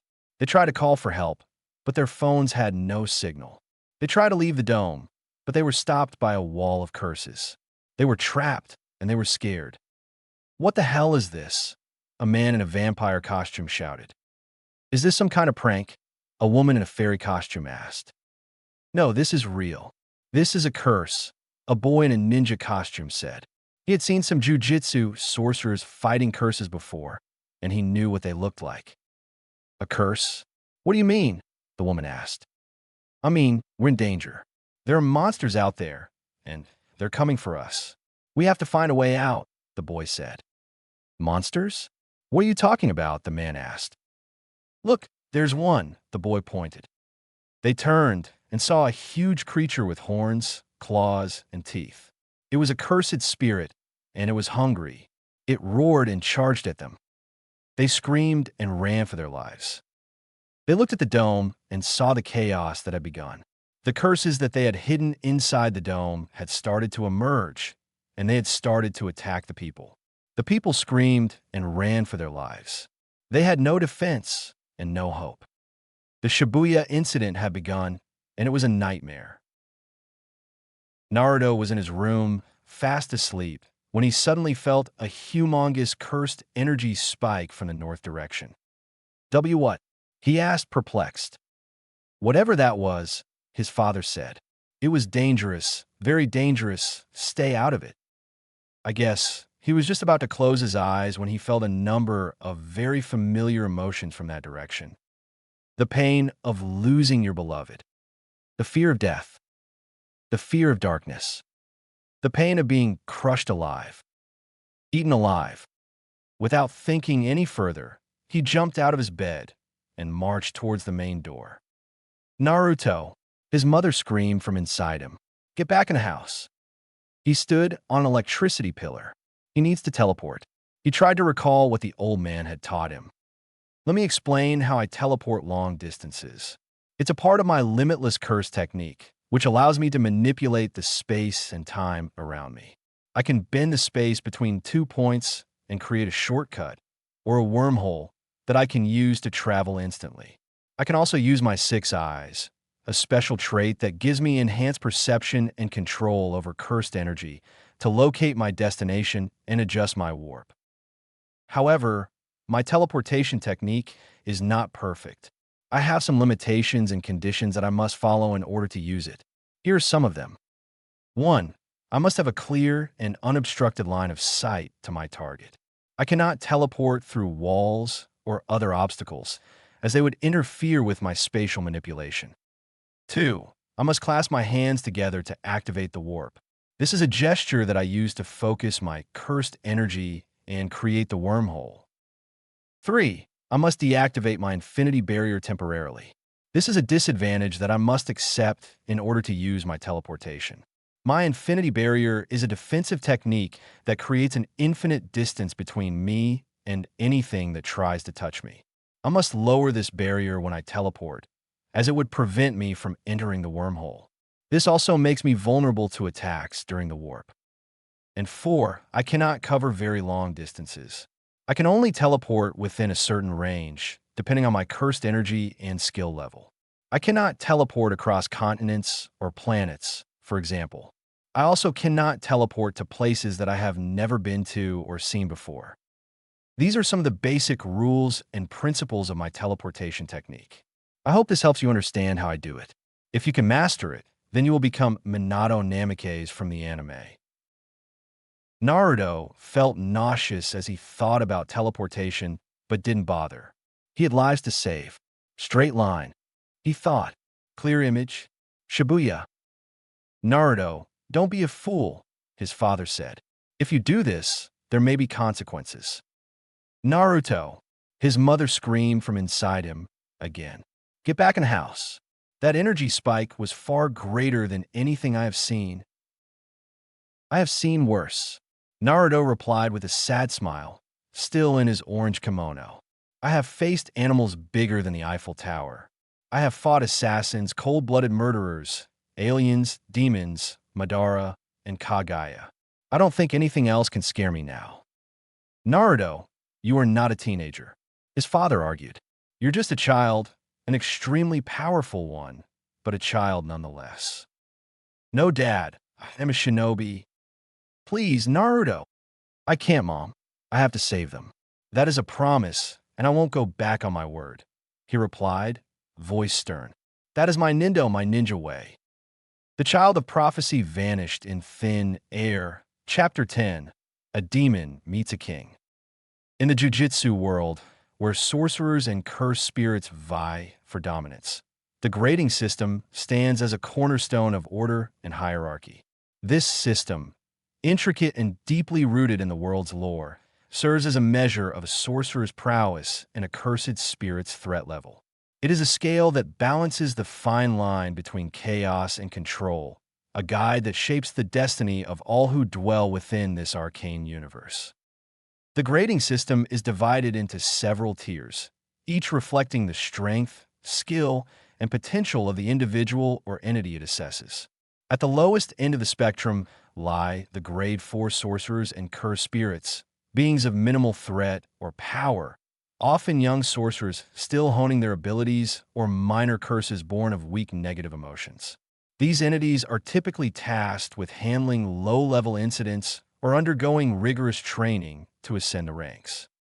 As one progresses upwards, the Grade 3 tier represents a significant step forward.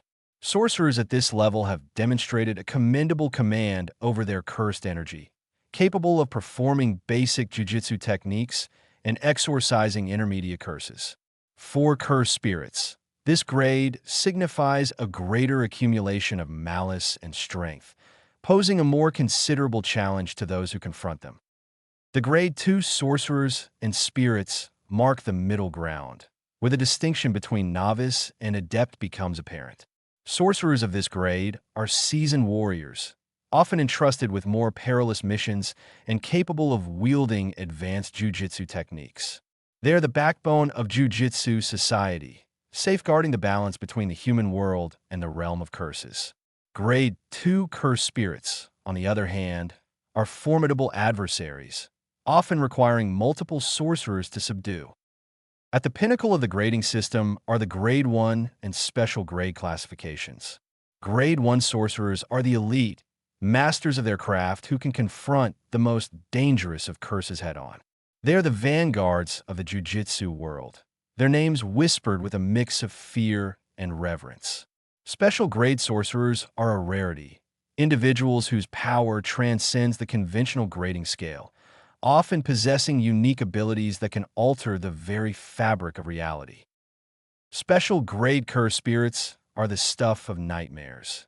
Entities so powerful that they can threaten entire cities or even nations.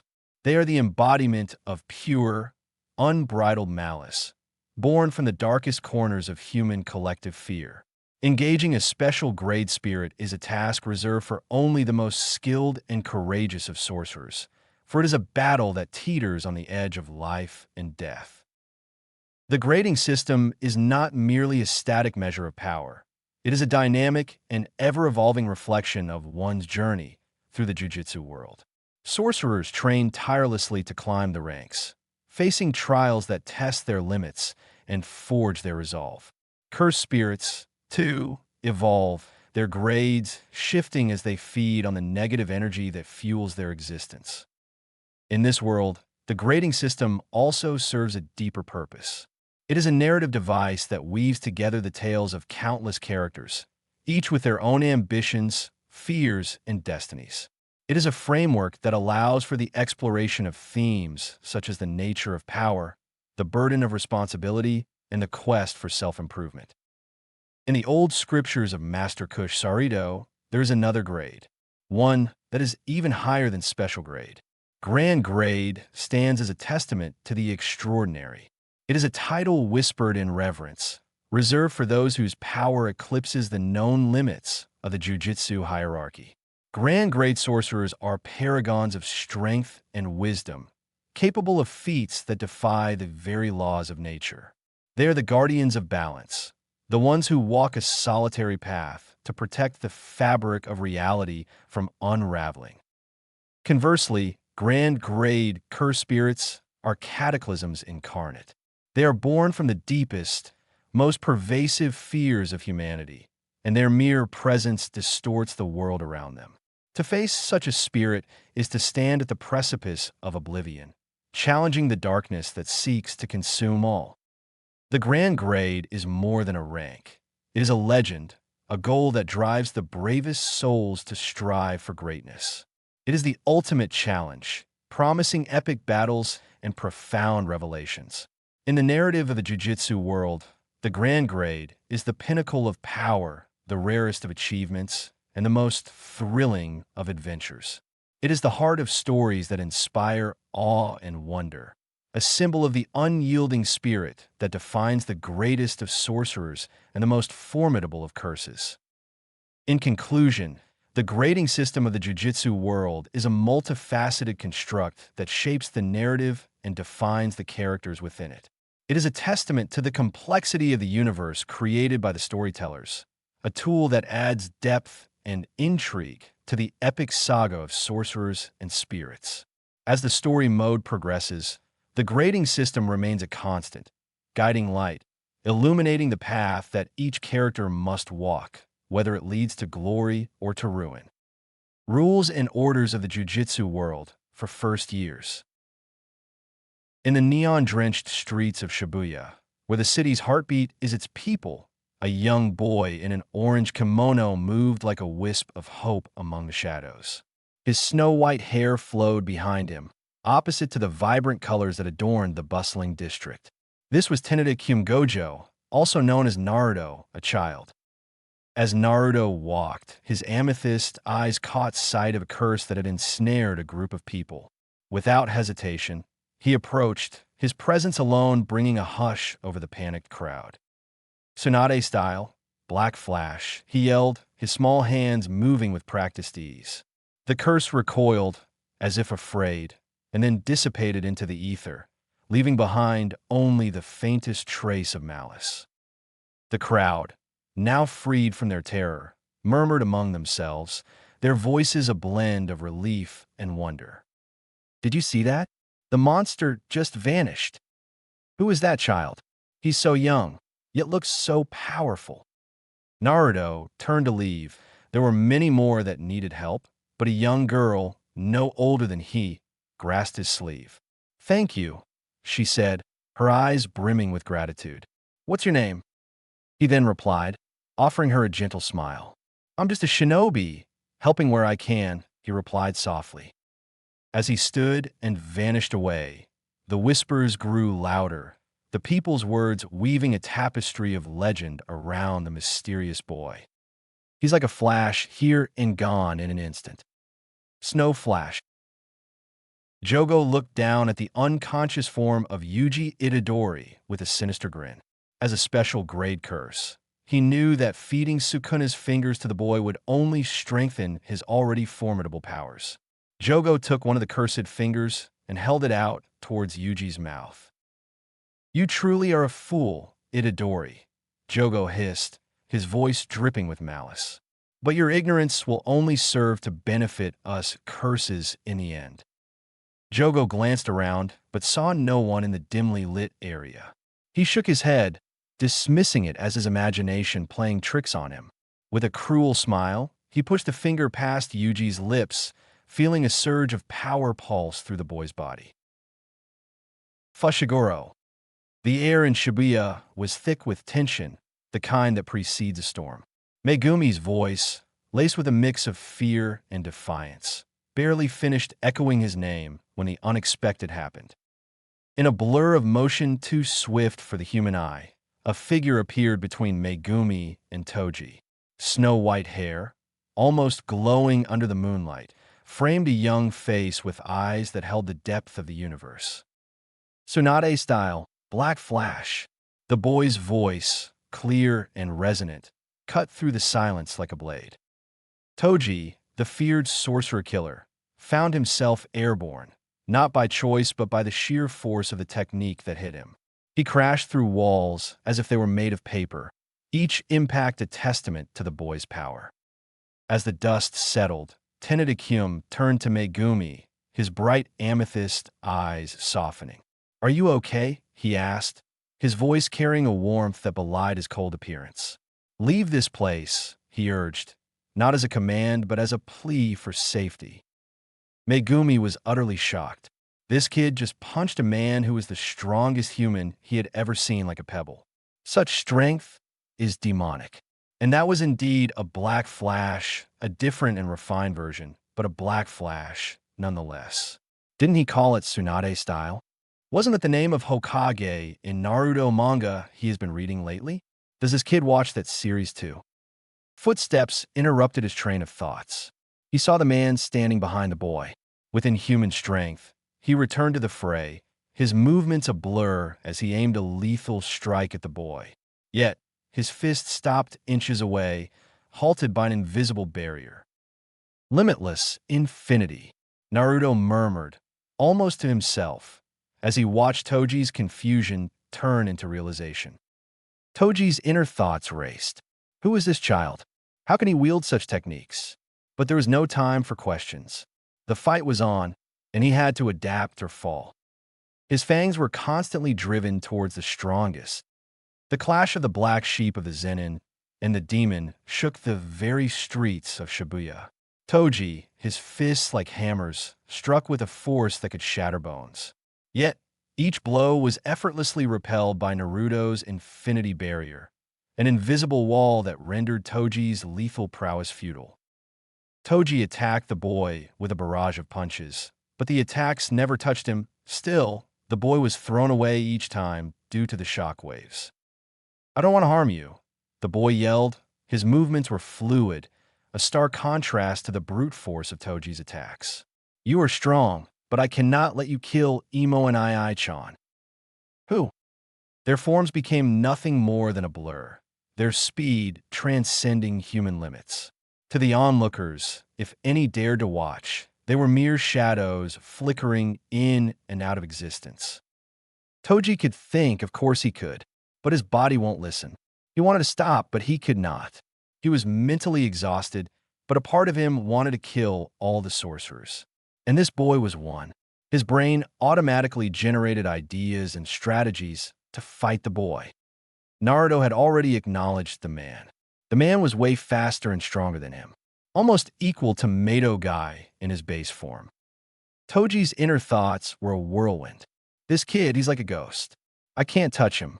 This barrier, despite his confusion, his resolve did not waver. I must break through. I must find a way.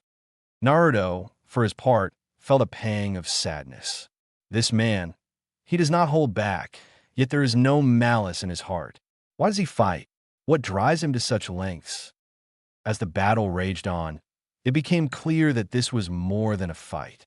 It was a test of wills, a confrontation between the unstoppable force and the immovable object.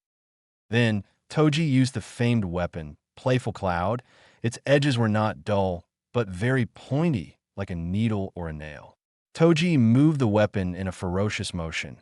The staff whistled through the air, a deadly symphony of strikes aimed at the boy who stood calm, and unyielding. Each attempt to connect was thwarted, the weapon seemingly repelled by an unseen force. Nothing can touch him. Toji's mind raced, his instincts honed from countless battles screaming that something was not right. His eyes, sharp and calculating, studied the boy, searching for a weakness, a chink in the armor. "Just stop already!" Naruto yelled in frustration. He did not want to use his techniques against a human. But this guy, he was not giving up. Despite not using cursed techniques, Naruto felt like he was on the verge of passing out. His physical condition was at the very most 60%. This guy was an absolute monster. The boy, with the 6 eyes of the Gojo clan, observed Toji's struggle. His heart felt a twinge of sorrow for the man before him. A cursed spell? He pondered aloud, his voice tinged with curiosity. His eyes, shining like amethysts, seemed to look right through Toji, seeing more than the physical form. Toji's inner thoughts were a storm. This kid is different from the people I've faced before. It's not even like that Gojo brat. And this kid, there's something about him. He is not using his curse techniques too much. He is actually keeping up with me. He is not just a fighter. He's something more. The child's voice broke through the chaos of Toji's mind. "You are bound by something unnatural," he said, his tone gentle yet firm. "I can see it. Let me help you." The realization hit Toji like a physical blow. Could this child see the curse that binds me? For a moment, he hesitated. As the standoff continued, the air around them seemed to crackle with the power of the unseen forces at play. It was a moment of truth, a pivotal point that could change the course of their encounter. The air was tense, the tension palpable as Naruto prepared to unveil his most potent technique. "Domain expansion Tsukuyami," he declared, his voice echoing with the power of his prowess. The world around them warped, reality bending to the will of the child. The world around them shifted. The sky turned a brilliant blue while they found themselves in a blue grassland. Within the domain, Toji discovered himself in a realm of endless night, where the moon hung heavy and full, casting a silvery glow over everything. The oddest thing that Toji noticed was that this domain radiated a calm aura. Still, Toji marched towards the boy. His infinity barrier should not work here. A few days ago, cursed speech is a unique and powerful technique passed down through the Inumaki family. Gojo began, his eyes reflecting a deep understanding of the jujitsu world. It allows the user to imbue their words with cursed energy, turning them into commands that must be obeyed. Naruto listened intently as Gojo continued. "The mechanism is quite fascinating. The user, like Inumaki, has special markings known as the snake eyes and fangs on their cheeks and tongue. These markings are the key to activating the technique." Gojo paused, ensuring the boy was following along. When Inumaki speaks, he isn't just using words. He's channeling his cursed energy into them, making them potent enough to compel action or even cause physical effects. It's as if his voice carries the force of a spell.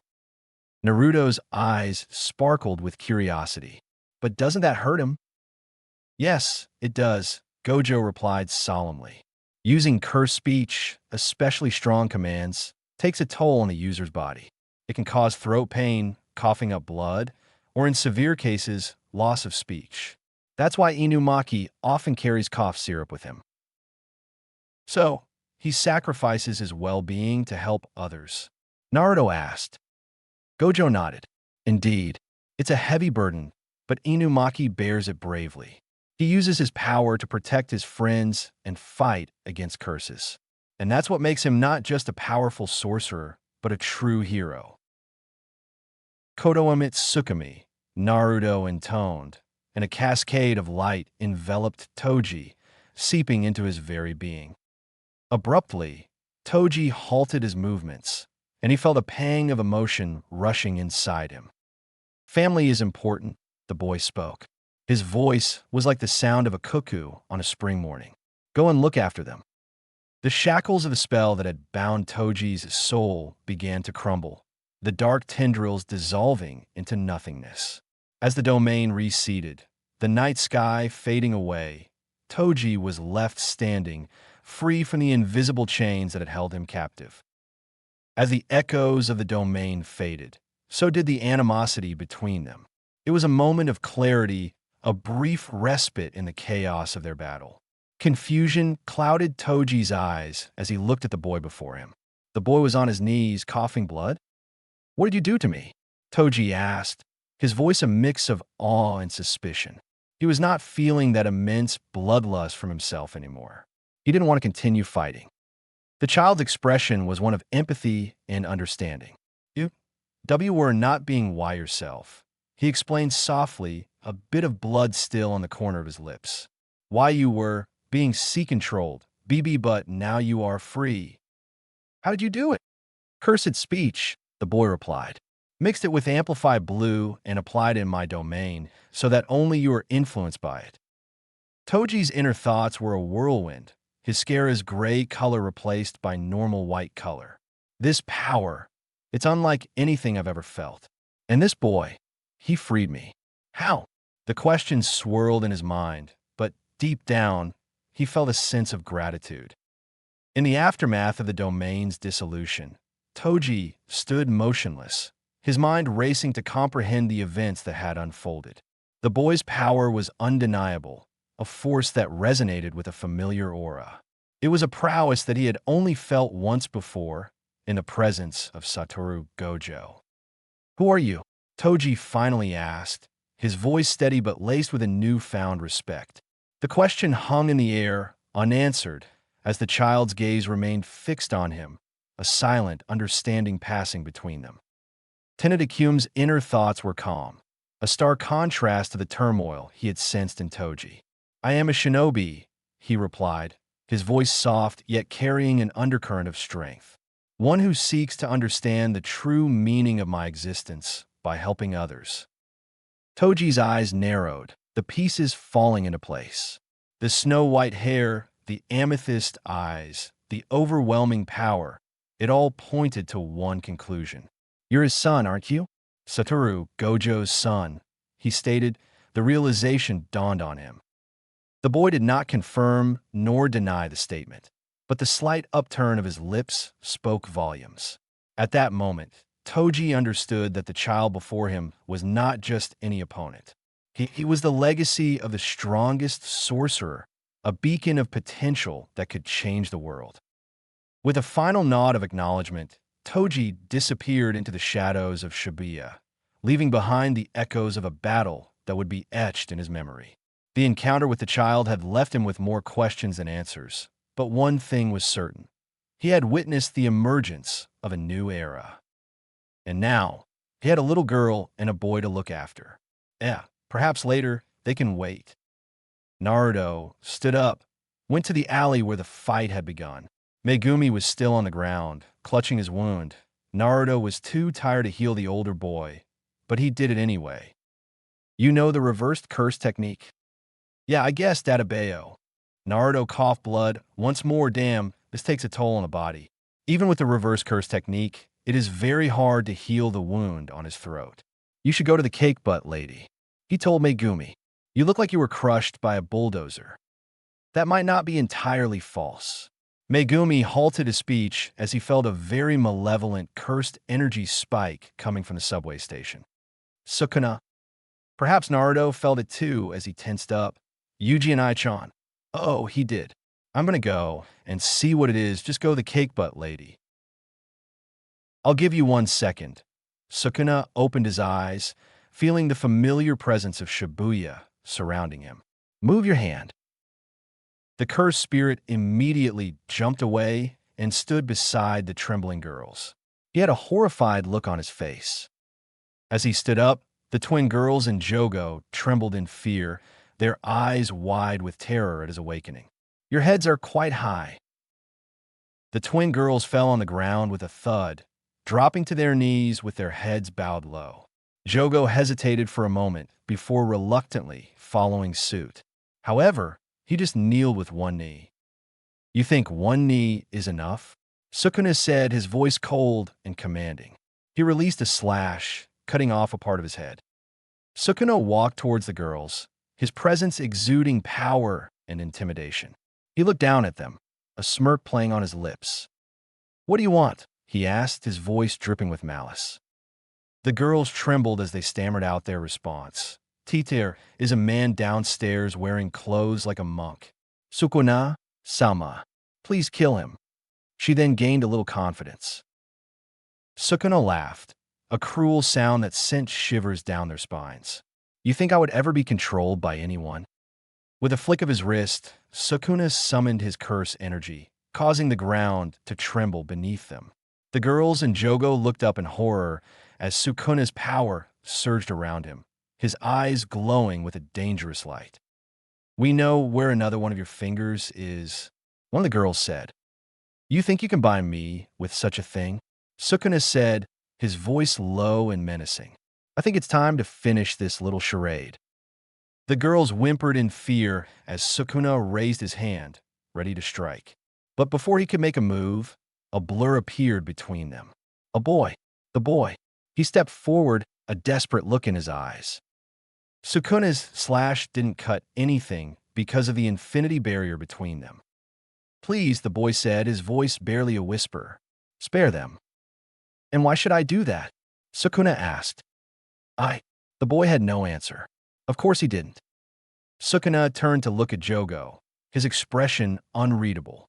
After a moment of silence, he spoke. "Fine, I'll spare them, but only because of your plea." Naruto let out a sigh of relief, grateful that Sukuna had shown mercy. The girls bowed their heads in gratitude, thanking Sukuna for sparing their lives. Naruto had at least 12 or 13 fingers worth of strength, according to Satoru. But due to his previous fight with that superhuman, he had become physically weaker. He had also been saving civilians and fighting curses for quite some time. But Sukuna's expression darkened, his eyes narrowing as he looked at the girls. "However, that doesn't mean I'll let you off so easily." With a swift motion, Sukuna unleashed his curse energy, blasting the girls with a powerful wave. They cried out in pain before collapsing to the ground, bruised and broken. Sukuna looked down at them, his eyes cold and unforgiving. "Remember this and never forget the power of Sukuna, the king of curses." Naruto stood defiantly in front of Mimiko and Nanako Hasaba. The two girls huddled behind him, their eyes wide with fear as they clutched each other's hands. Before them loomed Sukuna, the king of curses, his presence alone enough to chill the bones of the bravest warriors. Sukuna's eyes narrowed as he regarded the boy, a smirk playing on his lips. "You wish to protect them?" he asked, his voice a low rumble that echoed off the concrete and glass. "Very well, I shall give you a chance, but you must pass 2 tests." Naruto's jaw set, and he nodded, determination etched into his young features. "I'll do whatever it takes," he replied, his voice steady despite the tremor he felt in his heart. "The first," Sukuna began, his fingers idly tracing the air as a figure materialized beside him, "is to defeat him, the volcano curse." He looked at the cursed spirit. "How about this? If you manage to kill him, I will do whatever you want." Jogo stepped forward, his form crackling with fiery energy, the heat emanating from him warping the air. Naruto swallowed hard, but stepped forward to meet the challenge. "I will eradicate your pathetic existence."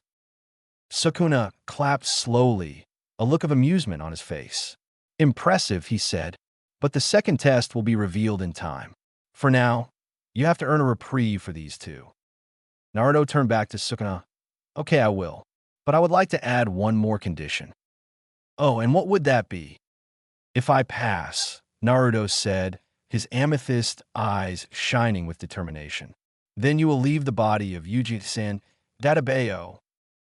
Sukuna stared at him for a moment before breaking out into laughter. However, Naruto's gaze remained fixed on him. "Okay, brat," Sukuna finally said. "That's the binding vow." Naruto nodded, but his eyes remained on Sukuna. "I'll be ready for the second test," he said. "Whatever is." He gave the girls a reassuring look. "But let them go first." "Okay." The girls quickly left the place after looking at the boy with wide, teary eyes. They swore that they had seen a shithouse of Geto-sama beside him. "I am ready," Naruto declared. Sukuna's grin widened, revealing sharp teeth. "We shall see, brat. We shall see." As the king of curses vanished into the night, Naruto looked at the cursed spirit. "You will pay for what you did to Mahito." The cursed spirit yelled, lava falling from the top of his head. "He is your friend?" Naruto asked with a frown. "Can't say he didn't deserve it, Databayo." "Shut up, demon brat," yelled the cursed spirit as he jumped at Naruto like an animal. The clash of the demon and a monster had begun. Shibuya, a district usually pulsating with life, now stood as the silent witness to a battle of epic proportions. Jogo, the embodiment of Earth's volcanic wrath, faced off against Naruto. As they squared off amidst the towering skyscrapers, the air crackled with cursed energy. Jogo's eyes, burning with a primal fury, were fixed on the boy, his fists igniting with the promise of destruction. Naruto, with the calm of a winter's night, gazed back, his 6 eyes revealing the infinite layers of reality that lay before him. With a burst of speed that shattered the ground beneath him, Jogo launched forward, his fists trailing flames. The boy, a clear sign of sadness in his eyes, activated his infinity barrier. The invisible barrier repelled the cursed spirit's fiery onslaught. Each punch from Jogo was met with the unyielding force of the void, his attacks dissipating into nothingness upon contact. The boy responded in kind, his fists moving with a grace that belied his age. The blows were precise, aimed not to harm, but to subdue. Yet, Jogo's cursed form absorbed the impact, his resolve as unbreakable as the earth he commanded. The exchange was a symphony of power and restraint. Jogo's flames roared against the silence of the infinity, a testament to the cursed spirit's indomitable will. Naruto, his amethyst eyes shining with a celestial light, maneuvered with an elegance that spoke of his noble lineage. He did not wish to exorcise Jogo, for within the cursed spirit's fiery heart, he saw a flicker of something pure, something worth understanding. And so, they fought, not as enemies, but as two beings searching for meaning in a world that had branded them as anomalies. Their confrontation drew to a close, neither having gained the upper hand. The infinity barrier remained unbroken, and Jogo's spirit unyielding. As they paused, the air around them shimmering with heat and power, it was clear that this was more than a fight. It was a dialogue of souls, spoken with fists and fire. Jogo, his frustration mounting, as his fiery assaults were effortlessly repelled by Naruto's infinity barrier. The cursed spirit's flames, which had raised countless adversaries before, were rendered harmless before the boy's serene gaze. Undeterred, Jogo summoned the full might of his fire abilities, the air around him shimmering with the heat of 1,000 infernos. He unleashed a barrage of fireballs, each one a miniature sun, hurtling towards Naruto with the intent to overwhelm. The street thermometer of Shibuya rose from 21 degrees Celsius to an astonishing 300 degrees Celsius before the machine exploded. Naruto, with a flick of his wrist, he invoked Reversal Red, the technique that turned power against itself. The fireballs halted midair, their momentum reversed, and they sped back towards Jogo, who narrowly avoided his own attack. Seizing the moment, Naruto extended his hand, his fingers tracing the complex patterns of the blue. A gravitational well formed, seeking to pull Jogo into an abyss of unconsciousness. Yet, the cursed spirit's resilience was formidable. He resisted the pull, his cursed energy flaring to counter the boy's intent. The boy's eyes, reflecting the depths of his lineage, were filled with conflict. He held back, his heart not in the fight to harm, but to reach an understanding. His attempt to subdue Jogo with blue was powerful, yet lacked the decisive force, a testament to his reluctance to cause true damage. "You won't give up, right?" Naruto yelled in a sad tone as he evaded a fireball. Never, a frustrated Jogo shouted back as he stood on a busted skyscraper. I won't hold back anymore. He raised his hands towards the heavens and shouted, Meteor! The skies above Shibuya darkened as Jogo, his fiery spirit unquenched, called forth his most cataclysmic ability. With a bellow that resonated through the very foundations of the district, he unleashed Meteor, a colossal orb of cursed fire that blazed like a second sun, its trajectory set to obliterate everything in its path. Onlookers from afar, their eyes wide with terror, could only watch as the impending doom descended. Among them, Sukuna, the king of curses, observed with a twisted grin, his interest piqued by the spectacle of destruction. How can I make it more enjoyable? Then he felt a few human pre-scenes in the subway. He instantly appeared next to a human and a cursed corpse.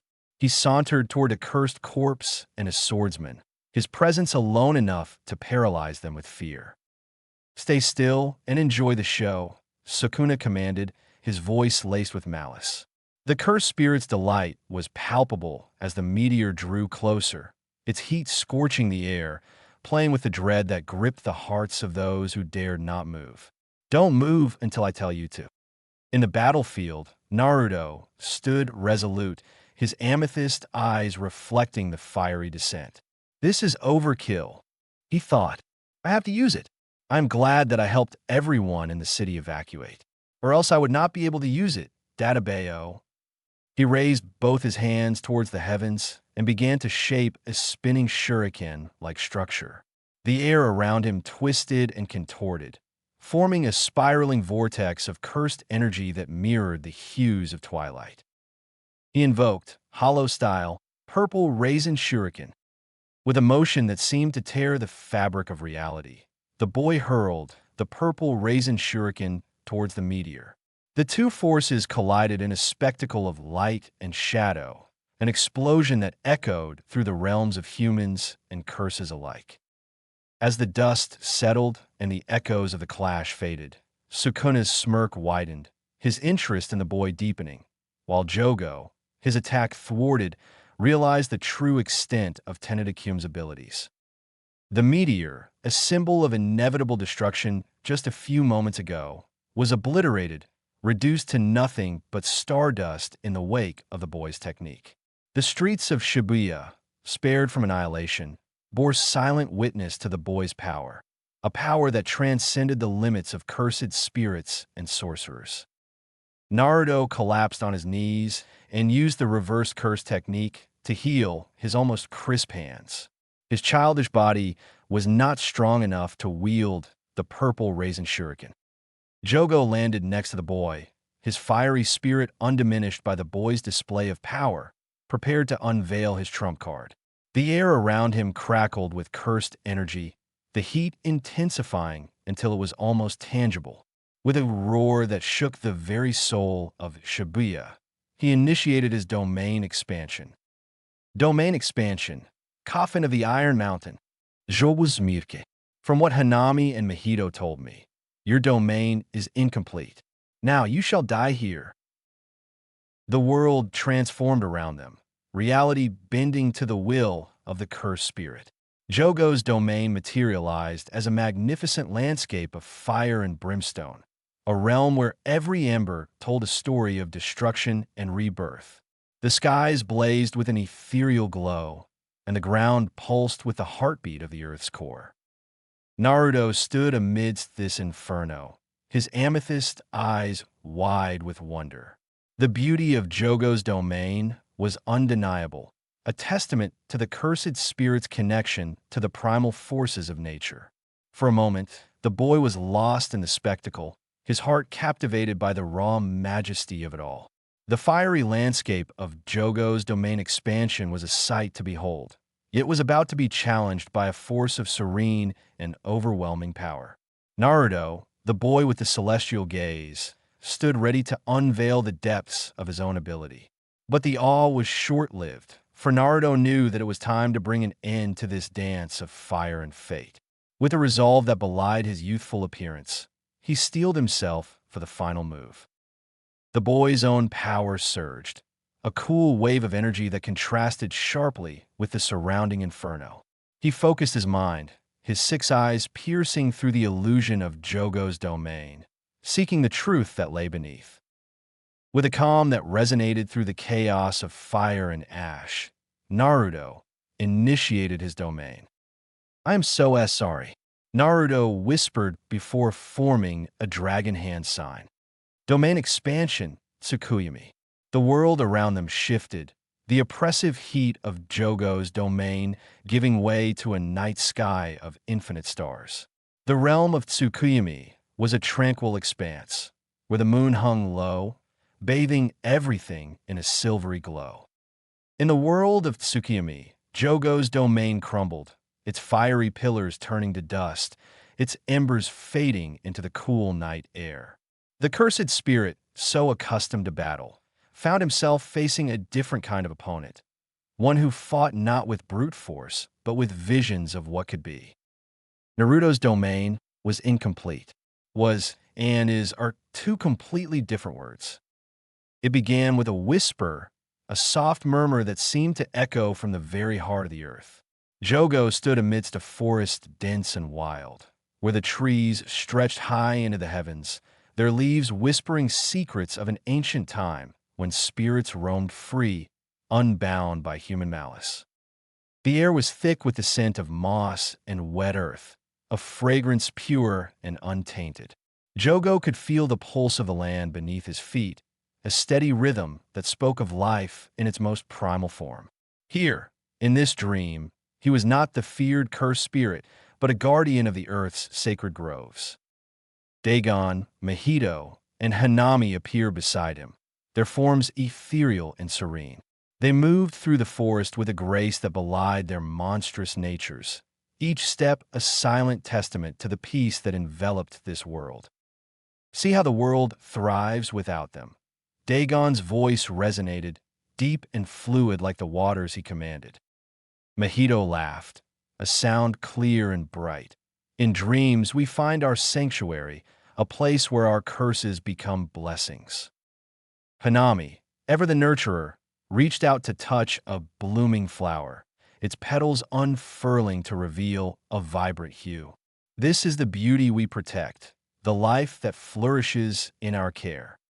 Together, they wandered through this dreamland, witnessing the wonders of a world reborn. Mountains rose majestically, their peaks crowned with snow that never melted. Rivers flowed with a clarity unmatched, their waters a mirror to the sky above. Animals of all kinds roamed freely, unafraid and unharmed. They recognized the spirits not as threats, but as kin, fellow inhabitants of this untouched paradise.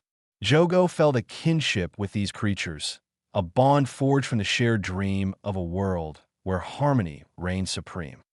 As the dream continued, Jogo realized that this world was not just a figment of his imagination, but a possibility, a future that could be if only the cursed spirits could find their place within the natural order.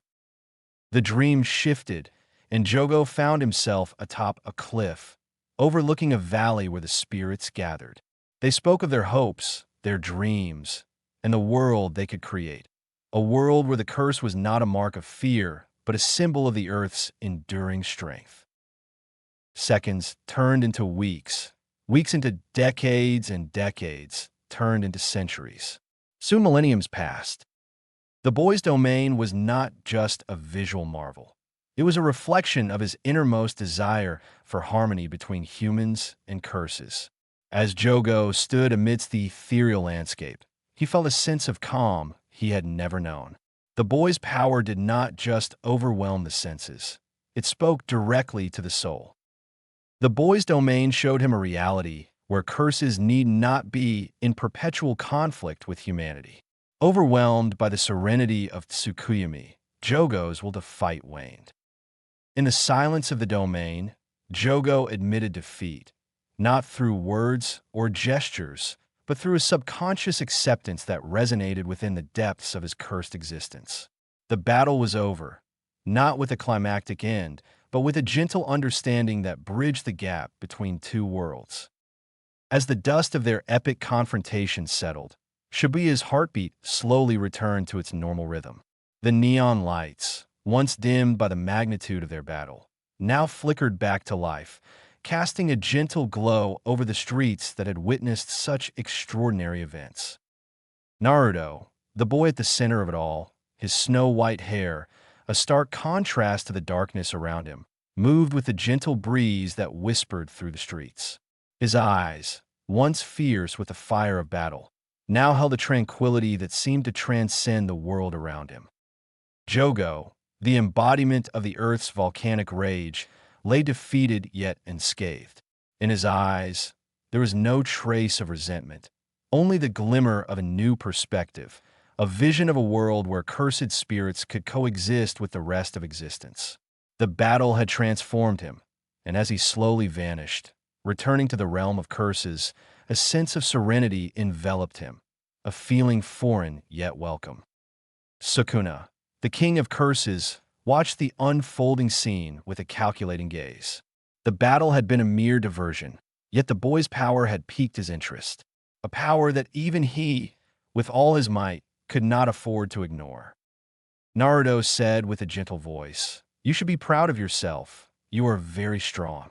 The world is vast, and every spirit has its place. Believe it." Jogo whispered as he was fading into the ether, a few beads of liquid coming out of his eye. "Is this what it feels to be acknowledged? You have shown me a different path.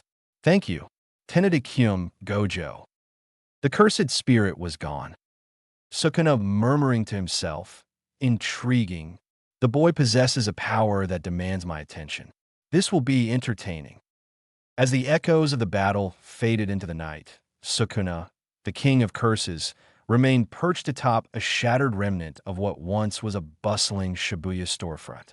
His eyes, sharp and calculating, followed the retreating figure of Tenedikyum, the boy whose power had just shifted the tides of an ancient conflict.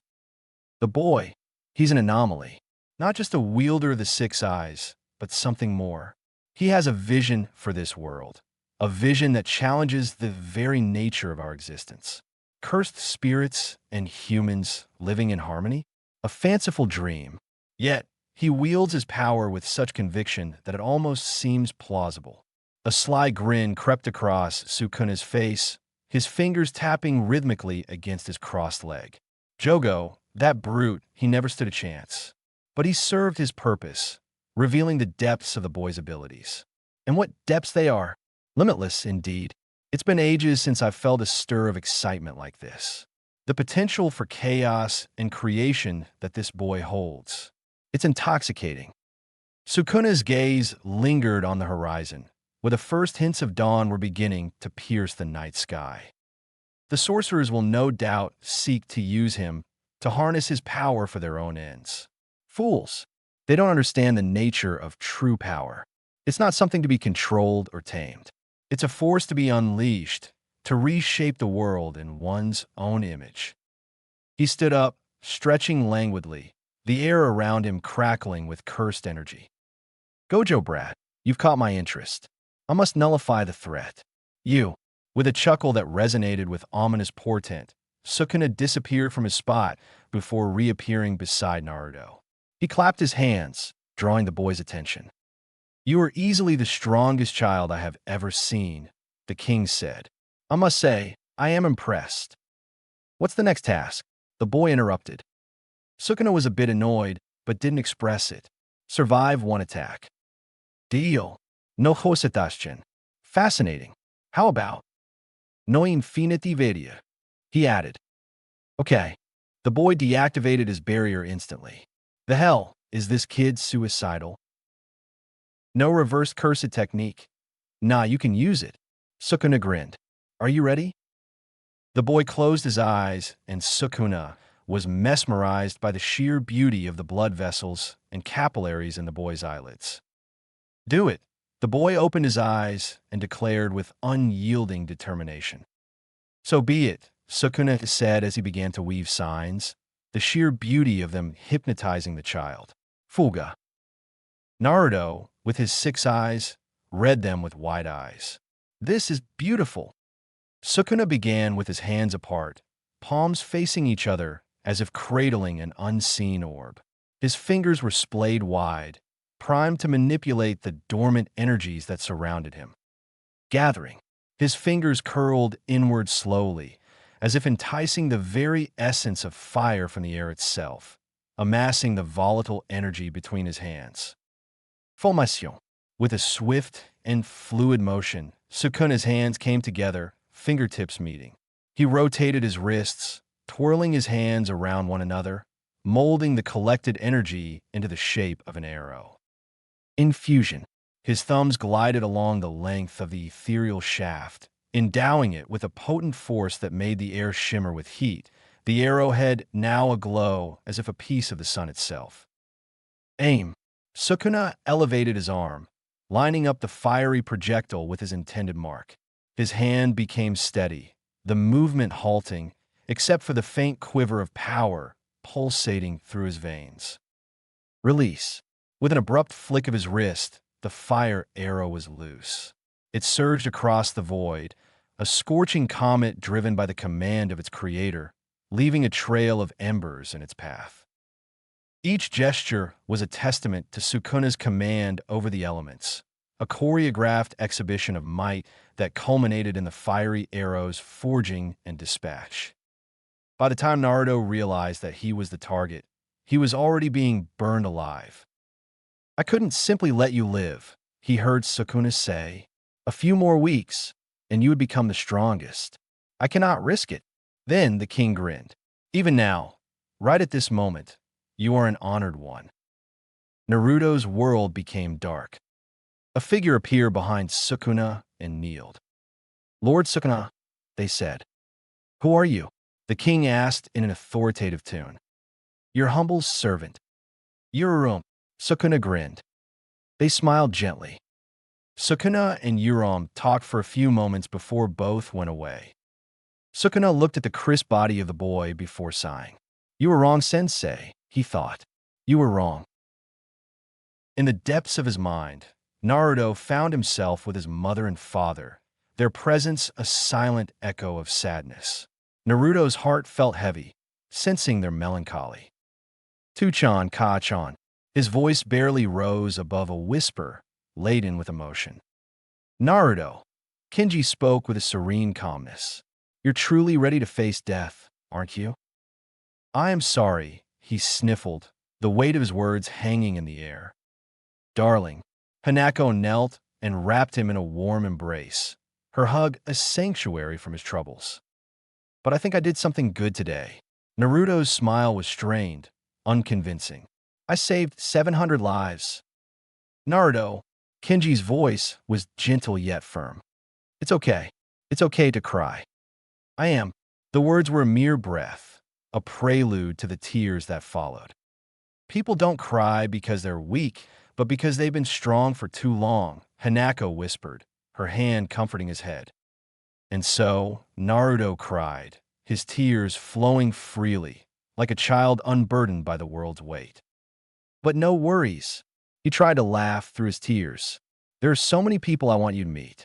There's Pervy Sage, Niji, Gigi, Old Man First and Second. And oh, there's Mom and Dad, my other mom and dad. Maybe I'll see them in heaven. Oh, my boy. Ka-chan's voice was soft as she stroked his back. Nara-chan. Kenji knelt beside him. What if I told you there's a way? A way. Naruto's eyes shimmered with a mixture of hope and confusion. Yes, Kenji nodded. There are two latent powers within your core. Were they? How? Naruto's curiosity sparked. I don't know, Kenji admitted. But one of them might be strong enough to face Sukuna. What?